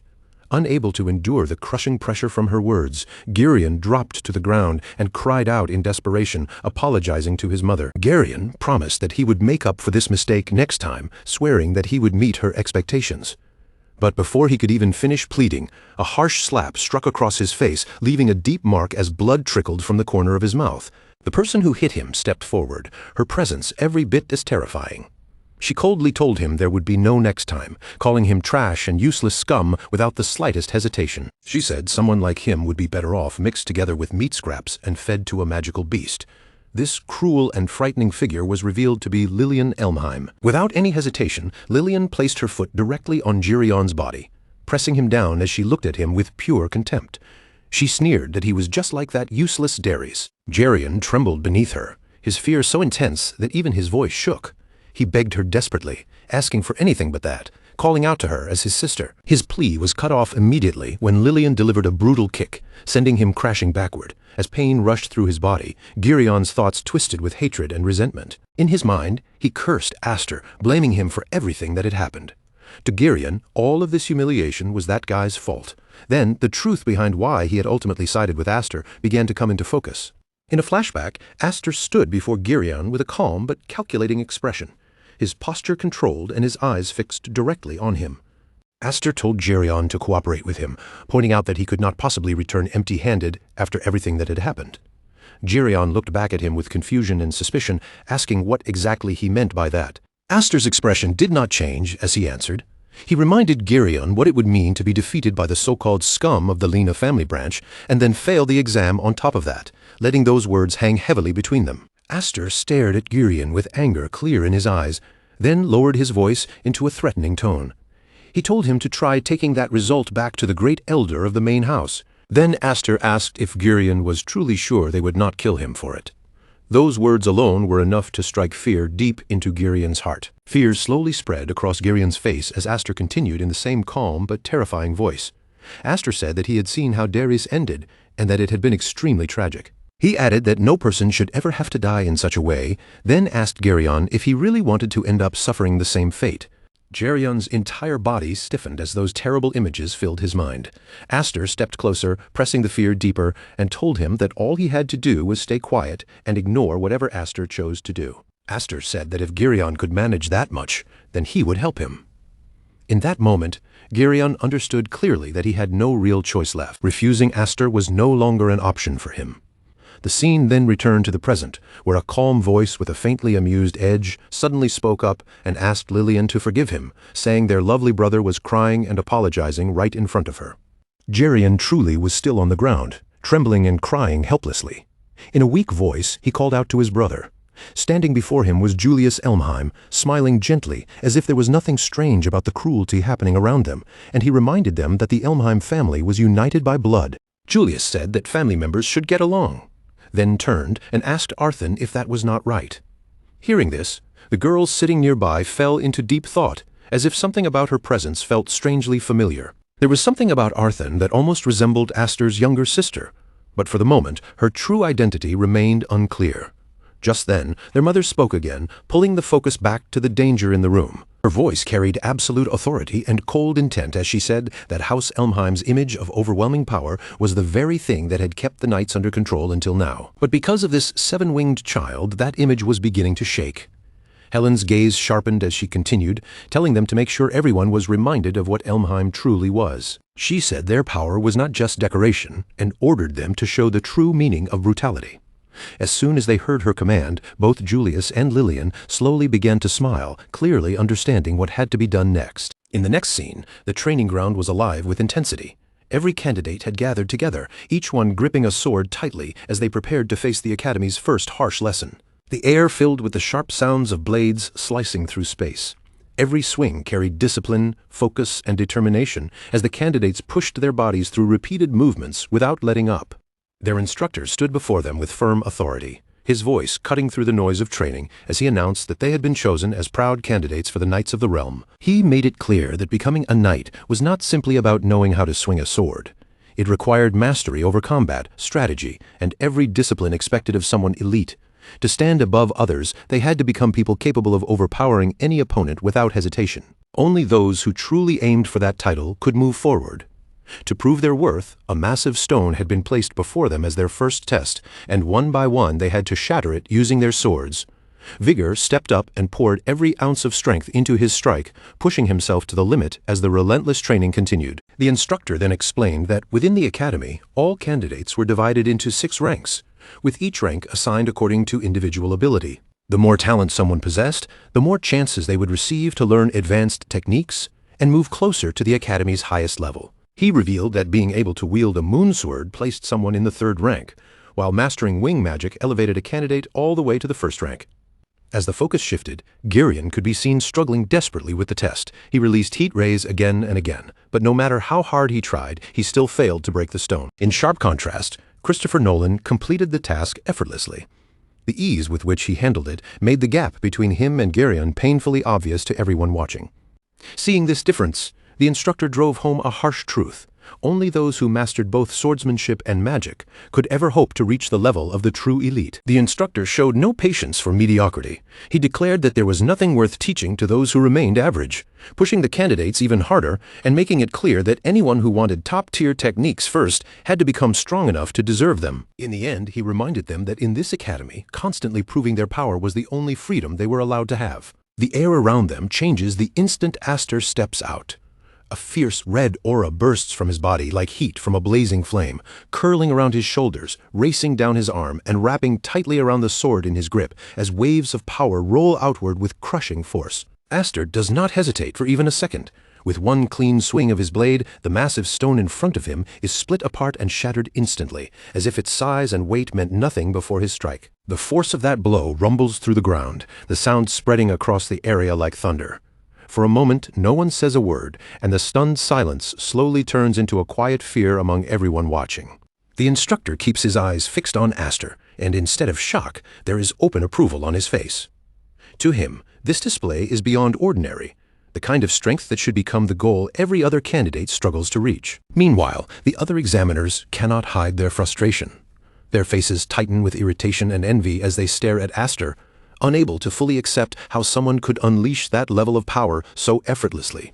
High above the testing ground, another instructor watches the scene unfold beside Mimir, his gaze narrowing slightly as he realizes exactly who Aster is. He recognizes Aster as the one who carries the 7-winged emblem, and after seeing him destroy a magical iron pillar, a target said to be equal to a golem, with such ease, he understands that Aster is not simply strong, he is an unmistakably rare talent. But even then, the instructor does not look completely satisfied. He warns that the true power hidden within the 7 wings reaches far beyond the strength Aster has revealed so far. If Aster grows comfortable with where he stands now, and mistakes his current strength for his limit, then one day he may be swallowed whole by the dragon lurking inside Academy Daedus. Later, Aster and Vigor walk side by side, moving away from the testing area while their conversation continues in a calmer but still serious tone. As they walk, Vigor thinks back on the ranking system with a heavy expression.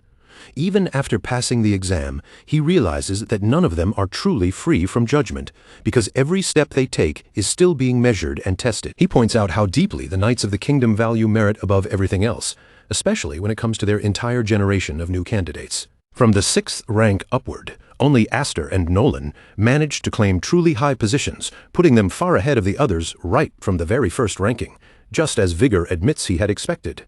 Aster listens without interrupting, a faint smile forming on his face as he quietly accepts how harsh and simple the system really is. In his mind, the truth is clear. Unless someone climbs high enough to reach at least the 2nd rank, they will never be allowed to become a Knight of the Kingdom. Because of that, Aster urges Vigor to keep moving forward and close the distance between them. Vigor lets out a tired sigh, clearly impressed by Aster's attitude, then jokingly calls him boss, his voice carrying both admiration and a playful kind of confidence. Aster reacts at once, his expression twisting with annoyance as he questions why Vigor would suddenly call him that. But Vigor does not retreat or act embarrassed at all. Instead, Vigor leans closer and reminds Aster of the bold words he once said, the declaration that he would destroy Elmheim. Those words did not vanish after being spoken, and the people who heard them still remember. They placed their hopes on Aster because they saw him as someone who might finally change the miserable reality surrounding them. For that reason, Vigor insists that Aster has to carry himself like a real leader, placing a firm hand on his shoulder as he speaks. With a grin, Vigor suggests that the two of them should bring Elmheim down together. His words sound light on the surface, but beneath them is real loyalty and determination, making it clear that Aster does not have to walk this road alone. Aster answers with a small but steady smile, and in that quiet expression, he accepts the heavy expectations that have now been placed on his shoulders. He understands that if this is truly the path waiting for him, then staying as he is will never be enough. He has to become stronger. Far stronger than he is now. The goal of destroying Elmheim becomes sharper in Aster's mind, no longer just a reckless statement from the past, and with that clarity, his resolve hardens even more. But right when the tension between them reaches its most serious point, the moment is suddenly ruined by a completely unexpected sound, Vigor's stomach growling loudly. All that heavy determination disappears in an instant. Vigor looks embarrassed, but does not bother pretending otherwise, admitting honestly that before they do anything else, they need to get something to eat. He complains that he will not make it through the afternoon training session on an empty stomach. And just like that, their urgent talk of ambition shifts into something much simpler, warmer, and completely human. As they continue ahead, however, Vigor suddenly notices something strange. A large crowd of examiners has gathered outside one specific room, standing close together in a tense, uneasy cluster. Curiosity pulls Vigor closer, and he asks what is happening, wondering if the room has already filled up. The examiners react the moment they see Aster, calling out his name with urgent voices that carry a strange anticipation, as though something serious has been waiting for him. Someone remarks that Aster has finally arrived, and the atmosphere grows heavier the instant Elmheim is mentioned again. Yet, inside the room, the tension clashes with an almost absurd sight. Someone is sitting there casually eating bread, completely unfazed by the mood around him. The person notices Aster and calmly says that, since he took so long, they decided to start without him. Then the word brother slips into the conversation, and everything becomes painfully clear.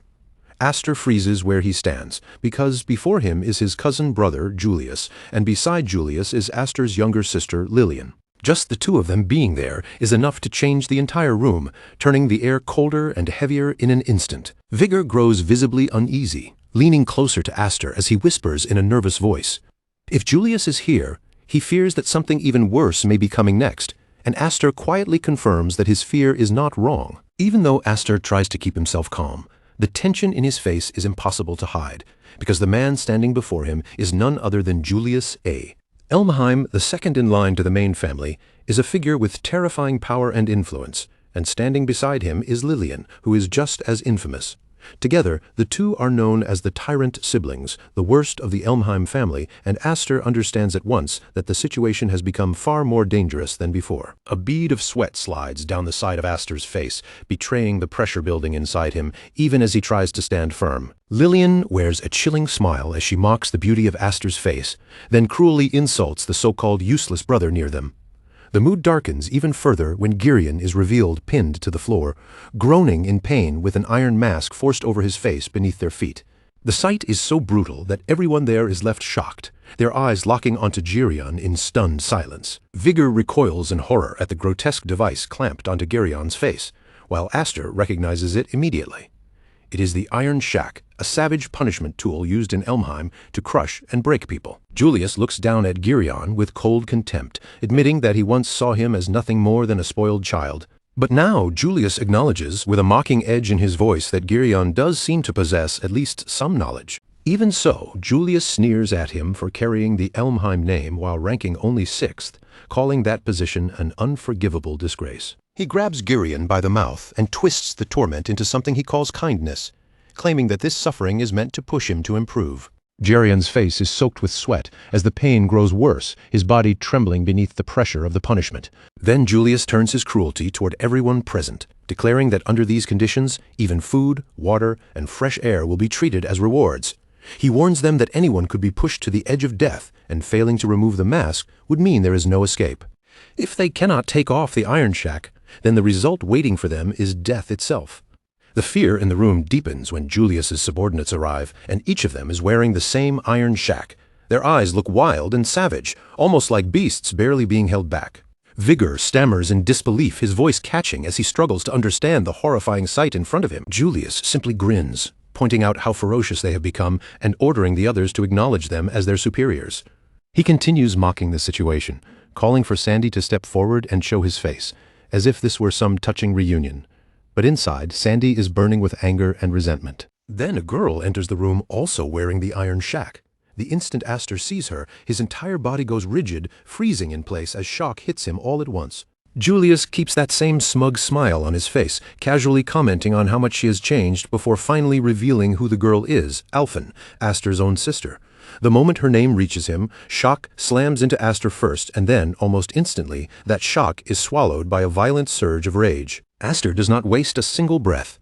His hand moves straight to his sword, and in one sharp motion he draws the blade, the steel flashing as his anger breaks past restraint. His emotions take over completely, burning through his expression as he faces them. Even through her own suffering, Alphen looks at him with clear worry in her eyes, while Julius stands there completely relaxed, as if none of Aster's fury can touch him. With a calm expression that almost looks amused, Julius slowly places several iron shacks in front of them, letting the cruel tools sit there in plain sight like a warning. Then he makes it clear that there are more than enough of those masks prepared for everyone in the room. Julius treats the whole nightmare like some twisted welcoming ceremony, telling them to relax even as the cruelty right in front of them grows more unbearable by the second. Lillian stands beside him with the same sinister smile, her expression matching Julius perfectly as the pressure around them keeps spreading. Everyone else remains rooted in place, too shocked and terrified to move, overwhelmed by the horrifying reality that has suddenly appeared right before their eyes. At Julius's command, his men move instantly. They spread out around Aster and his teammates from every side, tightening the circle until every possible path of escape is cut off. The air turns suffocating with fear as the first-year students from Iron Guild realize they are trapped in the center of a force far beyond what they expected. All around them, the enemies slowly close the distance, while Julius remains farther back with a wide, satisfied grin on his face. Laughing like victory already belongs to him, he raises his voice and orders his subordinates to capture every last one of them. He reminds his men that these are only first-year students from Iron Guild, then promises a generous reward to whoever performs well. With complete confidence, Julius tells them to put the masks on their captives and drag them before him, and the moment his order falls, his men launch their attack all at once. Vigor barely has enough time to react when a sword comes crashing down toward him. He throws up his own blade just in time to block it, but the heavy impact still forces him backward, and as he regains his footing, he immediately understands how dangerous this fight has become. These attackers are senior students from Gesto, warriors operating on a completely different level from them. Everywhere Vigor looks, his allies are being pushed back, and Nolan, unable to fully keep pace with the sudden assault, is forced to fight desperately against several opponents at once. Even Nolan starts getting overwhelmed by their strength. It becomes painfully obvious that most of Julius's men are level 4 or higher, and that difference in power hits hard. At the same time, Vigor's thoughts turn bitter, because he had always imagined a day when he might stand against the Elmheim family. But he never imagined it would happen like this, through a sudden ambush where the gap in strength is so crushing that the entire situation feels almost hopeless. When Vigor looks around at his exhausted companions, the truth becomes impossible to ignore. If this keeps going, every one of them will be captured and forced to wear those same horrifying masks. With worry rising in his chest, Vigor instinctively turns his eyes toward Aster, silently hoping he will do something before everything collapses. At that same moment, several enemies rush straight at Aster together, trying to crush him beneath their numbers. But Aster is nothing like the others. His face remains calm and unreadable as he steps forward, swings his sword just once, and in that single clean strike, every attacker surrounding him is blasted away and knocked unconscious on the spot. For a brief moment, the entire battlefield seems to stop breathing. After showing that overwhelming strength, Aster slowly lifts his gaze and takes in everything happening around him with cold, careful eyes. Then Aster turns that icy stare directly toward Julius and demands to know what he is trying to do. Julius only smiles even wider, looking almost entertained by Aster's anger. Calling him his cousin, Julius tells Aster not to glare at him so fiercely. Then casually claims that everything happening here is simply his own way of showing kindness. In Julius's eyes, most of the people around them have no real talent and are only alive because of his mercy. He mocks them as worthless individuals who are merely pleased to call themselves cadets, insisting that if the weak at the bottom remain useless, then even those standing above them lose their value. Because Julius sees himself as someone meant to rule from the very top, he refuses to tolerate that kind of mediocrity anywhere around him. That is why he decided to take control with his own hands, following what he proudly calls the Elmheim way. Julius keeps speaking with that arrogant grin, but before he can continue any further, Aster cuts him off. Aster makes it clear that he never asked for an explanation in the first place. Julius blinks for a brief second, caught off guard by the interruption, and in that instant, Aster's expression sharpens with fierce determination. Mana bursts violently from Aster's body, and his sword is instantly swallowed in a blazing red aura that burns around the blade like living flame. Without the slightest hesitation, Aster charges straight toward Julius, shouting at him to remove the filthy pink substance covering his sister's mouth. But right before his attack can land, something completely unexpected happens. Alfin suddenly moves between them and blocks Aster's strike herself, and the sight makes Aster freeze in place. Behind her, Julius keeps smiling shamelessly as he tells Aster not to hold a grudge. He claims that Alfin is standing at his side by her own choice, and then, with a mocking calmness, suggests that Aster ask her directly if he does not believe him. From the side, Lillian laughs and teasingly calls Aster cruel, clearly enjoying the confusion and pain spreading across his face. In that moment, countless thoughts rush through Aster's mind. He realizes he has not heard from his sister in a long time, and that silence suddenly feels heavier than ever. Their mother had been deeply worried about Alfin all this time, and now that Aster is finally standing before her again, he understands that something terrible must have been happening in the shadows all along. Without exchanging another word, Aster and Alfin charge toward each other at full speed. Their swords collide with a violent crash, and bright sparks scatter in every direction from the force of the impact. As their blades remain locked together, Aster tries to reach her through the chaos. He admits that he does not fully understand what happened to her, but insists there is no reason for her to keep following someone like Julius. Alfin leans in closer during the clash and whispers quietly that from now on, she will be the one to save him. Those words hit Aster so hard that he is left completely stunned. Shock flashes across Aster's face, and he instinctively steps backward to put distance between them. But before that moment can settle, Nolan and the others rush in from behind to back him up. Furious at what they see as hesitation, they launch themselves at Alfin, demanding to know why they are wasting precious time in the middle of such a dangerous situation. At the same time, Nolan shifts his attention away from Alfin and fixes his focus directly on Julius. Pointing his sword straight at Julius, Nolan declares that he will handle him personally. He tears into Julius with harsh words, saying that his behavior is even more disgraceful than his younger brother's, and that someone like him has no right to call himself a gentleman. As mana surges around Nolan, he demands that Julius draw his sword and face him properly under the pride of the Elmheim style, swearing that he will carve that arrogance directly into Julius's body. Julius, however, does not lose his composure for even a second. He stares at Nolan with pure arrogance, as if the threat means absolutely nothing, and when Nolan charges forward with everything he has, Julius casually catches the incoming sword with his bare hand. For an instant, the battlefield falls completely silent. Julius then asks whether simply working harder than others with a sword is enough to make someone a great knight, and Nolan can barely process the insult being thrown at him. Then Julius's expression turns cold.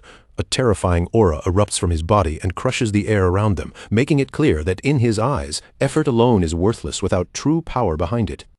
Julius tightens his grip around Nolan's sword and twists it violently, bending the moment into his control with brutal ease. A surge of energy races through the blade and strikes Nolan directly in the hand. His eyes widen in shock as he realizes what is flowing through the weapon: magic, and more specifically, fire magic. Julius smirks with absolute confidence and declares that only the strongest are worthy of the right to rule over others. In the very next second, Julius drives a brutal kick into Nolan's body, sending him flying across the battlefield before he crashes heavily onto the ground. Vigor immediately rushes toward him in panic.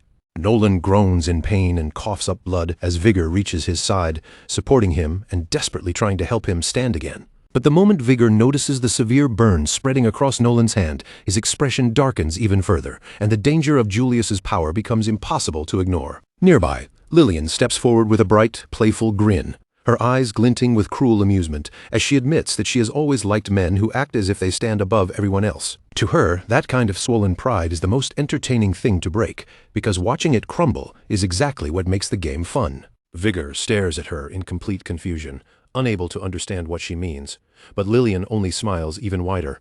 She tells him that she will personally educate him in her own special way, then casually dismisses the bearded man beside him as someone who is completely useless to her. As Julius watches everything unfold, his grin returns once again.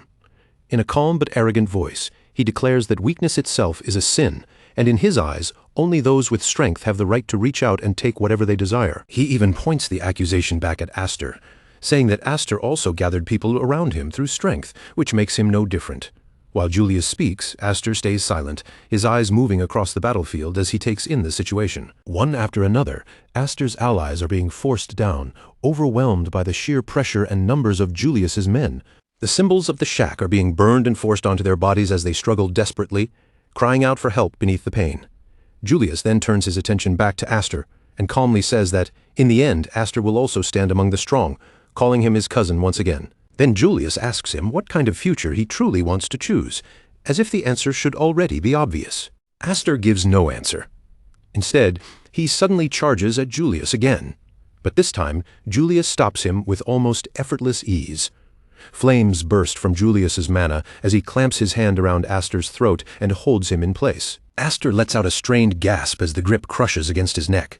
While Vigor and the others can only watch from the side, helpless panic spreading across their faces, Julius mocks him without mercy, asking if this disappointing level of strength is really supposed to be the legendary power of the Seven Wings. He admits that he expected something far more impressive from Aster, even as Aster struggles to breathe in his grasp. But Aster, even weakened, still forces out a response. He tells Julius that stopping him once is not enough reason to get so excited. The instant those words leave Aster's mouth, Julius's expression shifts. A flicker of alarm crosses his face as he realizes something is wrong. Aster is not simply resisting him. He is absorbing his power. Julius recognizes the technique at once. It is rotation. Aster is pulling Julius's fire mana directly into himself, taking that power in before Julius can properly react. And in the next instant, Aster moves with explosive force. He strikes Julius head-on, the blow landing with enough force to send him flying backward across the battlefield before he crashes violently into the ground. For a brief second, silence spreads over everyone watching. Aster slowly lowers his arm, his posture steady as he turns his gaze toward Julius on the ground. His stare is cold and completely emotionless. And then he calmly says that Julius had been talking so much earlier that he had not properly listened to all of it. Aster then asks Julius to repeat himself, especially the part about the weak staying silent. The moment those chilling words leave his mouth, the entire atmosphere around the battlefield changes. Julius slowly pushes himself up from the ground, rage burning across his face as fury begins to consume him. For the first time since the fight began, the balance between them feels like it has started to shift. Watching it all happen right in front of him, Vigor Smith speaks in complete disbelief, barely able to process what he has just seen. It is incredible. Everyone present is staring at the scene in shock, while Aster remains standing calmly in the same place as if nothing about his own power surprises him. Across from him, Julius slowly gets back to his feet after being blasted away. As he rises, he brushes the dust from his clothes and grins, saying that Aster launched him in a truly spectacular way. Then Julius glances down at himself and asks what he is supposed to do if his precious wing emblem ends up damaged. Seeing Julius stand there almost unharmed, Vigor looks completely stunned, his eyes widening as the reality sinks in. He mutters in disbelief that the attack did not even scratch Julius. Nearby, Lillian begins to smile, clearly entertained, before speaking in a mocking tone. She calls out to her brother and tells him he looks pathetic after provoking Aster so much. Then she teases him even further, asking if he is seriously going to lose after making such a big show of himself. Julius immediately answers with a smile still on his face, telling Lily not to say it like that, because even someone like him can get hurt. But the air around him begins to change. That playful look slowly twists into anger, and an intense pressure starts pouring from Julius's body, spreading through the room like heat before a firestorm. With his eyes locked directly on Aster, Julius shouts in fury, demanding how Aster dared to call him weak. He says he was only playing along until now, and Aster has already started acting like he is something special. Then Julius declares that this little children's game is over and tells Aster to be ready to die. The moment he says it, an overwhelming wave of energy erupts from both of them. Julius releases a terrifying amount of blazing flame energy, and it wraps around his entire body until the air itself seems to burn hotter. He tightens his grip on his sword and points the blade forward, fully prepared to strike. On the other side, Aster calmly takes hold of his own sword and settles into his stance without backing away for even a second. Staring straight at Julius, he coldly tells him not to overthink it and to come at him now. At that moment, the two warriors face each other with deadly intent flooding the battlefield, both ready for a clash that could decide everything. But just as the tension is about to explode, a sudden voice rings out through the area. "No, stop, both of you." A man steps forward into the open, and the instant he appears, every eye in the room is drawn toward him. The moment Aster sees his face, surprise flashes through him, and he asks if the man standing there is Count Maze. Maze does not bother answering Aster directly. Instead, he calmly looks around at the wrecked surroundings inside the cafeteria and lets out a relaxed, almost amused remark. He notes that they have made quite a mess and questions what they think this cafeteria is supposed to be. His tone stays smooth, but there is a sharp edge hidden beneath it as he adds that if they are going to spread as many rumors as they want, then as a member of the council, he cannot simply stand by and watch. The moment Maze appears, everyone stops fighting at once, and even the overwhelming pressure in the air seems to ease for a moment. Julius, however, looks deeply irritated. Staring at Maze with visible anger, he coldly tells him to leave, saying this is no place for a sixth-generation lackey to interfere. Hearing the insult, Maze does not look offended at all. He simply smiles calmly and tells the young master not to say such things, reminding Julius that he is one of the Academy's top students and even a nominee for best student. Maze then points out that if someone like Julius openly displays such overwhelming power against a lower-ranked student, it will not leave a very good impression on others. As he speaks, he slowly walks closer to Julius without showing even the slightest trace of fear. Within moments, Maze reaches the tip of Julius's sword and lightly touches it with his hand, his voice still calm as he tells Julius to put the weapon away. At that moment, everyone notices something unbelievable. The flames around Julius are terrifyingly intense, strong enough to burn Nolan's body earlier. Yet Maze stands there completely unaffected. The scorching fire does not leave even the faintest mark on him. Julius looks shocked for a brief instant and tries to speak, but the words seem to catch in his throat. Seeing that reaction, Maze gives him a faint mocking smile and adds that because of him, the entire atmosphere has been completely ruined. Julius slowly lowers his sword, his irritation still clear in his voice, as he says there is no other choice and that he will calm things down for now. Then he snaps at the others, calling them damn rats and ordering them to move. With that, the welcome party comes to an end, and Maze begins leading the new students away from the area. But just as everyone starts to leave, Aster suddenly shouts for them to wait, saying he is not finished talking yet. Maze calmly places a hand on Aster's shoulder and answers in a quiet voice, apologizing as he tells Aster that this time he needs him to do him a favor. After that, Aster can do nothing but stand in place, his body stiff and his eyes fixed ahead as everyone begins walking away from him one by one. He tries to stop his sister from leaving too, calling out to her with all the desperation he has been holding back. But Alphen does not stop for him either. For one brief moment, she turns her head and looks back at Aster one last time. But even with his gaze locked on her, she eventually faces forward again and continues walking away with the others. As the noise fades and silence slowly settles over the area, Aster's eyes drop toward the strange mask lying on the ground in front of him. It is the same kind of mask that had just been forced onto the others, the same cruel object used to bind them and drag them away. Staring down at it, Aster quietly murmurs in his heart, unable to push the thought away, Sister Alphen. Later, in another location, Vigor Smeets speaks with frustration boiling in his voice, anger written clearly across his face. He curses under his breath, saying Julius is nothing less than a complete monster. Nolan has already been defeated, and on top of that, several of their comrades have been captured. Those strange masks were forced onto them before they were taken away. After letting out his anger, Vigor turns his eyes toward Aster and asks what they are supposed to do now, calling him boss. But Aster does not answer Vigor's question. Instead, his gaze shifts straight to Maze, and with a cold edge in his voice, he asks why Count Maze stopped him. Before Maze can answer, their guardian quickly steps in, cutting Aster off with a strict warning in his tone. He tells Aster that speaking like that is disrespectful toward the Count who stepped in to help them. But Maze simply smiles and calmly raises one hand, stopping the scolding before it goes any further. Maze tells him to relax, saying gently that it is fine, and adds that this is simply the kind of person Aster is. Then Maze turns his attention back to Aster with a faint smile and says that the two of them are close, aren't they? The moment Aster hears that, he falls silent, as old memories begin rising in his mind. 4 years ago, when Aster was summoned to the main house, Maze had been the only one among all the noble knights under Elmheim's command who ever stood on his side. Even though Maze helped him back then, and even saved him during that moment, Aster still cannot bring himself to fully trust him. Deep down, he cannot tell whether Count Maze is truly an ally or an enemy hiding behind that calm smile. As silence fills the room again, Aster quietly stares at Maze, unable to read what is really going on behind the Count's eyes or what thoughts he is keeping hidden. Aster wonders to himself what Maze could be thinking right now. At that moment, Vigor Smeets can no longer hold back his frustration. and he looks straight at Maze before angrily asking if he is not a council member. He demands to know whether this kind of tyranny is truly allowed, even when the enemy involved is Elmheim. But Maze stays completely calm, showing no sign of being shaken by the accusation. Without changing his expression, Maze answers plainly that he will say it clearly.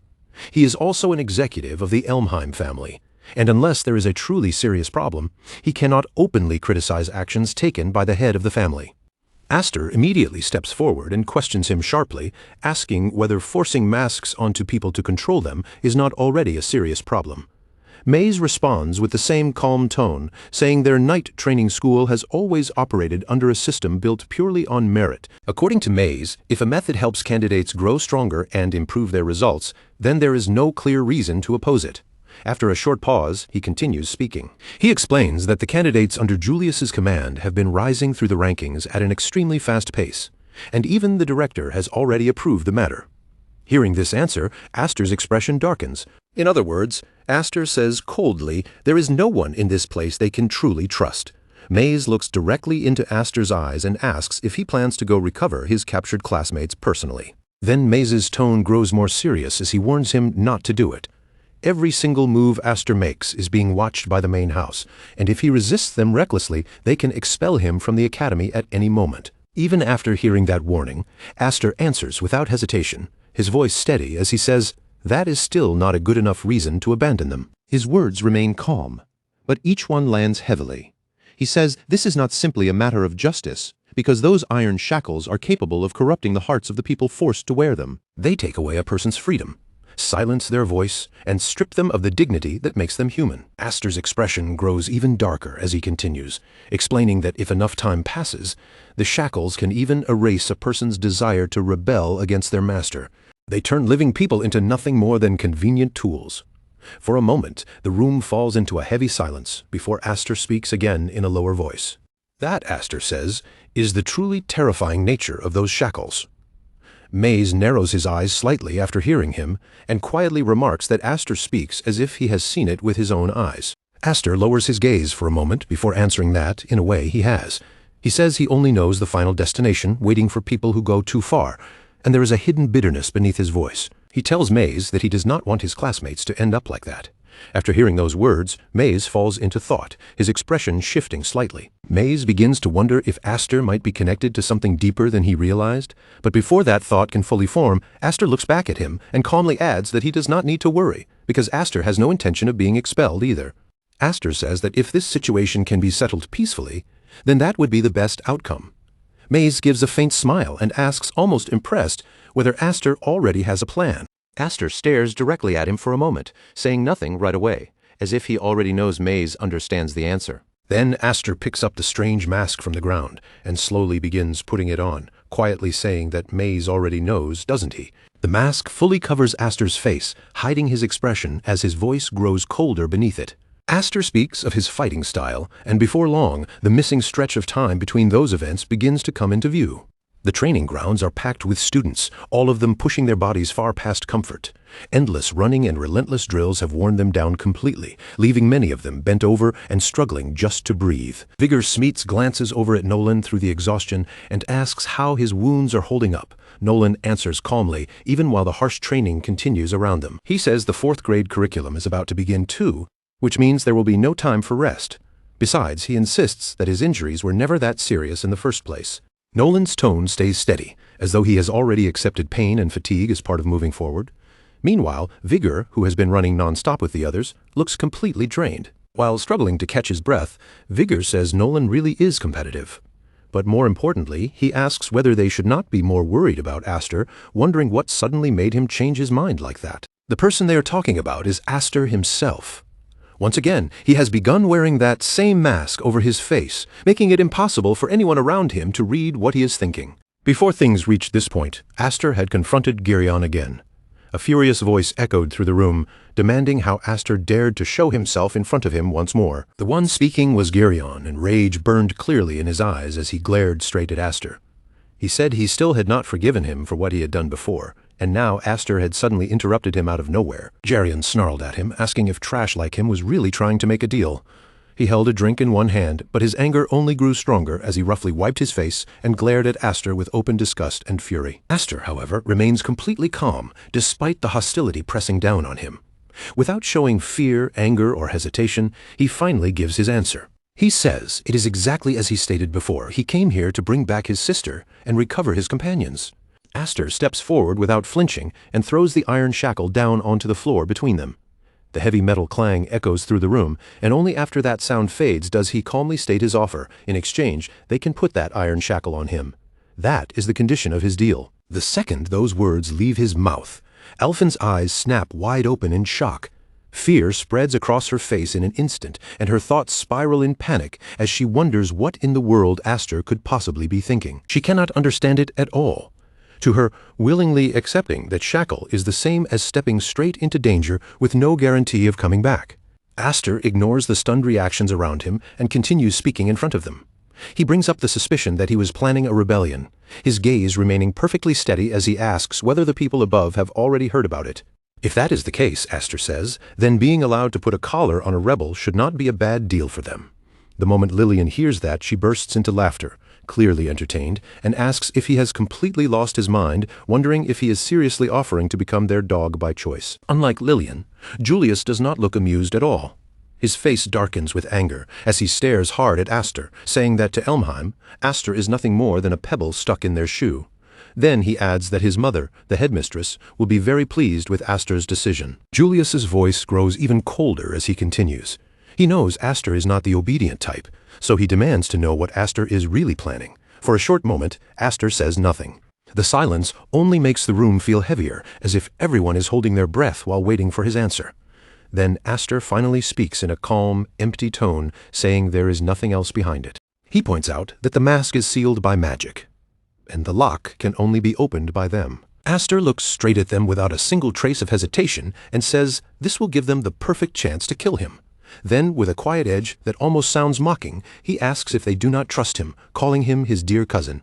The instant Girion hears those final words, the pressure in the room erupts. Rage surges through him so violently that he starts releasing his power once again. Flames burst around Girion in fierce waves, pouring out with such terrifying heat that even the glass bottle he had been drinking from begins to soften and melt in his hand. His face twists with fury, and murderous intent fills the air around him. In his mind, only one thought keeps repeating, this bastard.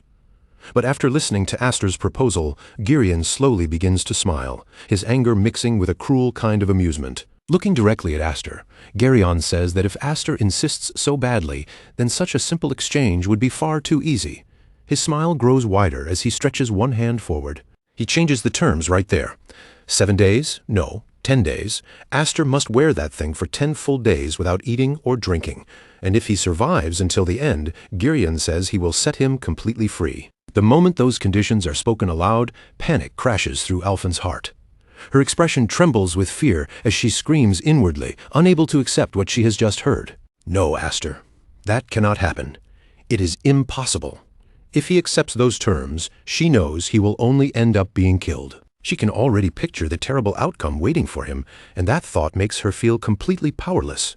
But Aster remains perfectly calm, even with several swords already aimed close around his neck. Without showing the slightest fear, Aster simply accepts the deal. As his words settle over the room, his thoughts continue quietly inside his own mind. Aster knows better than anyone that iron shackles corrupt the heart. After being raised inside Elmheim for so long as nothing more than a tool, he understands that cruelty more deeply than anyone, and he hates it from the bottom of his soul. Then his eyes slowly move toward Alphen, his older sister. The Alphen he remembers has always been energetic, proud, and full of spirit. But even someone like her, strong as she is, has a vulnerable side buried deep inside. She was always the kind of powerful older sister who refused to let anyone see her weakness. But now Aster's expression darkens because she can no longer even stand against these filthy scum.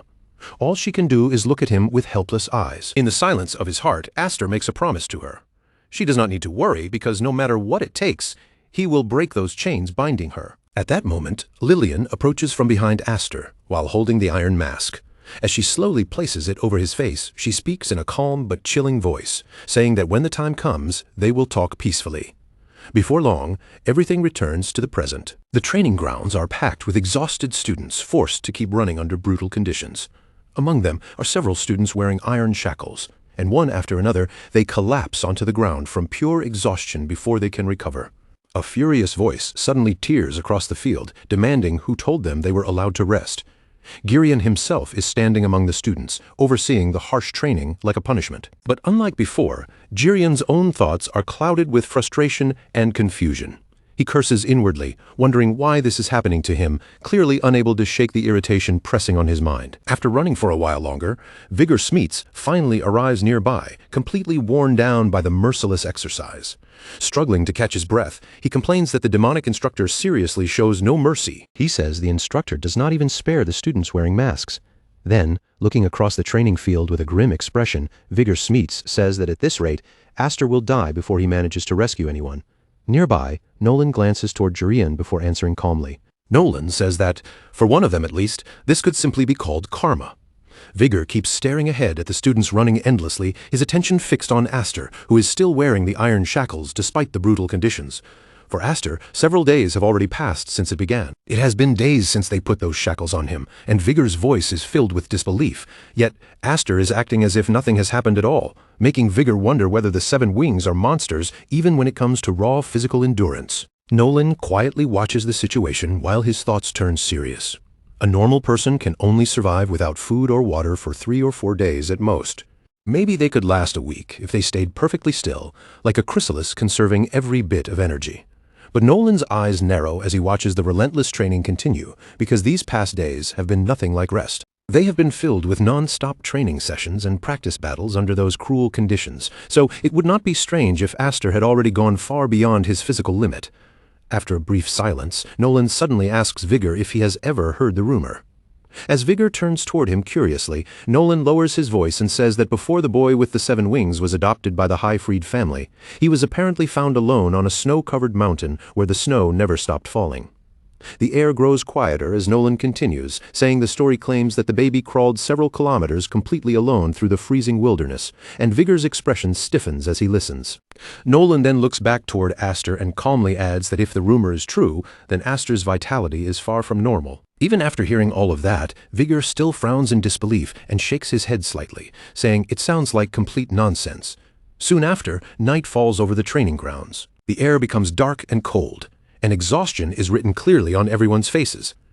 Lillian slowly walks forward, her voice dripping with mockery as she announces that it is time for the sewer rats to eat. As she lowers her finger, the shackles and masks restraining the prisoners partially unlock, finally allowing them just enough freedom to eat. One man sits on the ground looking completely broken, staring blankly at the tiny portion placed in front of him as if he can barely believe it. With a trembling voice, he mutters that all he has been given is a piece of cheese and a glass of water. Then his despair deepens as he asks if it is really just this again. His breathing grows heavier, and the hopelessness on his face becomes impossible to hide as he says he cannot take it anymore. He says that if this continues, he is going to die.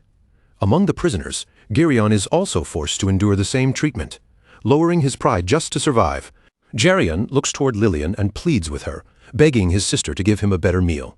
But the moment those words leave his mouth, Lillian kicks away the food near him without the slightest hesitation. Looking down at him with cold amusement, she says that if he does not want it, that is perfectly fine, and that he should have said so earlier. Then her voice becomes even sharper as she tells him that wasting food is a terrible habit, especially for someone like him. She points out that unlike him, Aster is a child who has survived through far harsher things. Just then, another voice interrupts from nearby while calmly eating, saying that her little brother is quite brave and asking if she is not going to cheer him on. The one speaking is Julius. His eyes remain fixed on Alphen as he continues speaking with no trace of sympathy in his voice. Julius says that he supposes she does not even have the right to say anything to Aster anymore, because after all, it is her fault he ended up like this. Those words strike Alphen hard, filling her with intense anger and crushing guilt at the same time. Her fists tighten as emotions churn wildly inside her, and in her mind, one desperate question keeps repeating, what is she supposed to do now? No matter how desperately she searched through her own thoughts, turning the situation over again and again in her mind, she still couldn't find even the slightest answer. Meanwhile, in another part of the area, Julius kept eating in silence, but his eyes never truly relaxed. Every now and then his sharp gaze drifted toward Aster, and the irritation on his face only grew stronger. What the hell is happening here? Julius wondered, his brows slowly tightening. He had been convinced that Aster must be hiding some clever plan to slip out of this situation, but after watching him closely for several days, Julius only found himself becoming more confused. And yet, from the way Aster carried himself, there was no sign that he intended to surrender. Julius stared at him with narrowed eyes, almost amused. "So you really mean to last the full 10 days?" As that thought crossed his mind, a faint smile gradually curved across his lips. Well, either way, it doesn't really matter. If Aster truly intended to keep pushing forward like that, then Julius was more than willing to watch and see exactly how long that stubborn pride could hold out. Until that moment came, Aster would simply become another source of amusement for him.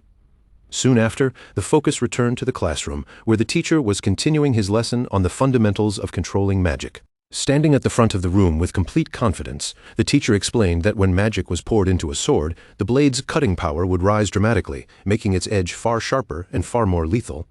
But if that same magic was infused into the body instead, it could wrap around the user like protective armor, shielding them from incoming attacks. The teacher paused for a moment and slowly swept his gaze across the classroom, making sure every student was paying attention before he continued in a calm, measured, but unmistakably serious tone. When examined properly, magic was not something with only one fixed purpose. Its greatest strength was flexibility. Depending on the will of the person controlling it, and how refined their skill truly was, magic could change its role and become almost anything. The students sat quietly, listening closely as the teacher continued giving examples. Magic could become a pair of powerful legs that let someone run faster than a horse, or it could become a sharpened set of eyes, allowing the user to sense enemies long before they got close. For anyone who truly understood how to use it, the possibilities were practically endless. And while the lesson continued, Aster sat silently in his seat, his face calm and unreadable, as if nothing around him could disturb him. But the instant Aster sensed movement nearby, his instincts reacted with terrifying sharpness. In his mind, he coldly sneered, "Idiot, your position is completely exposed." Using the very knowledge the teacher had just explained, Aster immediately realized that 2 students were secretly preparing to strike him from behind. Before those 2 students could properly launch their attack, Aster moved first. Without the slightest hesitation, he activated his energy, giving them no chance to catch him off guard. In the very next instant, a huge tornado burst to life around Aster's body. The violent wind erupted with crushing force, shaking the surrounding area as if the air itself had suddenly turned hostile. As the storm twisted fiercely around him, Aster remained completely composed and declared that magic could be like a hidden ace, a final card capable of overturning the entire flow of battle. The sheer scale and pressure of the tornado immediately froze the 2 students with fear. Their faces drained of color as the roaring winds screamed around them. The storm spun so violently that even taking a single step toward Aster became almost impossible. Before they could understand what was happening, Aster suddenly launched himself forward at incredible speed. To the 2 students, it looked as though he had vanished completely from their sight, and they frantically searched the area, trying to find where he had gone. But in the very next moment, Aster appeared high above them in midair.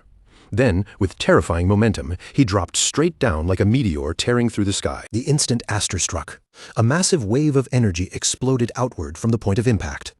The shockwave blasted through the entire area, spreading destructive force in every direction. That single impact was enough to completely overwhelm both students. Their bodies were battered by the devastating attack, and their condition worsened in an instant. Immediately afterward, the focus returned to the teacher once more as he continued the lesson without pause. In a firm and serious voice, he announced that during 4th-level training, every student would be forced to learn magic that was far more specialized than before. "Control," the teacher continued, his voice cold and disciplined, making the atmosphere in the training area feel even heavier. Then he firmly declared that the use of swords during training was strictly forbidden, his eyes moving across every student present. For those who carried the winged emblem, this rule was absolute. Learning how to kill without relying on a sword was not optional for them. It was an essential skill, and that was exactly what the teacher intended to make them master in this class. His words landed with a heavy pressure, proving that this training had already gone far beyond ordinary combat practice. This was no longer just about swinging weapons in battle. It was about turning the body, mana, and control itself into deadly instruments that could decide whether someone lived or died. The focus then moved to Aster, whose energy was slowly fading as exhaustion gnawed away at him bit by bit. Even standing steady had become difficult, but he continued enduring the brutal training in silence. As Aster struggled to stay conscious, his thoughts quietly surfaced in his mind. It was already the 7th day of life in Iron Lead, and several days had passed since the 4th grade training had begun. Slowly, Aster lowered his body and sank heavily onto the ground. His breathing had grown rough and obvious, but even in that weakened state, his mind refused to drift away from the goal in front of him. He had become fairly accustomed to Monarch control training in real combat mode. Only 3 days remained until the day Julius had promised, and if Aster could endure until then, his sister and his comrades would finally be released. But even with that hope keeping him moving, frustration continued to swell inside his chest. After a short silence, Aster clenched his fist, forcing his thoughts forward. Staying this passive was useless. At this rate, simply enduring would never be enough.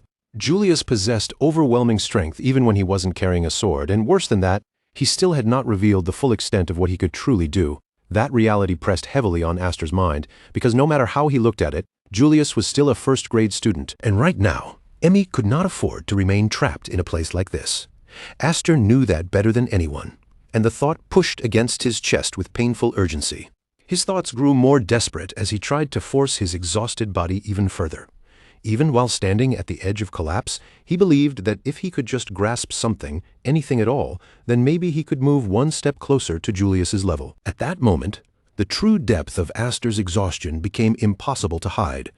His legs were so weak that he had to lean against a nearby tree just to keep himself upright. His whole body trembled from fatigue, and even keeping his eyes open had become a struggle. A few moments later, the world in front of him began to blur. His vision warped more and more until the shapes around him were barely clear anymore. Then, with no strength left to hold himself up, Aster's consciousness suddenly slipped away. His body lurched forward and fell heavily toward the ground.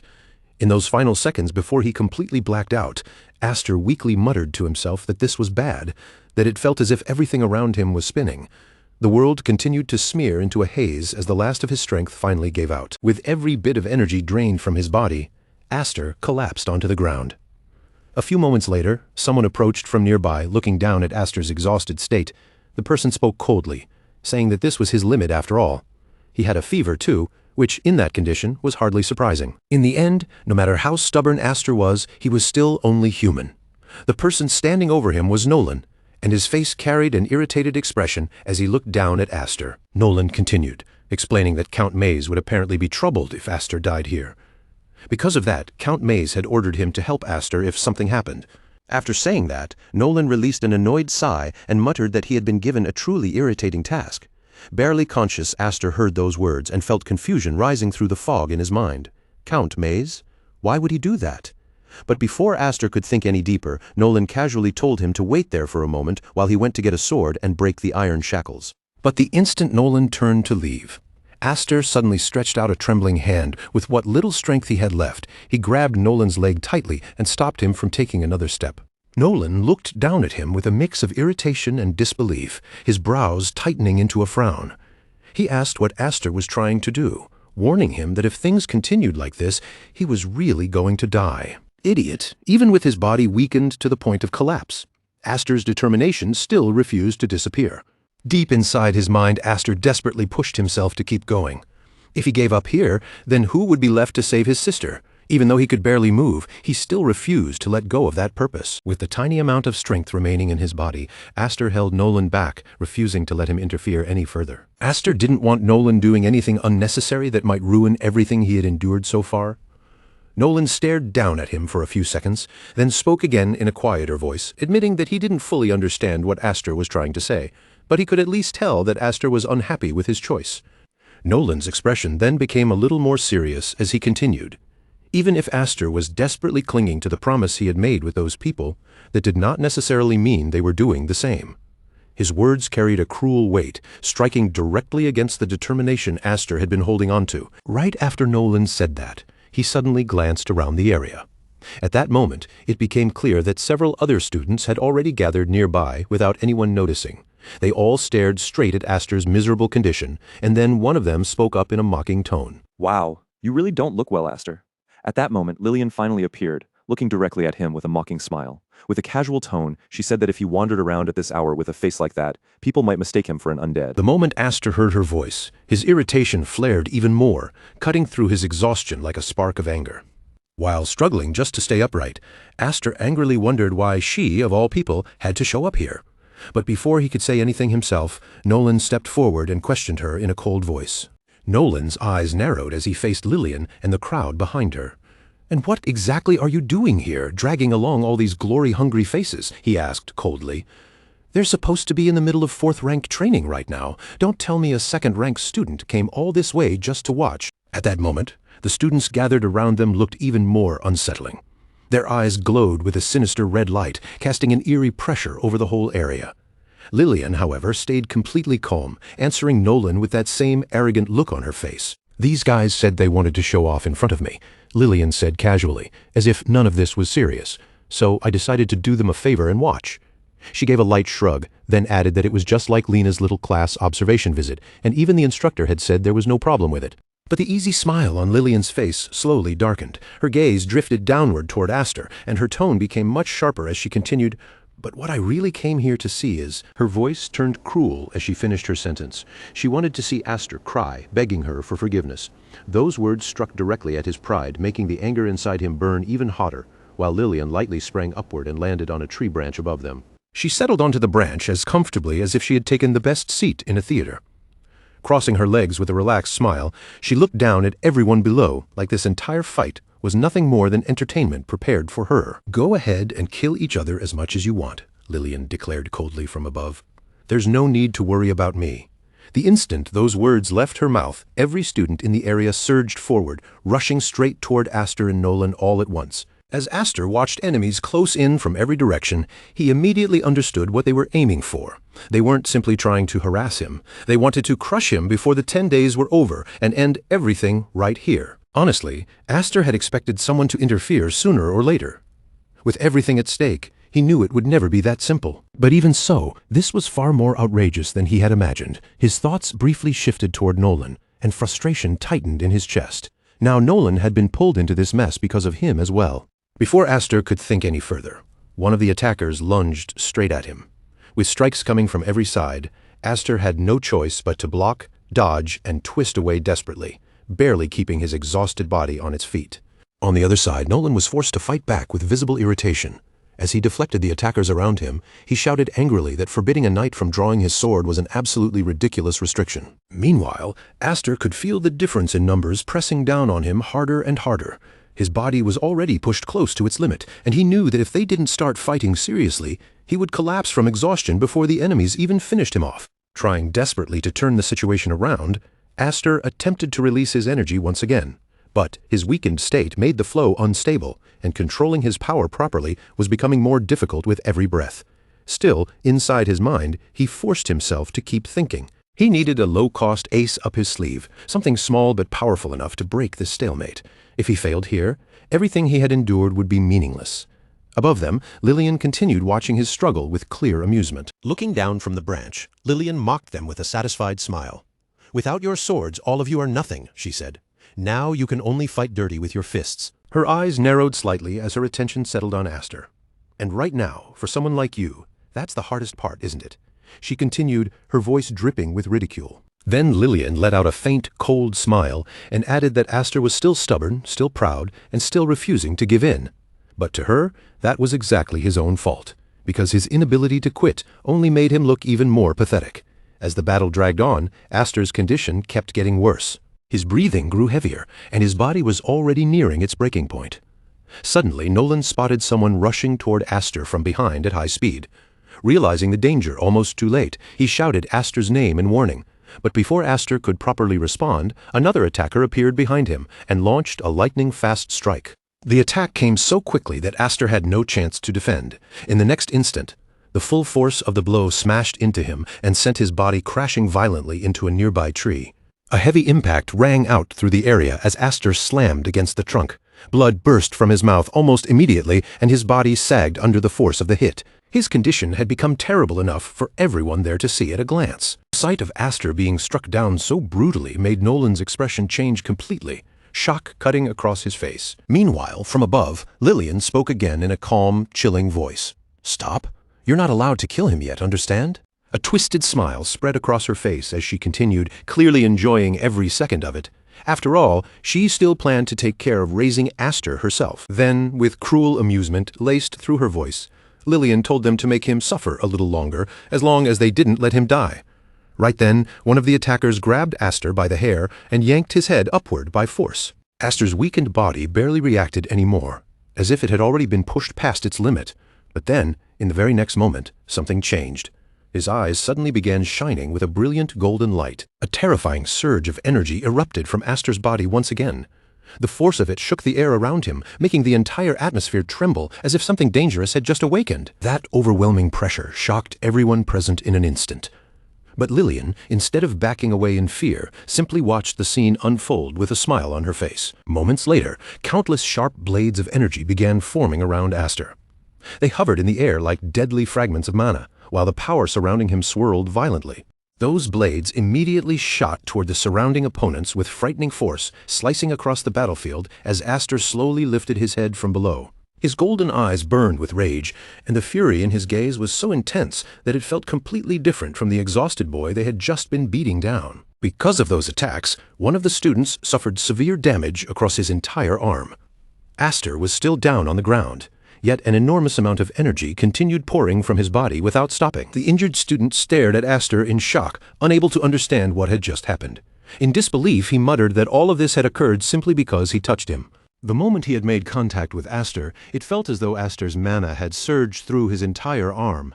A moment later, Aster slowly began rising to his feet. The powerful energy around Aster still hadn't faded. If anything, it kept surging from his body like an invisible storm. Seeing that, one of the students narrowed his eyes and wondered aloud if it was some kind of mana defense. Even then, the student judged the power as weak and convinced himself that if this was all Aster could do, he could crush him again. Without hesitating, he charged forward at incredible speed, intending to overwhelm Aster once more. Aster watched the student rush straight toward him, his expression strangely calm. Then he released even more of his energy and slowly extended one hand directly in front of him.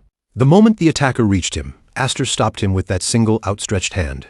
At that exact instant, the strange energy wrapped around Aster erupted again. Countless cuts suddenly tore across the student's body, as if invisible blades were slashing him from every direction at once. Blood sprayed through the air as fresh wounds opened across his arms, chest, and shoulders, one after another. Unable to endure the assault, the student collapsed to the ground almost immediately.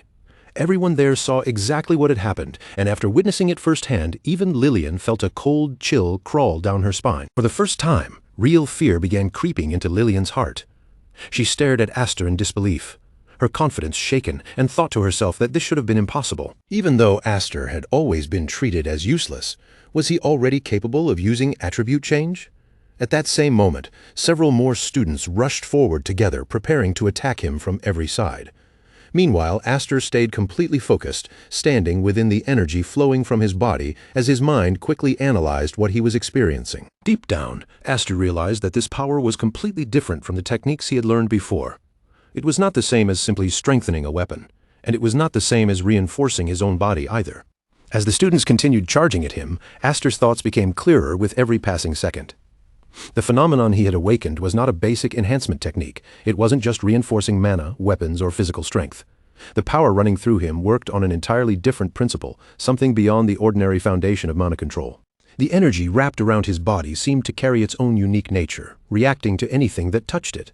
And with each moment that passed, Aster could feel himself getting closer to understanding what that mysterious power truly was. As the next wave of opponents closed in, it became more and more obvious that they were no longer facing the same powerless boy they had mocked before. Something inside Aster had awakened, and the terrifying proof of it was already spreading across the battlefield. After unleashing an incredibly powerful slash, Aster finally began to grasp the true nature of the ability he had awakened. As the energy flowed around him, he realized that it was a variant of mana control, one that added a special property of its own. His eyes narrowed as the answer struck him. It was similar to what his older brother had done. If magical power could carry the fire attribute, burning everything it touched, then this power was different. This mana cut through anything it came into contact with. It was cut attribute mana. The concept became crystal clear in Aster's mind. This was not ordinary mana reinforcement, and it was not a simple enhancement technique. Aster understood it now. His mana had not merely grown stronger, it had taken on a special nature of its own. anything that touched it would be affected by that property, the power to cut. To confirm what he had just realized, Aster immediately lifted one hand and stretched it forward. In the next instant, a terrifying sight unfolded before everyone, even though Aster had not physically touched anything at all. A large tree standing in front of him was sliced apart on the spot. Its thick trunk split into countless tiny fragments, breaking down as if thousands of invisible blades had shredded it from every direction. Splinters of wood scattered through the air until the entire tree completely fell apart. The students around him froze where they stood, watching the scene with their own eyes. Fear spread quickly across their faces, because only moments earlier they had still treated Aster like someone weak, useless, and beneath them. But now, after seeing a massive tree reduced to countless pieces with nothing more than a single movement of his hand, none of them could stay calm anymore. Meanwhile, Aster's mind continued working through the nature of the power. Even a second-grade teacher or someone above that level would never master something like this without talent. Now he could finally understand why this kind of technique was considered so extraordinary. This was an advanced form of mana control that only a very small number of people could ever reach. Raw strength alone would never be enough, and neither would experience by itself. Without the right talent, someone could train for their entire life and still fail to step into this realm. And even though Aster had only just awakened this ability, one fact was already undeniable. At this very moment, Aster had become someone capable of killing with nothing but his mana. Once that realization settled in, he no longer hesitated. The remaining students were still frozen, struggling to process the terrifying thing they had just witnessed. Then Aster moved. He launched himself forward and attacked the rest of them without pause. Invisible slashes swept across the area, and every motion he made carried the frightening force of the cut attribute. Students who tried to defend were broken through, and those who attempted to dodge were still caught by the countless cutting forces hidden inside his mana. One after another, the students were defeated in brutal fashion, completely unable to withstand the gap in power. Some were knocked hard to the ground, while others found their bodies covered in wounds before they even realized the attack had reached them. Their confidence, their arrogance, and even their will to keep fighting were crushed as Aster relentlessly overpowered every opponent standing in front of him. In only a short time, the battlefield fell into silence. The students who had rushed at him together had been defeated one after another, and Nolan stood off to the side, watching the entire scene unfold. Nolan's gaze stayed locked on Aster as countless thoughts passed through his mind. After witnessing the unbelievable growth Aster had shown right in front of him, Nolan silently wondered if Aster was still one step ahead of him, even now. 7 wings. Then Lillian jumped down from the tree and looked over the battlefield with a cold smile. She admitted it was not bad, and honestly, she had not expected Aster to make it this far. But even if it looked impressive, he still had not killed anyone. "Do you really think that will be enough to stop my soldiers?" Lillian said. As she spoke, she stood with one foot planted on the body of a fallen man. Then she slowly drew her sword, looking down at him with complete contempt. Come on, get up, you filthy trash.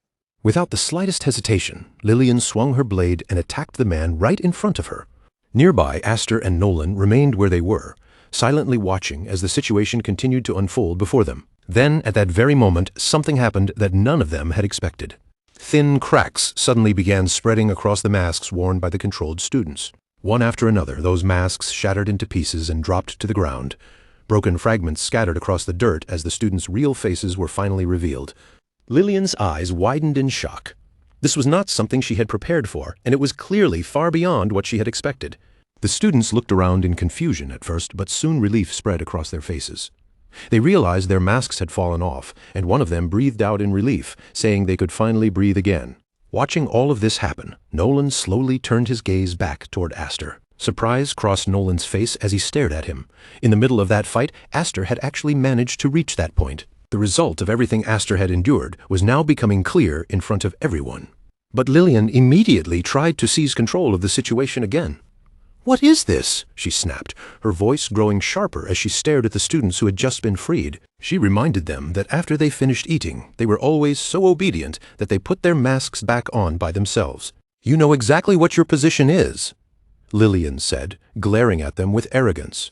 Then she continued, saying she did not know whether Aster thought he was helping them, but it was all useless. This time, however, her words had no power at all. Not a single student moved, no one reached for a mask, and no one obeyed her command. The silence that followed made Lillian visibly uneasy. A trace of hesitation crossed her face as panic slowly started to creep in. "Hey, what are you doing?" she shouted at them. "I told you to put them on. Hurry up!" But even after she raised her voice, None of them listened. The students simply stayed where they were, no longer bound by her control. For the first time, real fear and confusion appeared clearly on Lillian's face. The authority she had trusted so completely was falling apart right before her eyes. A short distance away, Nolan watched everything with a calm expression. Then, with a faint smile, he finally spoke. It seems that even after the iron shackles were removed, he still kept biting. As Nolan said that, his eyes remained fixed on Aster. The students had finally broken free from their chains, and the force that had been controlling them was beginning to disappear.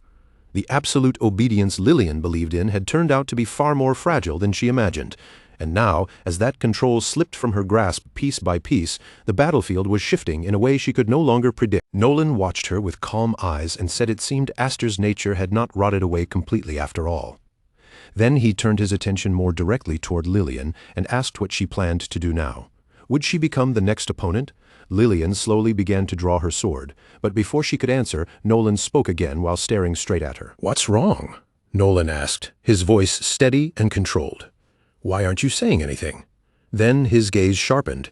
He told her that he would say it for her. With that power, Aster could break his own mask. It would not be difficult for him, would it? For a brief moment, silence spread across the battlefield.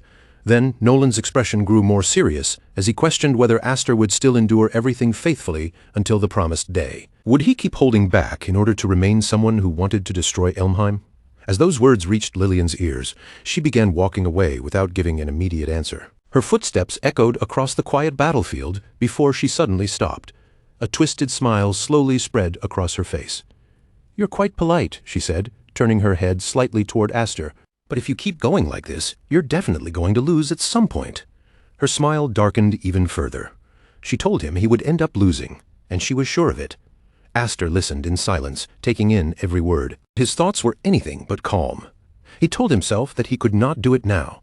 His fists tightened as he remembered that, after all, he still came from a Viscounty family. The image of his father and the people around him flashed through his mind. He could not do something his father and the others would not be proud of. But the moment that thought passed through him, a sharp pain suddenly pierced through his head. The intense headache made Aster stagger where he stood. Nolan immediately noticed that something was wrong. His eyes widened in surprise, and he quickly began moving toward him. But before Nolan could reach Aster, someone else arrived first. Alphen rushed forward and caught Aster just before he could collapse. As Alphen held him in her arms, countless emotions surged through her chest.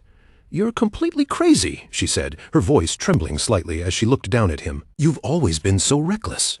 As those words left her mouth, tears began gathering in her eyes. "I'm sorry," Alphen whispered, lowering her head. Even though she was supposed to be his older sister, Aster had always been the one helping her. Memories rushed through her mind one after another. The times Aster had supported her, the times he had given her strength, and the times he had stayed by her side despite everything. Then a gentle smile slowly appeared on her face. "You've already given me the courage I needed," Alphen said, holding him a little tighter. "I'm okay now." Those were the last words Aster heard before his consciousness faded completely. When he opened his eyes again, he found himself lying on a bed. Outside the window, darkness had already settled over everything, making it clear that night had arrived. For several moments, Aster simply stared up at the ceiling in confusion. Where was he? Slowly, he pushed himself upright and began looking around the unfamiliar room. His gaze immediately searched for someone. Alphen, for just a second, he thought he had seen his sister sitting beside him, but there was no one there. The room was completely empty. Aster frowned slightly, wondering if what he had seen had only been an illusion. The memories from before he lost consciousness felt strangely far away, like something buried behind a fog. Then, as his eyes moved across the room, something on the nearby table caught his attention. A letter. The moment Aster noticed it, his expression changed at once. A heavy uneasiness sank into his chest, and he quickly reached out, snatching the envelope from the table. Sister. As soon as he recognized who the letter had come from, his heart began pounding faster. Aster tore the letter open immediately, panic spreading across his face before he had even read the first line. No, the word slipped out of him in a low, tense breath. His fingers trembled slightly as he held the paper. "Tell me this isn't what I think it is." But before he could even finish that thought, his eyes were already racing across the words. The fear of what his sister might have left behind made the quiet room feel heavier than the battlefield he had barely survived. Not long after, Aster was already running at full speed, his face filled with panic as he shouted for his sister. He knew what she was planning, and he didn't want to believe it. Just then, Maze stepped into his path and stopped him, asking where he was going in such a hurry.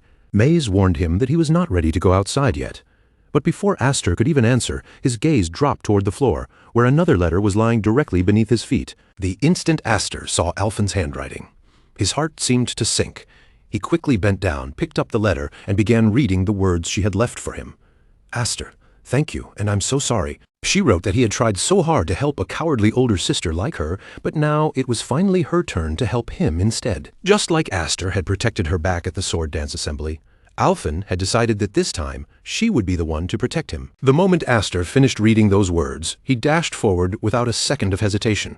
His thoughts were in complete chaos as he ran, and every step was driven by fear. "Damn it! Don't do this, sister! Don't rush into something this reckless!" The words screamed through Aster's mind as he pushed himself faster. He had never put on those iron shackles because he wanted Alphen to throw herself into danger. That was never the reason he endured any of it. If anything happened to her, Aster didn't even know what he would do. His thoughts raced even faster than his feet, while guilt and fear gnawed deeper into his heart with every passing second. At last, Aster reached his destination. Without wasting even a moment, he threw the door open and shouted, demanding to know why he had gone this far in the first place. But the moment he saw what was inside, his words stopped cold. Right in front of him, Alphen was collapsed on the ground. Aster's eyes widened in horror as he called out to his sister. Meanwhile, Lillian let out a lazy yawn, as if the entire situation was nothing more than a boring interruption. Looking toward Aster with casual amusement, Lillian remarked that now it was his turn. She stretched slightly, acting as if she had been waiting for him to arrive all along. Then she mocked both siblings, saying that just when it was time to sleep, neither the brother nor the sister seemed to have any manners at all. Aster ignored her cruel tone completely. He rushed straight toward Alphen, grabbed her shoulders in desperation, and called out to her again and again, begging his sister to wake up. Lillian watched the scene with clear amusement before a smirk spread across her face. She explained that Alphen had come all this way to beg her to release Aster. According to Lillian, Alphen kept insisting that if things continued this way, Aster was going to die. As she remembered it, Lillian's eyes narrowed with a cold, almost entertained look. Until now, Alphen had always been afraid of them. She had been so timid that she could not even voice a single complaint, the kind of girl who would endure unfair treatment in silence no matter how much it hurt. But as Lillian continued speaking, even she seemed faintly surprised. All of a sudden, that same girl had come looking for trouble on her own. Alphen had stood before Lillian with determination written across her face. There was no trace left of the frightened girl she used to be. For the first time, she looked Lillian directly in the eye without backing down, willing to risk everything for Aster's sake. As Aster listened, his grip tightened around his sister. In Aster's mind, he could almost see his timid sister walking into danger all alone. Again and again, he pictured the girl who had always been scared, who had never dared to oppose anyone, stepping straight into the lion's den because she believed it was the only way to save him. And as Aster looked down at Alphen lying unconscious in front of him, a crushing weight settled over his chest. The desperation, fear, and guilt inside him swelled even stronger than before. Lillian's smile only widened as she watched Aster's reaction. Satisfaction was written clearly across her face as she casually admitted that Alphen had annoyed her, so she had decided to harass her a little. Her voice was light and carefree, as if she were talking about something completely meaningless, but Aster's expression darkened sharply.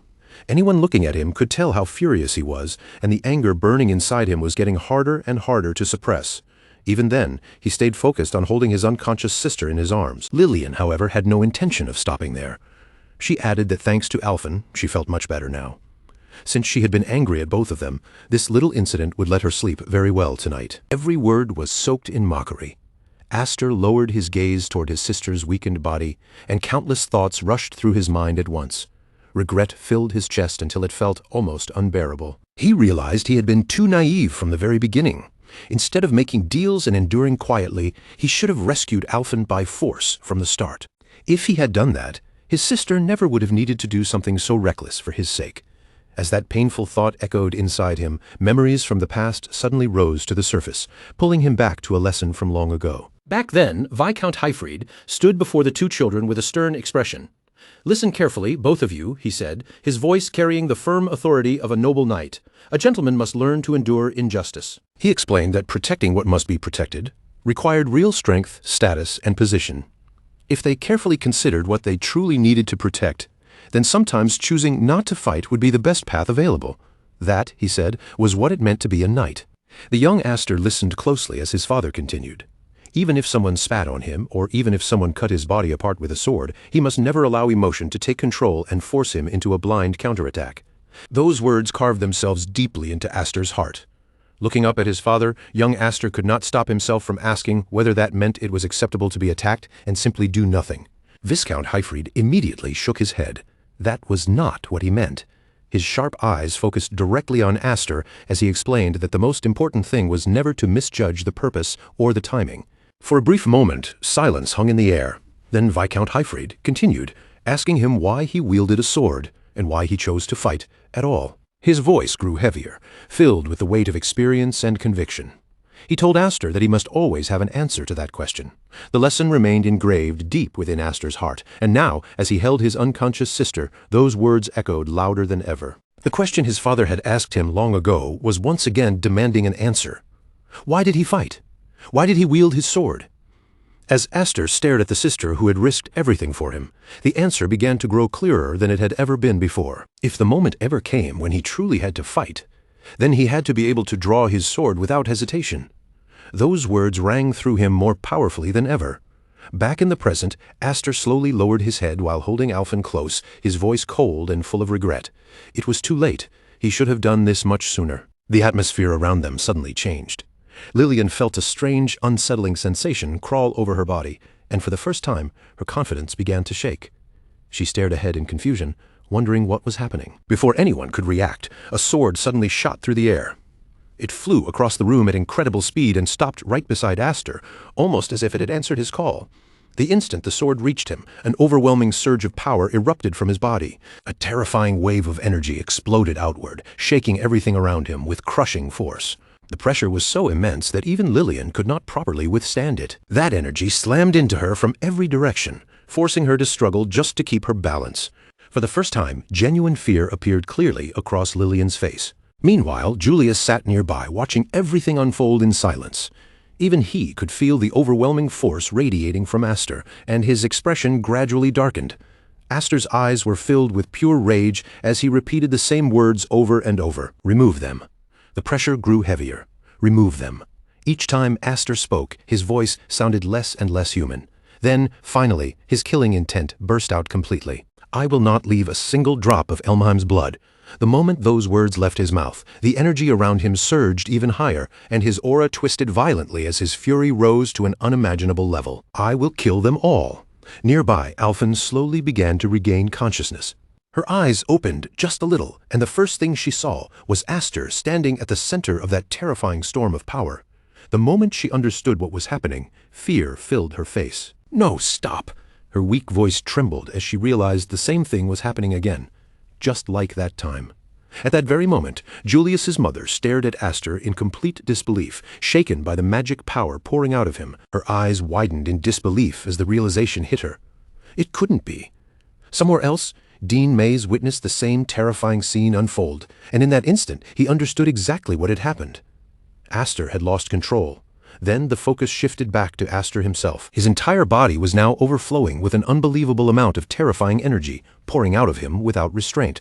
The power he released was so vast and violent that it felt as if everything around him might be swallowed whole by that raging force at any moment. Even in the middle of that storm, Aster slowly lowered his sister's body onto the ground with careful hands. Then he reached for his sword. Without saying another word, he gripped the weapon and shot toward Lillian with terrifying speed. The instant he moved, Lillian's composure shattered completely. Fear spread across Lillian's face as she saw the murderous fury blazing in Aster's eyes. He was no longer holding himself back. He was no longer hesitating. In that moment, he looked like someone who had decided to tear down everything standing in his path. Just as Aster's sword was about to reach Lillian, Julius suddenly stepped between them. With a sharp clang, their weapons crashed together violently, and the force of the collision sent powerful shockwaves ripping through the area. Even with that overwhelming pressure bearing down on him, Julius stood his ground, and a smile spread across his face. Seeing him block the attack, Lillian immediately called out in relief. Julius. While holding back Aster's strike, Julius stared straight into his eyes and muttered that this was the power of the Seven Wings. A look of understanding appeared on his face as he finally seemed to grasp what he was witnessing. Now Julius understood why those old people favored Aster so much. His smile widened as he realized that even while standing on the very edge of death, Aster could still release this much power. Then Julius's expression sharpened. But does this really look fine to you? Julius asked, his voice carrying both mockery and curiosity. He reminded Aster that saving his companions was the reason he had endured everything up until now. The moment Julius finished speaking, he pushed forward. Julius charged straight at Aster. But Aster showed almost no reaction at all. His eyes were still filled with endless rage, and he only continued repeating the same words. Again and again, those words left him as the hatred inside his chest swallowed everything else, leaving almost nothing of his usual reason behind. Julius laughed at the sight and asked if Aster had forgotten how to speak. At the same time, he tightened his grip around his weapon. Then Julius admitted that, honestly, he had already been thinking it was about time for him to crush Aster. His smile turned colder, and he declared that they should settle everything with a rematch. In the very next instant, both of them unleashed their full strength. Their powers collided head-on with a thunderous boom, and neither one showed the slightest intention of backing away. Neither side had any intention of showing mercy now. The battle instantly erupted into a clash of overwhelming force, with both warriors pouring every bit of strength they had into defeating the other. Violent shockwaves burst out with every exchange, and the very air trembled under the pressure of their attacks.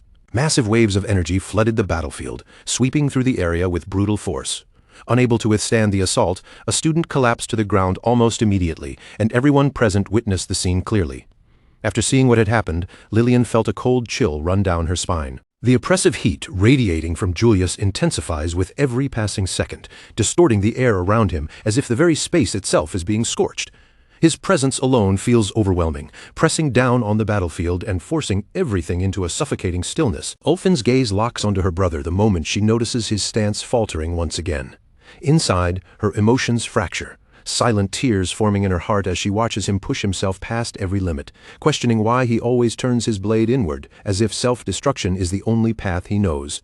Julius meets Aster's weakened strike without effort, his blade moving with clean precision as he deflects it aside. The counter comes immediately after, sharp, controlled, and merciless, sending Aster's body crashing hard against the ground, unable to resist the force. Ulfin's eyes snap open wide in sheer terror the instant she sees her brother thrown down.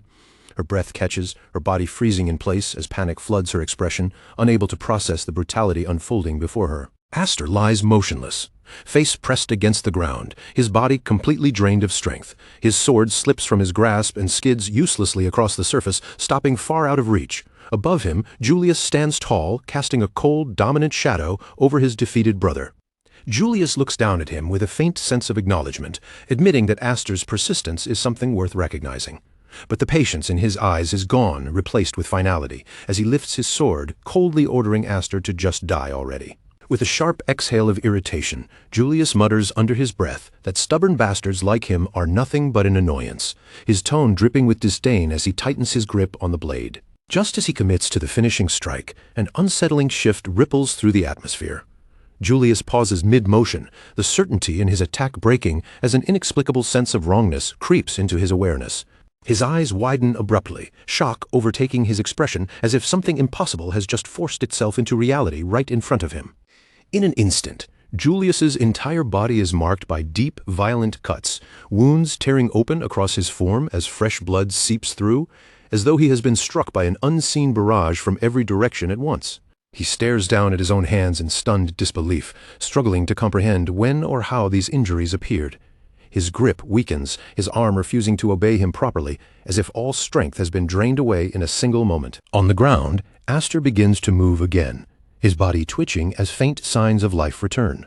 The cracked remnants of his mask shift and break further, fragments falling away as he struggles to rise from the brink of collapse. With a raw, guttural roar that echoes his family's name, Aster forces what remains of his strength outward. A brilliant golden aura erupts violently from his body, surging outward in a final blazing surge of defiance. Julius's disbelief deepens as he realizes the truth. Aster is still standing, still moving forward despite everything that should have ended him. The impossibility of it registers clearly across his face. Driven purely by unrestrained rage and refusal to fall, Aster launches himself forward in one final desperate charge, his entire body burning with the last remnants of willpower, as he closes the distance without hesitation. The moment Aster notices the terrible condition she is in, his entire body goes rigid, and for a brief second, he can only stare at her in stunned silence.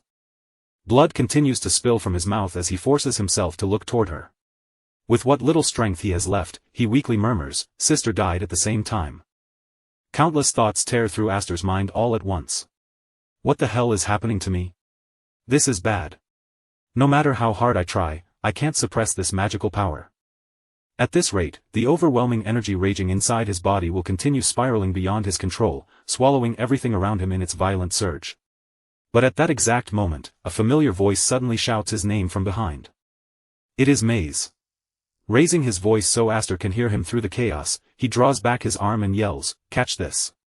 Without wasting another second, Maze hurls something through the air, sending it directly toward Aster's position. What comes spinning toward Aster is none other than the very sword that had been taken away from him earlier. The weapon cuts through the air, rotating rapidly as it flies straight into his reach. The instant Aster closes his hand around the sword's hilt, a sudden change runs through his body. The wild, uncontrollable energy tearing through him immediately begins to quiet down. For the first time since the power erupted, Aster can finally regulate the immense amount of magic surging through his veins. Little by little, the terrifying aura that had continued swelling around him begins to weaken and recede. The violent pressure pressing down on everyone gradually fades away, and the suffocating atmosphere surrounding the battlefield finally starts to settle into uneasy calm. When Alphen sees that Aster has successfully regained control of himself, the tension leaves her face. She releases a deep breath of relief and says, "Thank goodness you're safe." Aster immediately turns his gaze toward her, his expression tightening with concern. "You're the one who's hurt," he fires back. "What were you thinking, doing something that reckless?" Yet beneath his worried response, Aster quietly comes to understand the truth behind what had just happened to him. If this sword had not absorbed the excess magical power pouring out of me, the situation could have become far more dangerous. Standing across from him, Julius watches everything unfold before speaking with his usual arrogant confidence. "You're as terrible at reading the room as ever, Maze," Julius sneers. "Don't tell me seeing all of that was enough to make you lose your nerve. Even with one arm out of commission, I'm still more than capable of killing you. You understand that, don't you?" Despite the injuries covering his body, not even a trace of fear can be seen in Julius's eyes. Instead, he continues glaring directly at Aster, his stare still burning with unmistakable murderous intent. Before either of them can make another move, a new figure arrives at the scene. It is Julius's mother. The moment she steps forward, she cuts through the tension with a cold declaration. "There is no need for that." Her sharp gaze immediately settles on Aster. She studies him in silence for a brief moment, carefully observing the strange energy surrounding him. Then, as though confirming something she had already suspected, she says, "Just as I thought. That abnormal magical power was your doing, wasn't it?" "Aster F. Elmheim," she commands without the slightest hesitation. "Restrain him." Her order rings across the area with absolute authority. The soldiers surrounding them immediately spring into action. Before Aster or Alphen has time to respond, the guards close in from every direction, seize them both, and place the brother and sister under restraint. Julius stares at the unexpected turn of events in open disbelief. His shock quickly twists into anger as he turns toward his mother.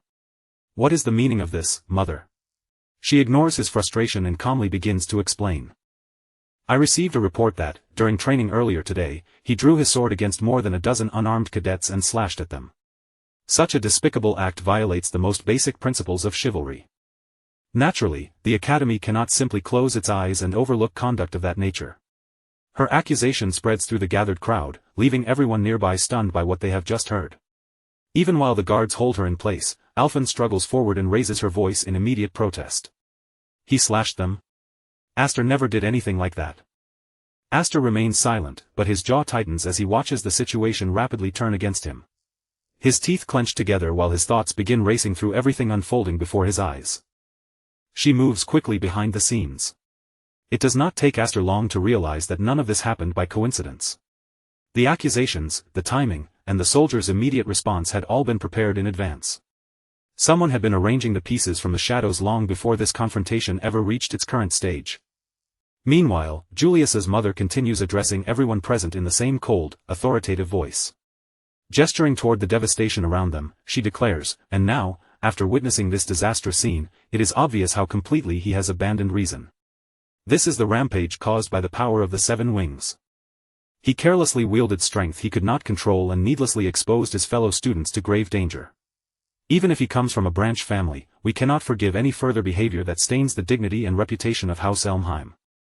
An official inquiry will be held tomorrow to determine how you are to be punished. Until then, you should at least prepare yourself to leave this academy. Her words fall heavily across the entire area, making it painfully clear that she has already decided the outcome in her own mind. One accusation after another continues piling onto Aster, and with every passing second, the situation appears more hopeless. As Alphen watches everything happen directly in front of her, her shoulders sink, and she slowly lowers her head. So it has finally come to this after all. A deep sadness weighs on her heart, yet somewhere inside, she cannot say she is truly surprised. For a long time, Alphen had feared that the people targeting Aster would eventually make their move. Now that moment has finally arrived. Not far away, Maze also observes the unfolding crisis in silence, though unlike Alphen, his thoughts immediately turn toward the political consequences of every possible action. That is why I warned him to be careful, Maze thinks bitterly. But if I continue protecting him openly, my own position will be placed in danger. Even so, I cannot afford to lose him here. He finds himself trapped between two equally dangerous choices. Supporting Aster in public could destroy his own standing, but standing aside and allowing Aster to be ruined would carry an equally devastating cost. Letting things end here would mean losing someone whose value and extraordinary potential Maze understands better than almost anyone. But before he can reach a decision, an overwhelming wave of scorching heat suddenly explodes across the battlefield. The burning force crashes into the surrounding soldiers and violently hurls them backward. In a single instant, every guard restraining Aster and Alphen is knocked off their feet. Unable to withstand the immense power, the soldiers collapse across the ground, while everyone else quickly turns toward the source of the sudden attack.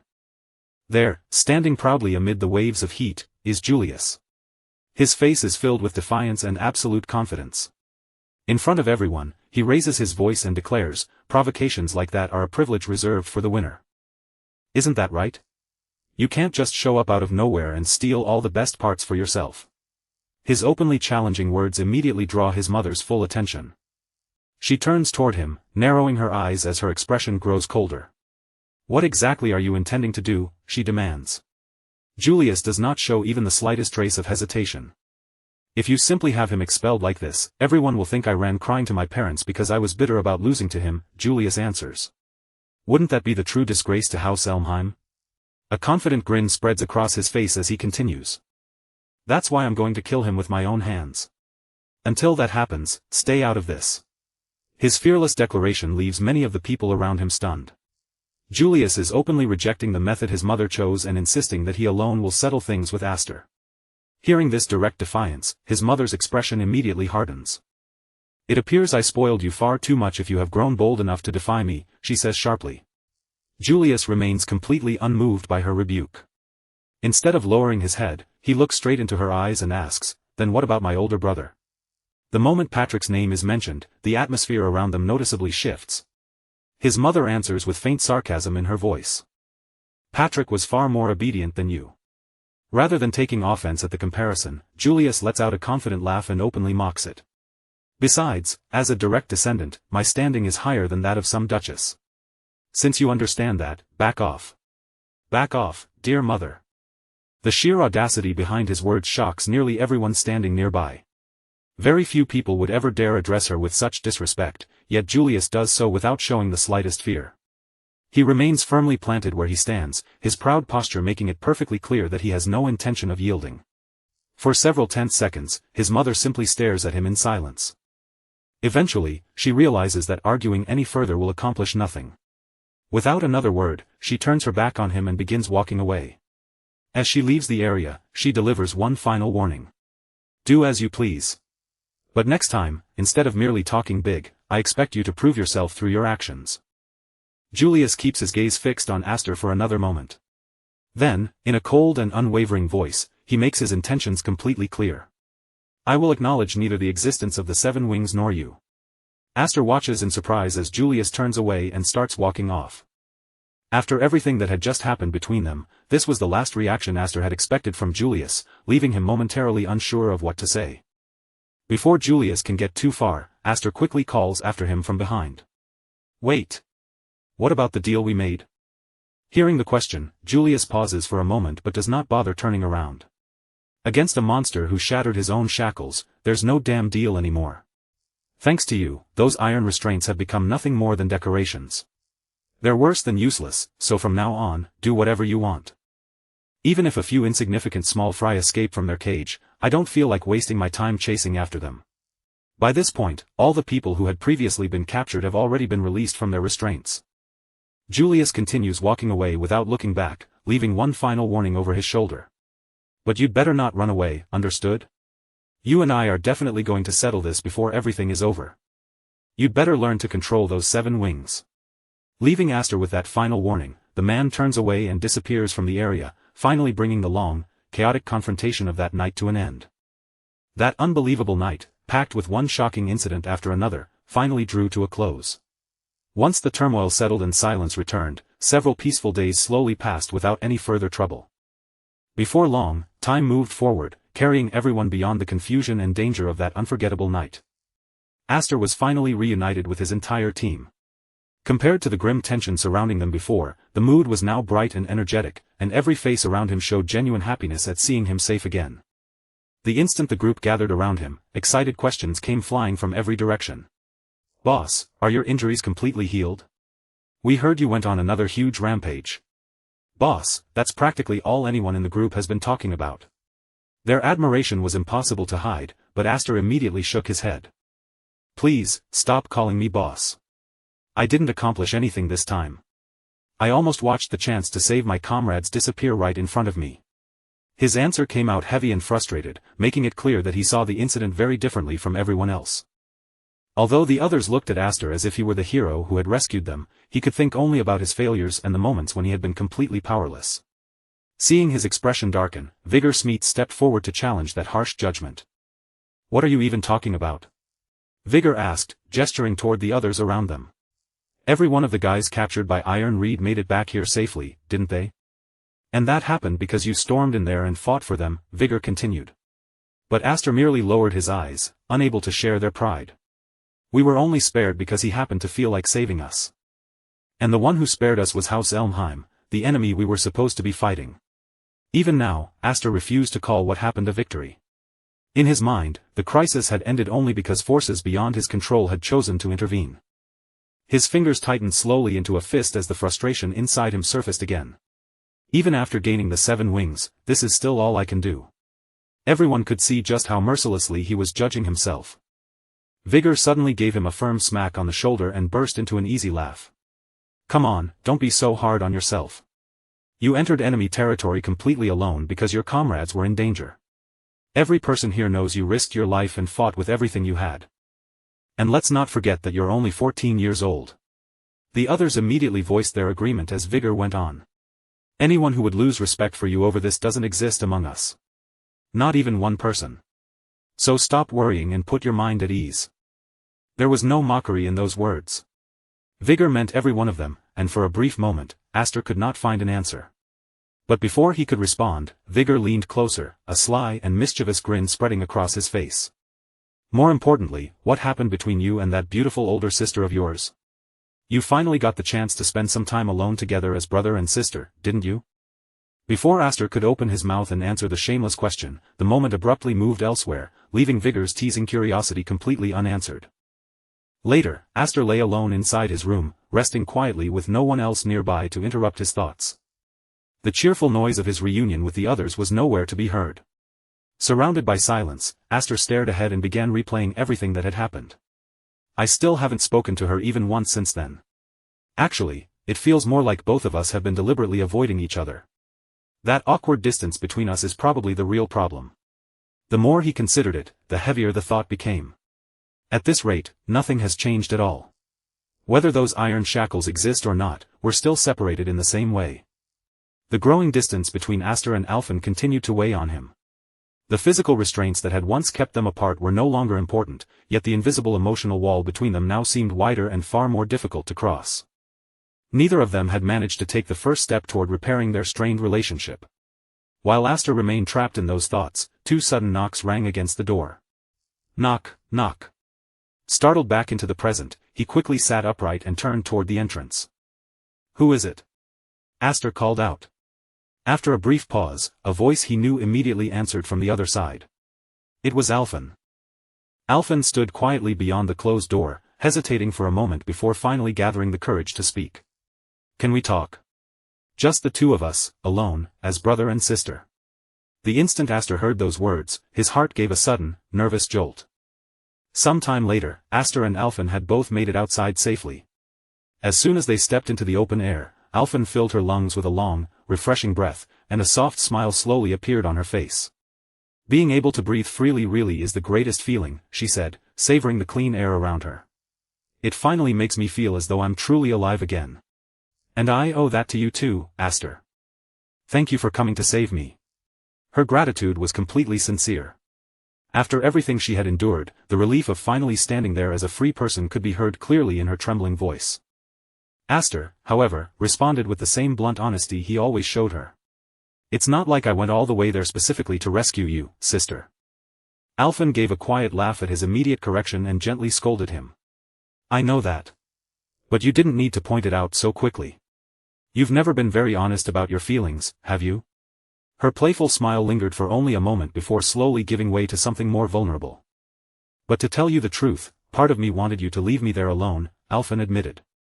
I never wanted my younger brother to see me reduced to such a miserable and disgraceful state. You understand, don't you? A brief, deeply personal silence settled between them. Then Alphen forced a warm smile back onto her face and continued, finally speaking the feelings she had kept buried inside. Besides, this is already the second time you've had to save me. Someone who cannot avenge themselves has no right to hold a sword. You still remember those words, don't you? You and Uncle said that to me long ago during the Sword Dance Festival. I believe those words were completely right. That was why I made up my mind to become stronger, strong enough that, at the very least, I could take revenge for myself. I wanted to reach a point where I would never need you to protect me again, Aster. As she spoke, the remaining warmth in her smile gradually vanished, replaced by the pain of old memories. But in the end, none of it mattered. I understood the truth the moment I entered the Night Academy. Alphen's voice grew quieter as she admitted the conclusion that had haunted her for so long. No matter how hard I tried, I could never become someone like you, Aster. The only reason I crossed the line and acted so recklessly this time was because I wanted to impress my younger brother. That foolish desire was what pushed me to do it. I wanted you to look at me, even once, and believe that your older sister was someone dependable. But because I let my pride control me, all I managed to do was cause trouble for you yet again. Alphen lowered her head, hiding her eyes as a bitter smile formed on her lips. I'm honestly pathetic, aren't I? After hearing everything and finally realizing what she had carried alone for so long, Aster fell silent and gathered his thoughts. So sister has been living with those feelings all this time. Aster looked directly at her, his gaze calm yet unwavering. Then, in a gentle voice, he answered, being powerful isn't the only form that strength can take. I have never thought you were pathetic, not even once, sister. His expression softened as he continued. Whenever I was close to losing myself or walking down the wrong path, you were always there. You were the one who stopped me before I went too far. Because you stood beside me and corrected me, I was able to avoid making more mistakes than I could ever count. So it isn't only you who has been rescued. You have saved me countless times as well, sister, even if you never realized it. Hearing Aster call her sister with such open sincerity made Alphen stare at him in silence. The emotions she had struggled so hard to suppress began rising to the surface once again. Aster held her gaze, his face becoming serious as he continued. This incident forced me to understand something painful. I'm still far too inexperienced to fight House Elmheim properly. Right now, I lack both the personal skill and the military strength needed to stand against them. But if you were willing to lend me your strength, sister, I can't imagine having another ally who would make me feel more secure or reassured than you. Alphen's eyes widened at the unexpected request. She studied Aster's serious expression for a moment before asking, Are you inviting me to become your comrade in the fight against House Elmheim? Aster nodded without the slightest hesitation. If even a small part of you still wants to make them answer for what they did, then you have a far better chance of accomplishing that by standing beside me than by keeping those feelings locked away and letting them burn inside you. His voice remained calm, but every word carried firm conviction. He was not reaching out to her because he was desperate for help. He was asking because he truly believed that the two of them could stand together and fight as equals. Alphen answered with a helpless smile, slowly shaking her head as she considered him. Honestly, ever since we were children, you've never behaved much like a younger brother. I still don't understand why you're willing to go this far. House Elmheim may be your mortal enemy, but I'm still a member of that house myself. Even so, I can't simply close my eyes and ignore their tyranny. Her expression softened as she added, and besides, you've always been dangerously reckless, haven't you? That is exactly why your big sister has decided to remain by your side. Alphen smiled at him with renewed warmth and confidence. For a little while longer, I'll stay close and make sure you don't do anything completely unreasonable. The instant Aster hears those words, a warm and satisfied smile spreads across his face. This is the answer he had been hoping for all along, and he looks at her as if to say, now that's exactly how you should be. Then, with complete confidence and no trace of hesitation, he reaches one hand out toward her. Looking directly into her eyes, Aster calls her sister and warmly says, welcome back. Alphen answers him with a gentle smile of her own. She reaches forward and firmly clasps Aster's hand, sealing the moment when the two siblings finally choose to stand together once again. The misunderstandings that once kept them apart have finally been cleared away. In their place now stands something far stronger, the trust between siblings and a purpose they are both willing to share. Soon afterward, Aster gathers his entire group in one place. Standing proudly before everyone with Alphen beside him, he gestures toward her and announces, let me introduce you. This is my sister. The moment he finishes, Alphen gracefully steps forward, carrying herself with calm elegance. With a polite smile, she introduces herself to the group. I am Alphen F. Elmheim. It is a pleasure to meet all of you. But as soon as those words leave her lips, every boy in the group falls completely silent and stares at her in open amazement. Her beauty, graceful posture, and refined presence immediately capture all their attention. Before any of them can recover enough to speak, Aster continues the introduction. My sister will also be joining our group, Aster explains. Her grade is even higher than ours. She's a third grader, so make sure you all show her the proper respect.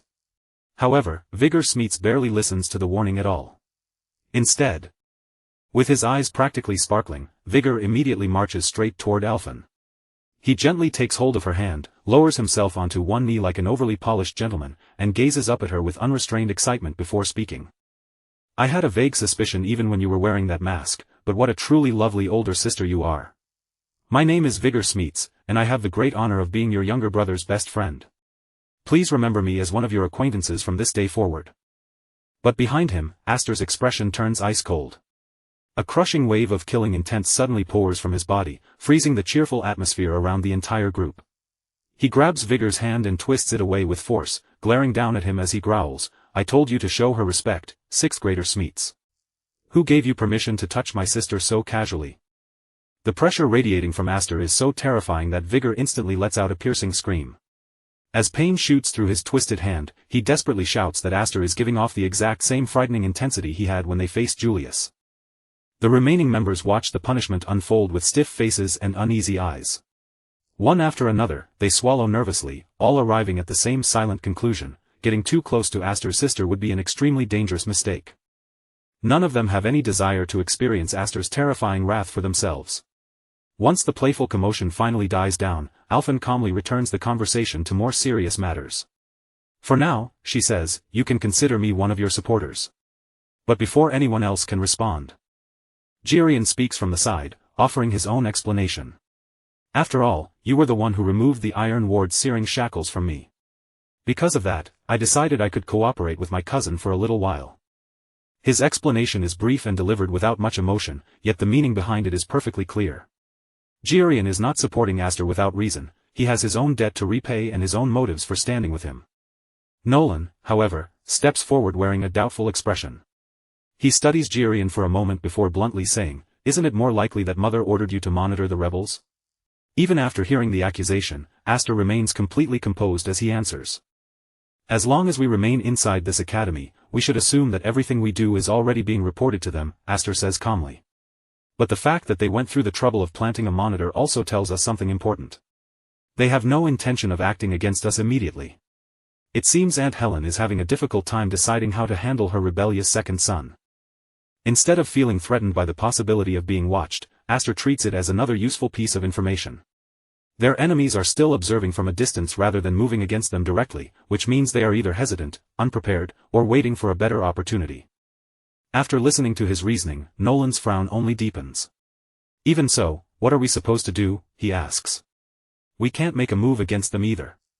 Don't tell me your plan is to sit here quietly and wait until we graduate. Aster immediately shakes his head, dismissing that possibility without a second thought. His gaze stays steady and confident as he replies, "Of course not. I intend to take the necessary measures long before graduation arrives." At that point, Alphen steps back into the discussion, her earlier smile replaced by a much more serious expression. But right now, Aunt Helen, Madame Helen, is not merely one of the directors of the Knight Academy. She also possesses enormous influence within House Elmheim itself, Alphen continues. The Academy instructors, the other directors, and even the principal are unable to openly oppose her authority. Her warning makes the scale of their problem painfully clear. Helen is not simply a troublesome relative they can confront directly, she is a woman backed by enough status and influence to suppress nearly anyone who stands beneath her. Even after hearing that, Aster shows no hesitation. Instead, he calmly reveals the foundation of the plan already forming in his mind. Then the solution is simple. We need to obtain even more influence than she possesses. She is someone with power, which means she can say and do almost anything she wants. But only to people whose positions are weaker than her own, Aster continues. That advantage disappears the moment the balance of authority is reversed. Once she is the one facing someone above her, she can no longer act so freely. In other words, we need someone who stands higher than Aunt Helen to recognize and support us. Once that happens, she will no longer be able to interfere with our actions as easily as she does now. Vigor Smeet stares at Aster as though he has just proposed something completely impossible. "You make it sound so easy," he says, "but she belongs to the greatest knight family in the entire country, and she is also the wife of His Grace, the Duke. If you're looking for someone with even greater authority than that, then the only possible person would be the Duke himself." Yet before Vigor can even finish expressing the full thought, Aster confidently cuts him off. Exactly. When it comes to an existence that even those people cannot defy, there is only one, the king of the Draziel kingdom, the master who holds the leashes of those Elmheim dogs. The room instantly falls silent. Everyone stares at Aster in disbelief, finally understanding the true scale of what he intends to accomplish. His target is not merely academy authority or family influence, his ambition reaches all the way to the highest throne in the kingdom. A moment later, the setting changes, and the Duke's relaxed voice echoes through a grand hall. Reclining comfortably with an amused smile, he speaks in such a casual tone that the subject seems no more serious to him than an enjoyable pastime. "By the way, Roderick, the duel ceremony is almost upon us," he says. "It is one of the few forms of entertainment I genuinely enjoy. Tell me, have you managed to raise any warriors capable of putting on a worthwhile show this time?" As he speaks, the Duke himself finally comes clearly into view. He sits surrounded by complete luxury, with several beautiful women gathered closely around him and attending to his every need. His posture is loose and comfortable, while his face carries the effortless confidence of a man who has never needed to fear anyone in the room. After allowing the silence to linger for a moment, the Duke's eyes narrow with sudden curiosity. Leaning forward just slightly, he adds, "And what about the one with the 7 wings? I would very much like to see the true extent of his power." Hearing the Duke's request, Roderick answers with proper respect, though a faint trace of hesitation can be heard beneath his controlled voice. "Should he prove that he possesses the necessary qualifications, I can certainly arrange for him to appear before your Majesty. However, he is still very young and has not yet gained enough practical experience," Roderick continues carefully. "I cannot say with certainty whether he will be capable of satisfying your Majesty's expectations." The Duke merely smiles at this cautious reply. Roderick's doubts do not appear to concern him in the slightest. To the Duke, anyone bearing a wing emblem that surpasses even the strongest knights in the entire kingdom is already extraordinary enough to deserve his attention. For someone who possesses an emblem of that level, ordinary qualifications are hardly important, he says. Besides, rumors have already begun spreading throughout the castle. People are whispering that a new king of knights has been born, someone who may one day replace even you. Roderick. The moment his name is spoken, Roderick becomes completely silent. No answer comes to his lips, and before he can gather his thoughts, the Duke continues speaking without giving him any chance to interrupt. "Aster, that was the boy's name, wasn't it?" the Duke asks with growing interest. "I have also heard that he is quite the wild horse, the kind of reckless and fearless young man who would boldly act without the slightest hesitation, even when the opponent standing in his path is the main house of Elmheim itself. Tell me honestly, Roderick. Can a boy like that truly be kept under control?" The Duke's eyes sharpen as he continues. "Recently, anti-Elmheim sentiment has been growing stronger among the kingdom's knights, and even those dangerous rumors have now reached my ears. If those dissatisfied knights ever join forces with the bearer of the 7 wings and begin a rebellion, the result would be nothing less than a complete disaster. So before your loyal hunting dog turns around and sinks its teeth into its master, you would be wise to take precautions while you still have the opportunity. The Duke delivers the warning in a calm voice, but every word carries unmistakable meaning. After all, if House Elmheim were to collapse, my own position would inevitably be placed in danger as well. Roderick immediately lowers his head in respectful acknowledgement. Keeping his tone perfectly controlled, he replies, "I am deeply grateful for your Majesty's advice. I will remain cautious when dealing with both wild horses and hunting dogs. There is no need for your Majesty to be concerned." Although Roderick's answer is flawless in courtesy, the Duke's expression makes it clear that he is not entirely satisfied. The air in the hall begins to grow uncomfortable, but before the tension can deepen any further, another voice suddenly rings out. A young man steps forward with complete confidence, immediately drawing every gaze in the hall toward him. Without showing the slightest hesitation, he declares, "Everyone has simply allowed themselves to be carried away by the novelty surrounding the Seven Wings. It is nothing more than a temporary fever," he continues proudly. "Sooner or later, everyone will understand the truth." He pauses just long enough to let the room focus entirely on him before announcing, "Patrick A. Elmheim, am the one who is truly worthy of leading the knights. Please leave these ordinary matters in our hands." After making his confident declaration, Patrick turns toward the Duke and offers a deep, respectful bow. Then, still carrying himself with absolute assurance, he adds, "So please, your Majesty, spend your time in comfort and remain completely at ease." The Duke's stern expression immediately eased, and a deeply satisfied smile spread across his face. Patrick's confidence and unwavering loyalty had clearly pleased him. Speaking in a warm, approving tone, he said, "Reliable as always. That is exactly what I would expect from my loyal sword, Patrick." A moment later, Patrick slowly turned his attention toward Roderick. For one brief, silent instant, the two men locked eyes, each quietly studying the other without revealing what was truly on his mind. Patrick was the first to break the heavy silence. Keeping his voice calm and controlled, he said, "It seems some trouble has broken out at the Knight Academy. Mother wishes to borrow your strength." However, before Patrick could explain anything further, Roderick cut him off without the slightest hesitation. "If the situation demands it, I will go there personally." "Tell her exactly that," Roderick replied in a firm, decisive voice. "Until that time comes, I am leaving the rest of the guard duties in your hands." Patrick accepted the command without question. Lowering his head respectfully before Roderick, he answered in a disciplined tone, "As you command, Commander." Yet beneath Patrick's perfectly composed expression, his private thoughts told an entirely different story. Even now, Roderick remained as distant and emotionless as ever. He truly seemed incapable of showing even the slightest trace of affection. Still, Patrick knew that avoiding the matter forever was impossible. Sooner or later, he would have to stand before Aster and meet him face to face. After all, they were both members of the Elmheim family. Meanwhile, back at the Knight Academy, Aster was already speaking with Maze. When Aster brought up a certain subject, a hint of surprise crossed Maze's face before he responded. "You're talking about the duel ceremony?" Maze asked, raising his gaze toward Aster. "Of course I know about it. It is a royal tournament that the Knight Academy has held for generation after generation. Whenever the kingdom enjoys a year of abundant harvest, the Academy selects the two most outstanding cadets from that year and has them compete before His Majesty the King. An enormous crowd gathers to witness the match, making it one of the largest and most prestigious ceremonies in the entire kingdom." Maze paused and studied Aster's face with growing curiosity. "But why would you suddenly bring up the duel ceremony now?" Aster did not hesitate for even a second. Meeting Maze's gaze directly, he answered with firm determination, "I want you to recommend me as one of the participants." He never looked away as he continued, "The winner of that duel ceremony receives something far more valuable than an ordinary victory. The victor is personally rewarded by the king as proof that he has been recognized as an exceptional knight.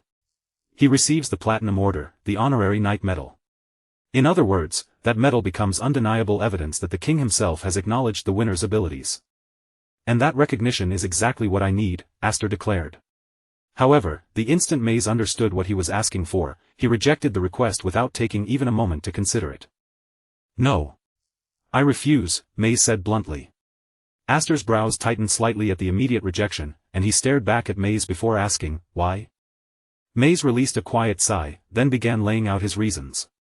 "It is true that your current abilities are already more than enough to qualify you as a participant. On top of that, merely possessing the title of the Seven Wings has already placed you at the center of everyone's attention.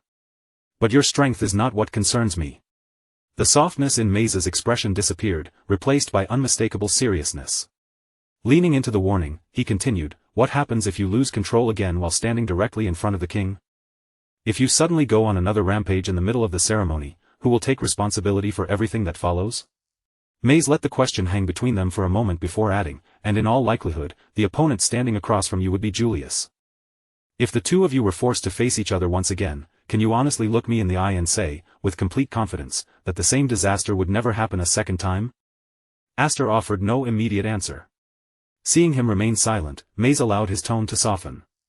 "If the honorary knight medal is all you are after, then there is no need to gamble everything on the duel ceremony. Other paths exist for earning the king's acknowledgement." Aster shook his head at once, refusing that suggestion without hesitation. "Those other methods would take far too long. As I am now, I still do not possess enough power or influence to protect my family and friends from the Elmheim family. That is precisely why I must become someone they cannot casually threaten, manipulate, or interfere with. And I have to reach that position as quickly as possible, before anyone close to me is harmed again." Maze carefully examined Aster's determined expression, weighing every word he had just heard. After a moment, he spoke slowly, as though confirming the intention hidden beneath Aster's request. "So that is your plan. You want to use the honor of being recognized by the king as a shield. Is that what you are after?"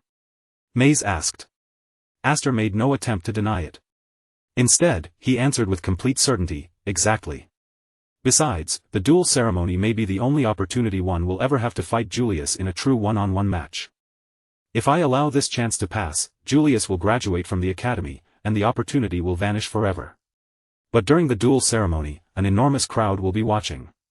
The king himself will be there. On that stage, before all of them, I will defeat a member of the Elmheim family. There could not possibly be a more fitting stage for what I intend to do. If I let this moment slip through my fingers, another opportunity this perfect may never appear again." Aster paused briefly, allowing his intensity to settle. Then he looked directly into Maze's eyes and continued in a calmer, more measured voice. "I do not know what you are truly planning, and I have no intention of forcing you to reveal it. But there is one thing I do understand. No matter what your hidden intentions may be, you have never sworn genuine loyalty to the Elmheim family. And because I know that, please lend me your strength, just as you chose to believe in me once before. I am asking you to trust me again and give me the chance to fight them." The sincerity in Aster's request left Maze completely silent for several long moments. At last, Maze slowly rose from his seat and faced Aster directly. The sight before him was almost amusing. This was the same young man who had refused to bend before the Duke and had stood his ground even against the sixth head of the Elmheim family. Yet now, that very person was willing to lower his head and sincerely ask another man for help. A faint, approving smile appeared on Maze's face. "Very well. In exchange for that admirable display of humility, I will give you one chance," Maze continued. Aster immediately raised his head and asked what kind of chance he intended to offer. A short while later, Aster stepped outside alone. As he walked away, his expression remained thoughtful, and his mind carefully returned to every word Maze had told him during their conversation. The greatest obstacle standing before him was now painfully clear. The true problem was not his lack of strength, but the uncontrollable rampage triggered whenever the power of the seven wings overwhelmed him. As he continued walking, Maze's earlier condition echoed through his mind once more. "If the danger of the seven wings going berserk can be eliminated, then I may be willing to recommend you as a participant in the duel ceremony." When Maze had first said those words, Aster had stared at him in surprise. Believing he finally understood the offer, he immediately asked, "Does that mean you are going to teach me how to control the seven wings?" Maze had only smiled before shaking his head. "Not a chance. Teaching something like that is far beyond what I am suited for. A problem this dangerous should be placed in the hands of someone who is truly an expert." Some time later, Aster arrived inside the Academy's enormous library. Towering shelves stretched in every direction, packed tightly with ancient books and forgotten records. Looking across the seemingly endless rows, he could not stop himself from wondering aloud, are they really somewhere in here? Is the expert who can actually stop the seven wings from going on a rampage truly inside this library? The moment the question left Aster's lips, a strange book resting among the shelves began to glow with an eerie and mysterious light. Not far from that glowing book stood the Academy's principal. Judging by his calm posture and unhurried expression, he had clearly known that Aster would eventually come and had been waiting for his arrival all along. A knowing smile appeared on the principal's face as he looked toward Aster. "So, you have finally come. Without wasting another moment, he shifted his gaze toward the mysteriously glowing book and added calmly, "Very well. I will bring that person to you immediately, the one you have been waiting to meet." Soon afterward, the principal finally stepped forward to greet Aster properly. With a gentle, welcoming smile resting on his face, the old man approached and said, "Welcome. I have already heard the entire situation from Director Mays," he explained. "And truthfully, I have wanted to sit down and speak with you for quite some time as well, with you, the young man who possesses the 7 wings." As Principal Mimir slowly walked closer, Aster quietly observed every detail about him. This elderly man was Mimir, an active scholar known throughout the kingdom as the greatest living authority in the field of 7 wings emblem research. At first glance, however, he appeared to be nothing more than a warm and ordinary old man. His gentle face and approachable manner made him seem strangely out of place within an academy known for its harsh, fiercely competitive culture. Yet that harmless appearance concealed an extraordinary past. Long before he accepted the position of academy principal, Mimir had already earned widespread fame as one of the kingdom's distinguished knights and an exceptionally talented specialist in magic. He had dedicated his rare magical power, his extraordinary manipulation abilities, and the vast knowledge accumulated over his lifetime entirely to the prosperity of the nation. Because of those contributions, Mimir had become one of the most respected and influential figures in the kingdom. Realizing exactly who now stood before him, Aster quickly came to an important conclusion. If anyone in the entire kingdom knew how to control the dangerous power of the 7 wings, it would be Principal Mimir. No other person could possibly be more qualified. Holding on to that hope, Aster faced the old man and asked directly, "Principal Mimir, do you know how the 7 wings can be controlled?" Principal Mimir answered the question immediately, without showing even the slightest uncertainty. "Of course. Naturally, I know." However, after a brief pause, the confidence in Mimir's expression gave way to something far more thoughtful. His eyes narrowed slightly as he reconsidered his own answer. "No, perhaps it would be more accurate to say that I am the one who wishes to know." The moment those puzzling words left his mouth, Principal Mimir stepped forward, closing the distance between himself and Aster. Without the slightest warning, Principal Mimir gently tugged up the back of Aster's shirt. His eyes locked onto the emblem across Aster's back, widening with pure amazement as excitement spread across his face. "How beautiful! This really is the emblem of the 7 wings." Aster, completely caught off guard by the principal's sudden behavior, froze in place and could only stare in stunned silence. Principal Mimir barely noticed Aster's shock. He remained completely absorbed in the emblem, studying every detail with an almost feverish fascination. The magical energy is stirring through every single line, and this star-shaped design is unlike anything else. I could keep looking at it forever. I desperately want to learn more about you. The moment those intense words left Mimir's mouth, Aster felt a chill of unease. His body moved before he could think, and he quickly backed away several steps, putting a safer distance between himself and the overly curious principal. Noticing how nervous Aster had become, Principal Mimir gave him a slightly embarrassed smile. "Well, I suppose I owe you an apology. Whenever wing emblems are involved, my scholarly curiosity becomes rather difficult to control." Watching the principal become this obsessed over a single emblem, Aster could only grumble inwardly. What was the point of warning him not to lose control when Mimir was the one acting completely unhinged? Still wearing that pleasant smile, the principal finally settled himself and continued in a far calmer voice. "But to be perfectly honest, even I'm somewhat at a loss here." Aster blinked at that unexpected admission, confusion immediately crossing his face. Troubled by what he had heard, he looked directly at Mimir and asked what he meant. Rather than answering him on the spot, Principal Mimir turned and guided Aster farther into the chamber. Towering shelves surrounded them on every side, each one packed with carefully preserved books. As they walked between the endless rows, Mimir explained, "After all, a human who carries the 7 wings is extraordinarily rare to begin with. This room contains nearly every kind of record ever written about wing emblems." Mimir gestured toward the shelves lining the chamber. "But when it comes specifically to the 7 wings, all we have left are ancient legends, scattered theories, and unconfirmed speculation. In the present age, there may not be a single person alive who understands how to handle the 7 wings better than you do." As soon as those words reached him, Aster's expression tightened, and a clear look of anxiety appeared across his face. Aster turned toward the principal with growing concern and asked, "You can't be serious. If even you don't know how it works, then what exactly am I supposed to do?" Principal Mimir came to a stop and slowly turned back toward Aster. Despite everything he had just admitted, his expression remained composed and completely confident. "There is still a way. In fact, the solution is quite simple. You only need to ask someone else who possesses the 7 wings. Aster stared at the object placed before him, his brows drawing together in confusion. This is a book? It was the same mysterious golden volume that had appeared before, unmistakable in both its strange appearance and the power surrounding it. A brilliant golden radiance poured from the book's cover, wrapping the ancient volume in a sacred, almost otherworldly aura. Seeing Aster's bewildered reaction, Principal Mimir remained perfectly calm and began to explain what stood before him. You already know that wing emblems were originally gifts bestowed by spirits, correct? Aster nodded slowly. Yes, although I've never actually seen one of these so-called spirits myself. Hearing his answer, Principal Mimir continued without hesitation. Spirits truly do exist, though the majority of them vanished long ago.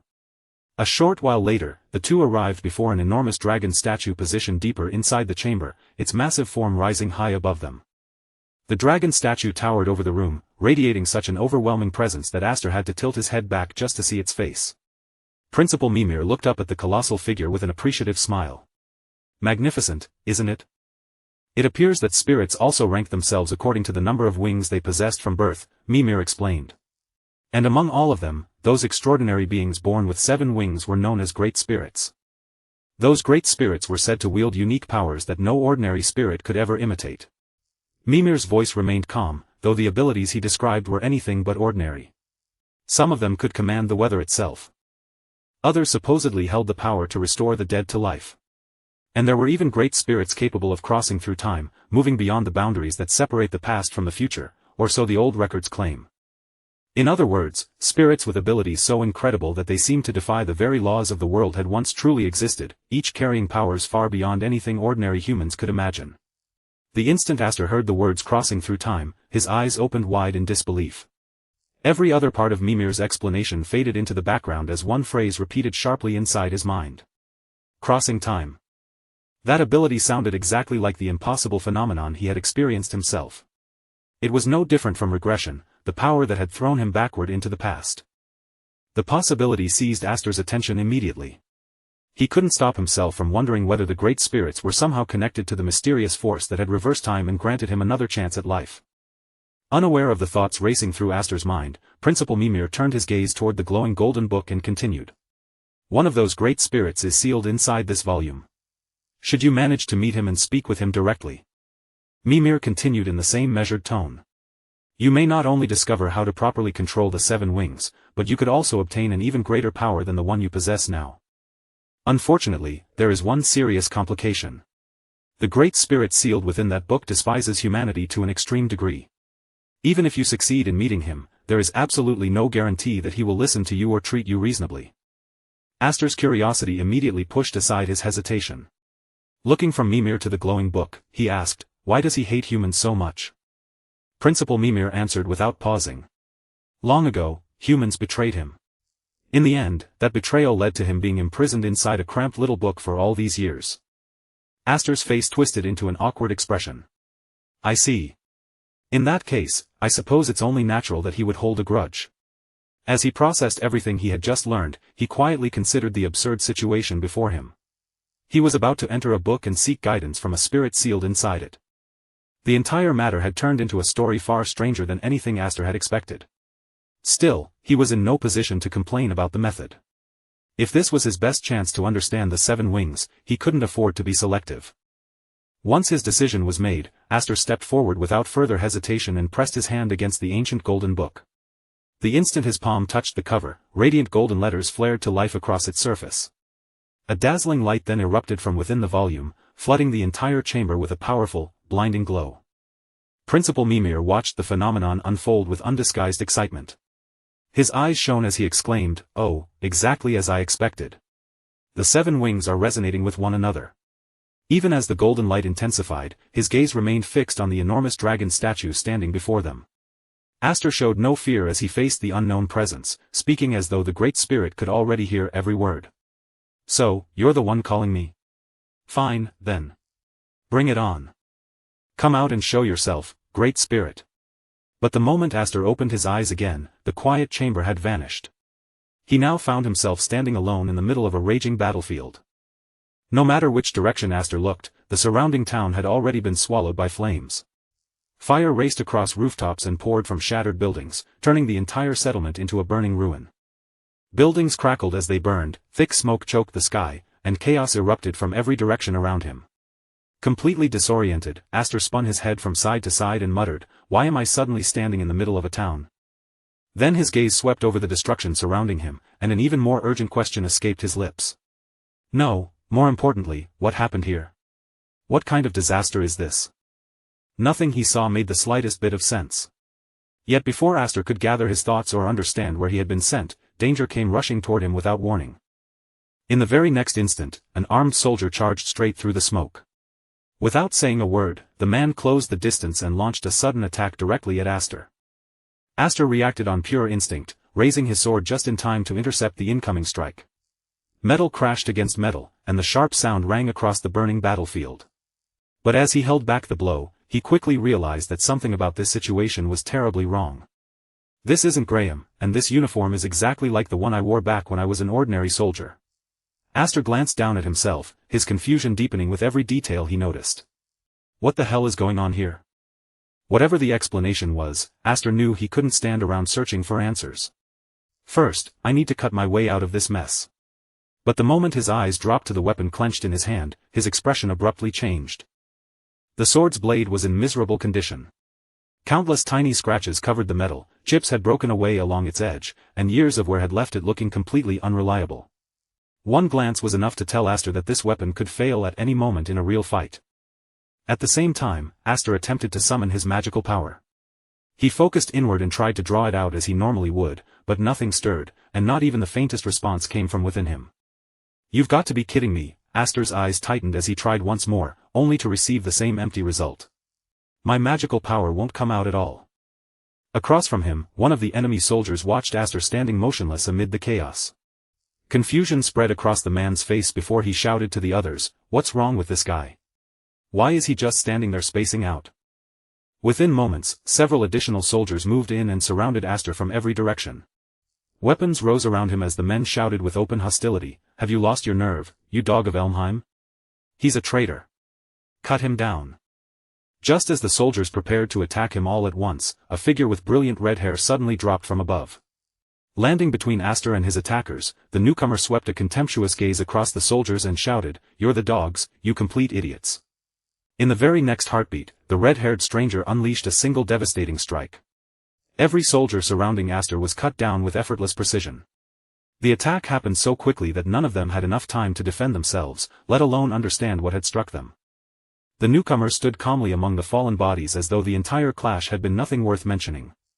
Then, with an almost casual tone, he said, "Come to think of it, there was one more dog who wasn't among them. My mistake, oh, my mistake. It looks like you guys were right after all." The instant Aster's gaze landed on the red-haired man, his eyes flew wide with raw disbelief. There was no possibility of mistaking that face. Aster recognized him the moment he saw him. Standing before him was the very same man Aster had once defeated in Rania, the enemy who had later been captured and personally executed under the Elder's orders. And yet, despite everything Aster remembered, that supposedly dead man was now standing only a short distance away, breathing and very much alive. Even more unbelievable, the man's two cousins were standing beside him as well. Both stared directly at Aster before taunting him, "Isn't that right, wingless Aster?" Hearing those words, Aster finally began to understand. Somehow, the memories and experiences of his future self had been poured into his younger body, allowing him to relive his previous life with everything he now knew. Aster could do nothing except stare at them in stunned silence, his mind still struggling to accept the impossible sight. Daenerys, however, completely misread the meaning behind his expression. With the same smug and arrogant smile Aster remembered, Daenerys immediately began mocking him. Even while standing on a battlefield surrounded by death, he behaved as though the lives being lost around him meant absolutely nothing. To Daenerys, another soldier dying was merely an ordinary part of war, hardly worth a second thought. He casually warned Aster that someone as insignificant as him could easily become the battlefield's next nameless casualty. Aster still gave no response, his eyes remaining fixed on the man before him. None of this could possibly make sense, because according to everything he remembered, Daenerys should have been dead long ago. But the longer Aster silently stared at him, the more Daenerys' irritation grew. His mocking smile gradually tightened as anger began creeping across his face. Daenerys had always despised Aster for being born without wings, viewing him as someone naturally beneath a true knight. Because of that contempt, he could not tolerate the calm, unflinching way Aster continued looking directly at him. Just as Daenerys seemed ready to let his anger explode, his brothers quickly stepped between them and held him back. They reminded him that someone like Aster was not worth wasting another moment of their time. Their father was about to launch his attack, and in their eyes, that mattered far more than arguing with a wingless soldier they considered beneath them. At those words, an eerily familiar sensation suddenly swept through Aster's mind. Aster had seen all of this before, their expressions, their words, and even the tension hanging over the battlefield. Every detail was unfolding exactly as he remembered it. As though history itself had begun repeating, Daenerys' father slowly rose from the ground and ascended into the sky. A crushing surge of mana erupted from his body, spreading outward until it blanketed the entire battlefield. Then, before the eyes of every soldier present, he proudly unfolded his magnificent 7 wings. The terrifying wave of magical power that followed shook the earth beneath them, ripping through the battlefield and leaving everyone frozen in stunned silence. The instant Aster saw those 7 wings stretched across the sky, the final barrier inside his mind shattered. Countless memories rushed back all at once, filling in everything he had failed to understand. At last, Aster understood where he had been brought. This was neither an illusion nor some strange dream. He was witnessing the past he had once lived through, back when the world still knew him as Aster Elmheim. Every forgotten detail returned with painful clarity. This was the precise moment when the greatest rebellion in the history of the Dassel Kingdom had first erupted. Roderick, commander of the Royal Knights, had murdered the king with his own hands and then boldly proclaimed himself the kingdom's new ruler. That single act of betrayal threw the entire nation into chaos and split its people between 2 powerful opposing factions. One faction remained loyal to the Elmheim family, while the other raised its weapons in an attempt to overthrow them. The savage civil war born from that division was the very same conflict Aster had once fought through. The memories continued unfolding before his death, one after another, forcing Aster to relive each moment exactly as it had happened. Once again, he respectfully lowered himself before his father, who calmly informed him that most of the royal knights had already surrendered to the Elmheim forces. Even so, his father warned that the war was nowhere near its conclusion. As long as even one leader of the rebellion remained alive, they could never claim a true victory. For that reason, Aster and every soldier in his unit were assigned a new mission. The surviving rebels had fled into the eastern Elf Highlands, where they were secretly gathering their remaining forces and preparing another attack. Aster's objective was brutally simple: hunt down every last rebel hiding there and wipe them out completely. Aster accepted the command without the slightest hesitation, and his father formally placed the entire operation in his hands. But before dismissing him, the man presented Aster with a mysterious object known as the Fallen Emblem. The moment Aster's eyes fell upon the emblem, his calm expression vanished. His gaze sharpened immediately, revealing that he recognized the object far too well. Aster already knew exactly what the emblem truly represented. His father proudly introduced the Fallen Emblem as an artificial wing capable of temporarily increasing a person's magical power, supposedly allowing even someone born wingless to stand and fight beside genuine knights. To anyone hearing about it for the first time, the emblem would have sounded like a miraculous invention capable of changing countless lives. But Aster knew the horrifying truth concealed beneath that promise of power. Without offering even a word of warning, Aster drew his sword in one swift motion and drove the blade directly into his father's stomach. He kept his grip firm while staring straight into the man's eyes. Aster then spoke aloud the truth that everyone else had chosen to ignore. Ordinary humans born without magical power were forced to endure unbearable agony every single time they activated the Fallen Emblem. The strength it granted might have been extraordinary, but that temporary power always demanded a devastating price in return. Those forced to use it were never respected or treated like actual human beings.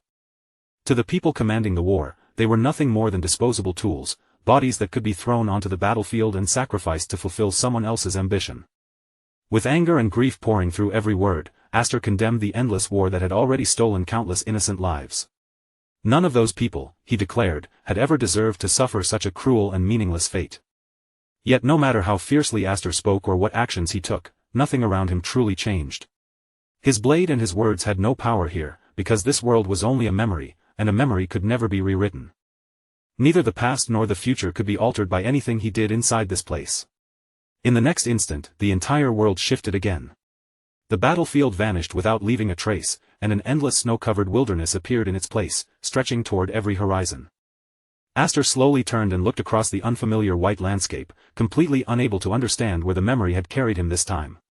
Before he could collect his thoughts, two voices he knew well suddenly called out from nearby. Brown and Silva came running through the snow toward him, both visibly concerned. During the mission, they had noticed their captain standing completely motionless, as though his mind had suddenly left his body. Silva tried to ease the tension with a laugh, joking that he could carry Aster himself if their captain had become too exhausted to continue walking through the snow. Aster did not answer. He simply stared at Brown and Silva, still struggling to process everything he had witnessed only moments earlier. Silva, seeing no obvious injury, casually brushed off Aster's strange behavior. He assumed Aster had merely drifted into some unusually vivid dream while standing there. But Aster knew that what he had experienced was far more serious than an ordinary moment of distraction. As he silently studied the two men, his thoughts returned to the wingless unit, a group of soldiers who, just like Aster, possessed no magical power and were forced to serve beneath the winged knights. They had crossed one battlefield after another together, enduring missions that should have been impossible to survive. When the rest of the world looked down on them, they had trusted one another and fought side by side. But in the end, every member of that unit had given up his life, one after another, until Aster was left behind as their only surviving comrade. Those men had never been mere soldiers following his commands. They were his comrades, his brothers, and the closest thing he had ever known to a family. For one brief moment, Aster wondered whether he had somehow traveled back into the past yet again.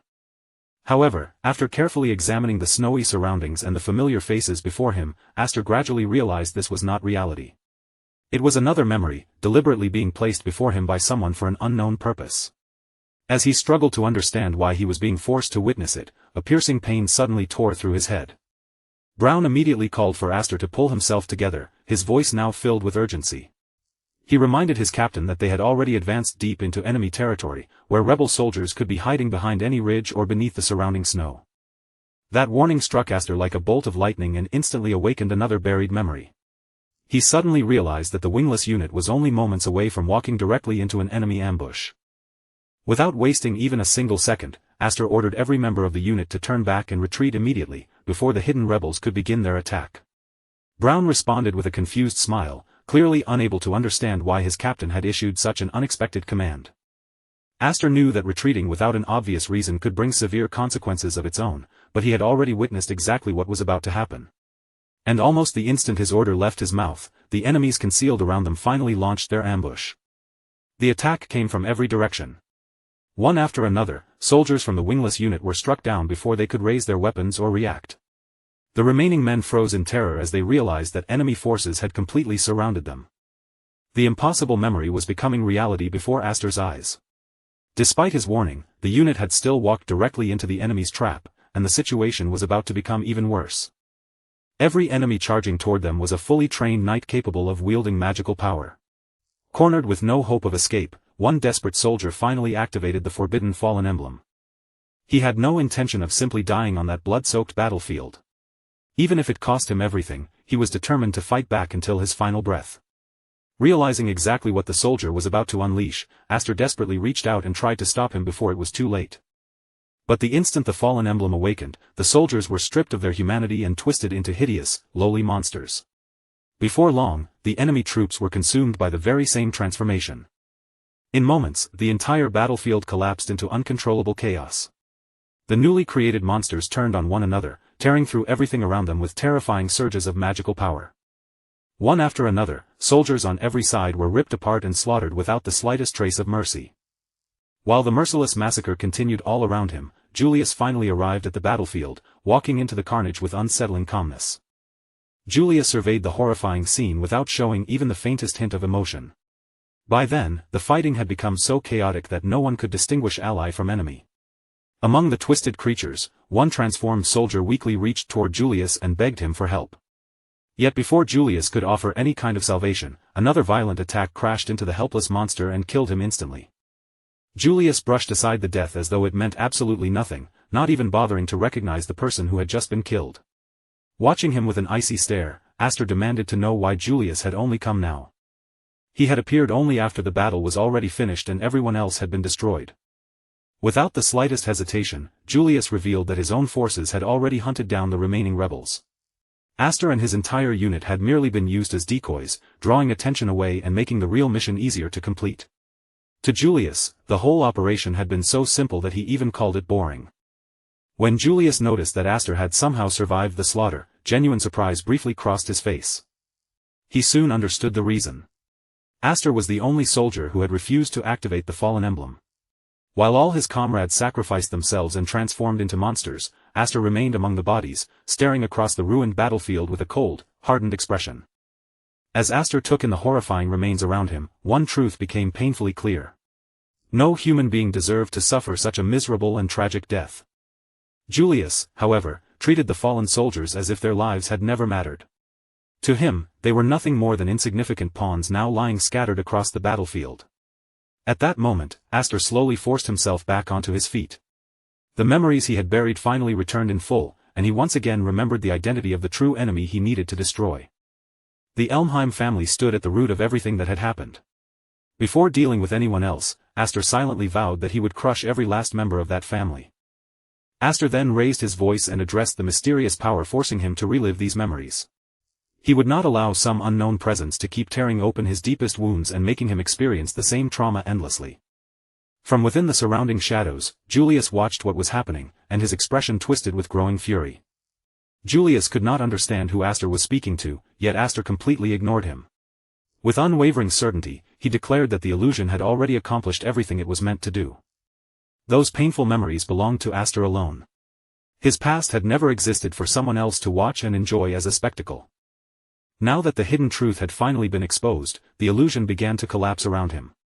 In the next moment, Aster left the nightmare behind and returned to his present life.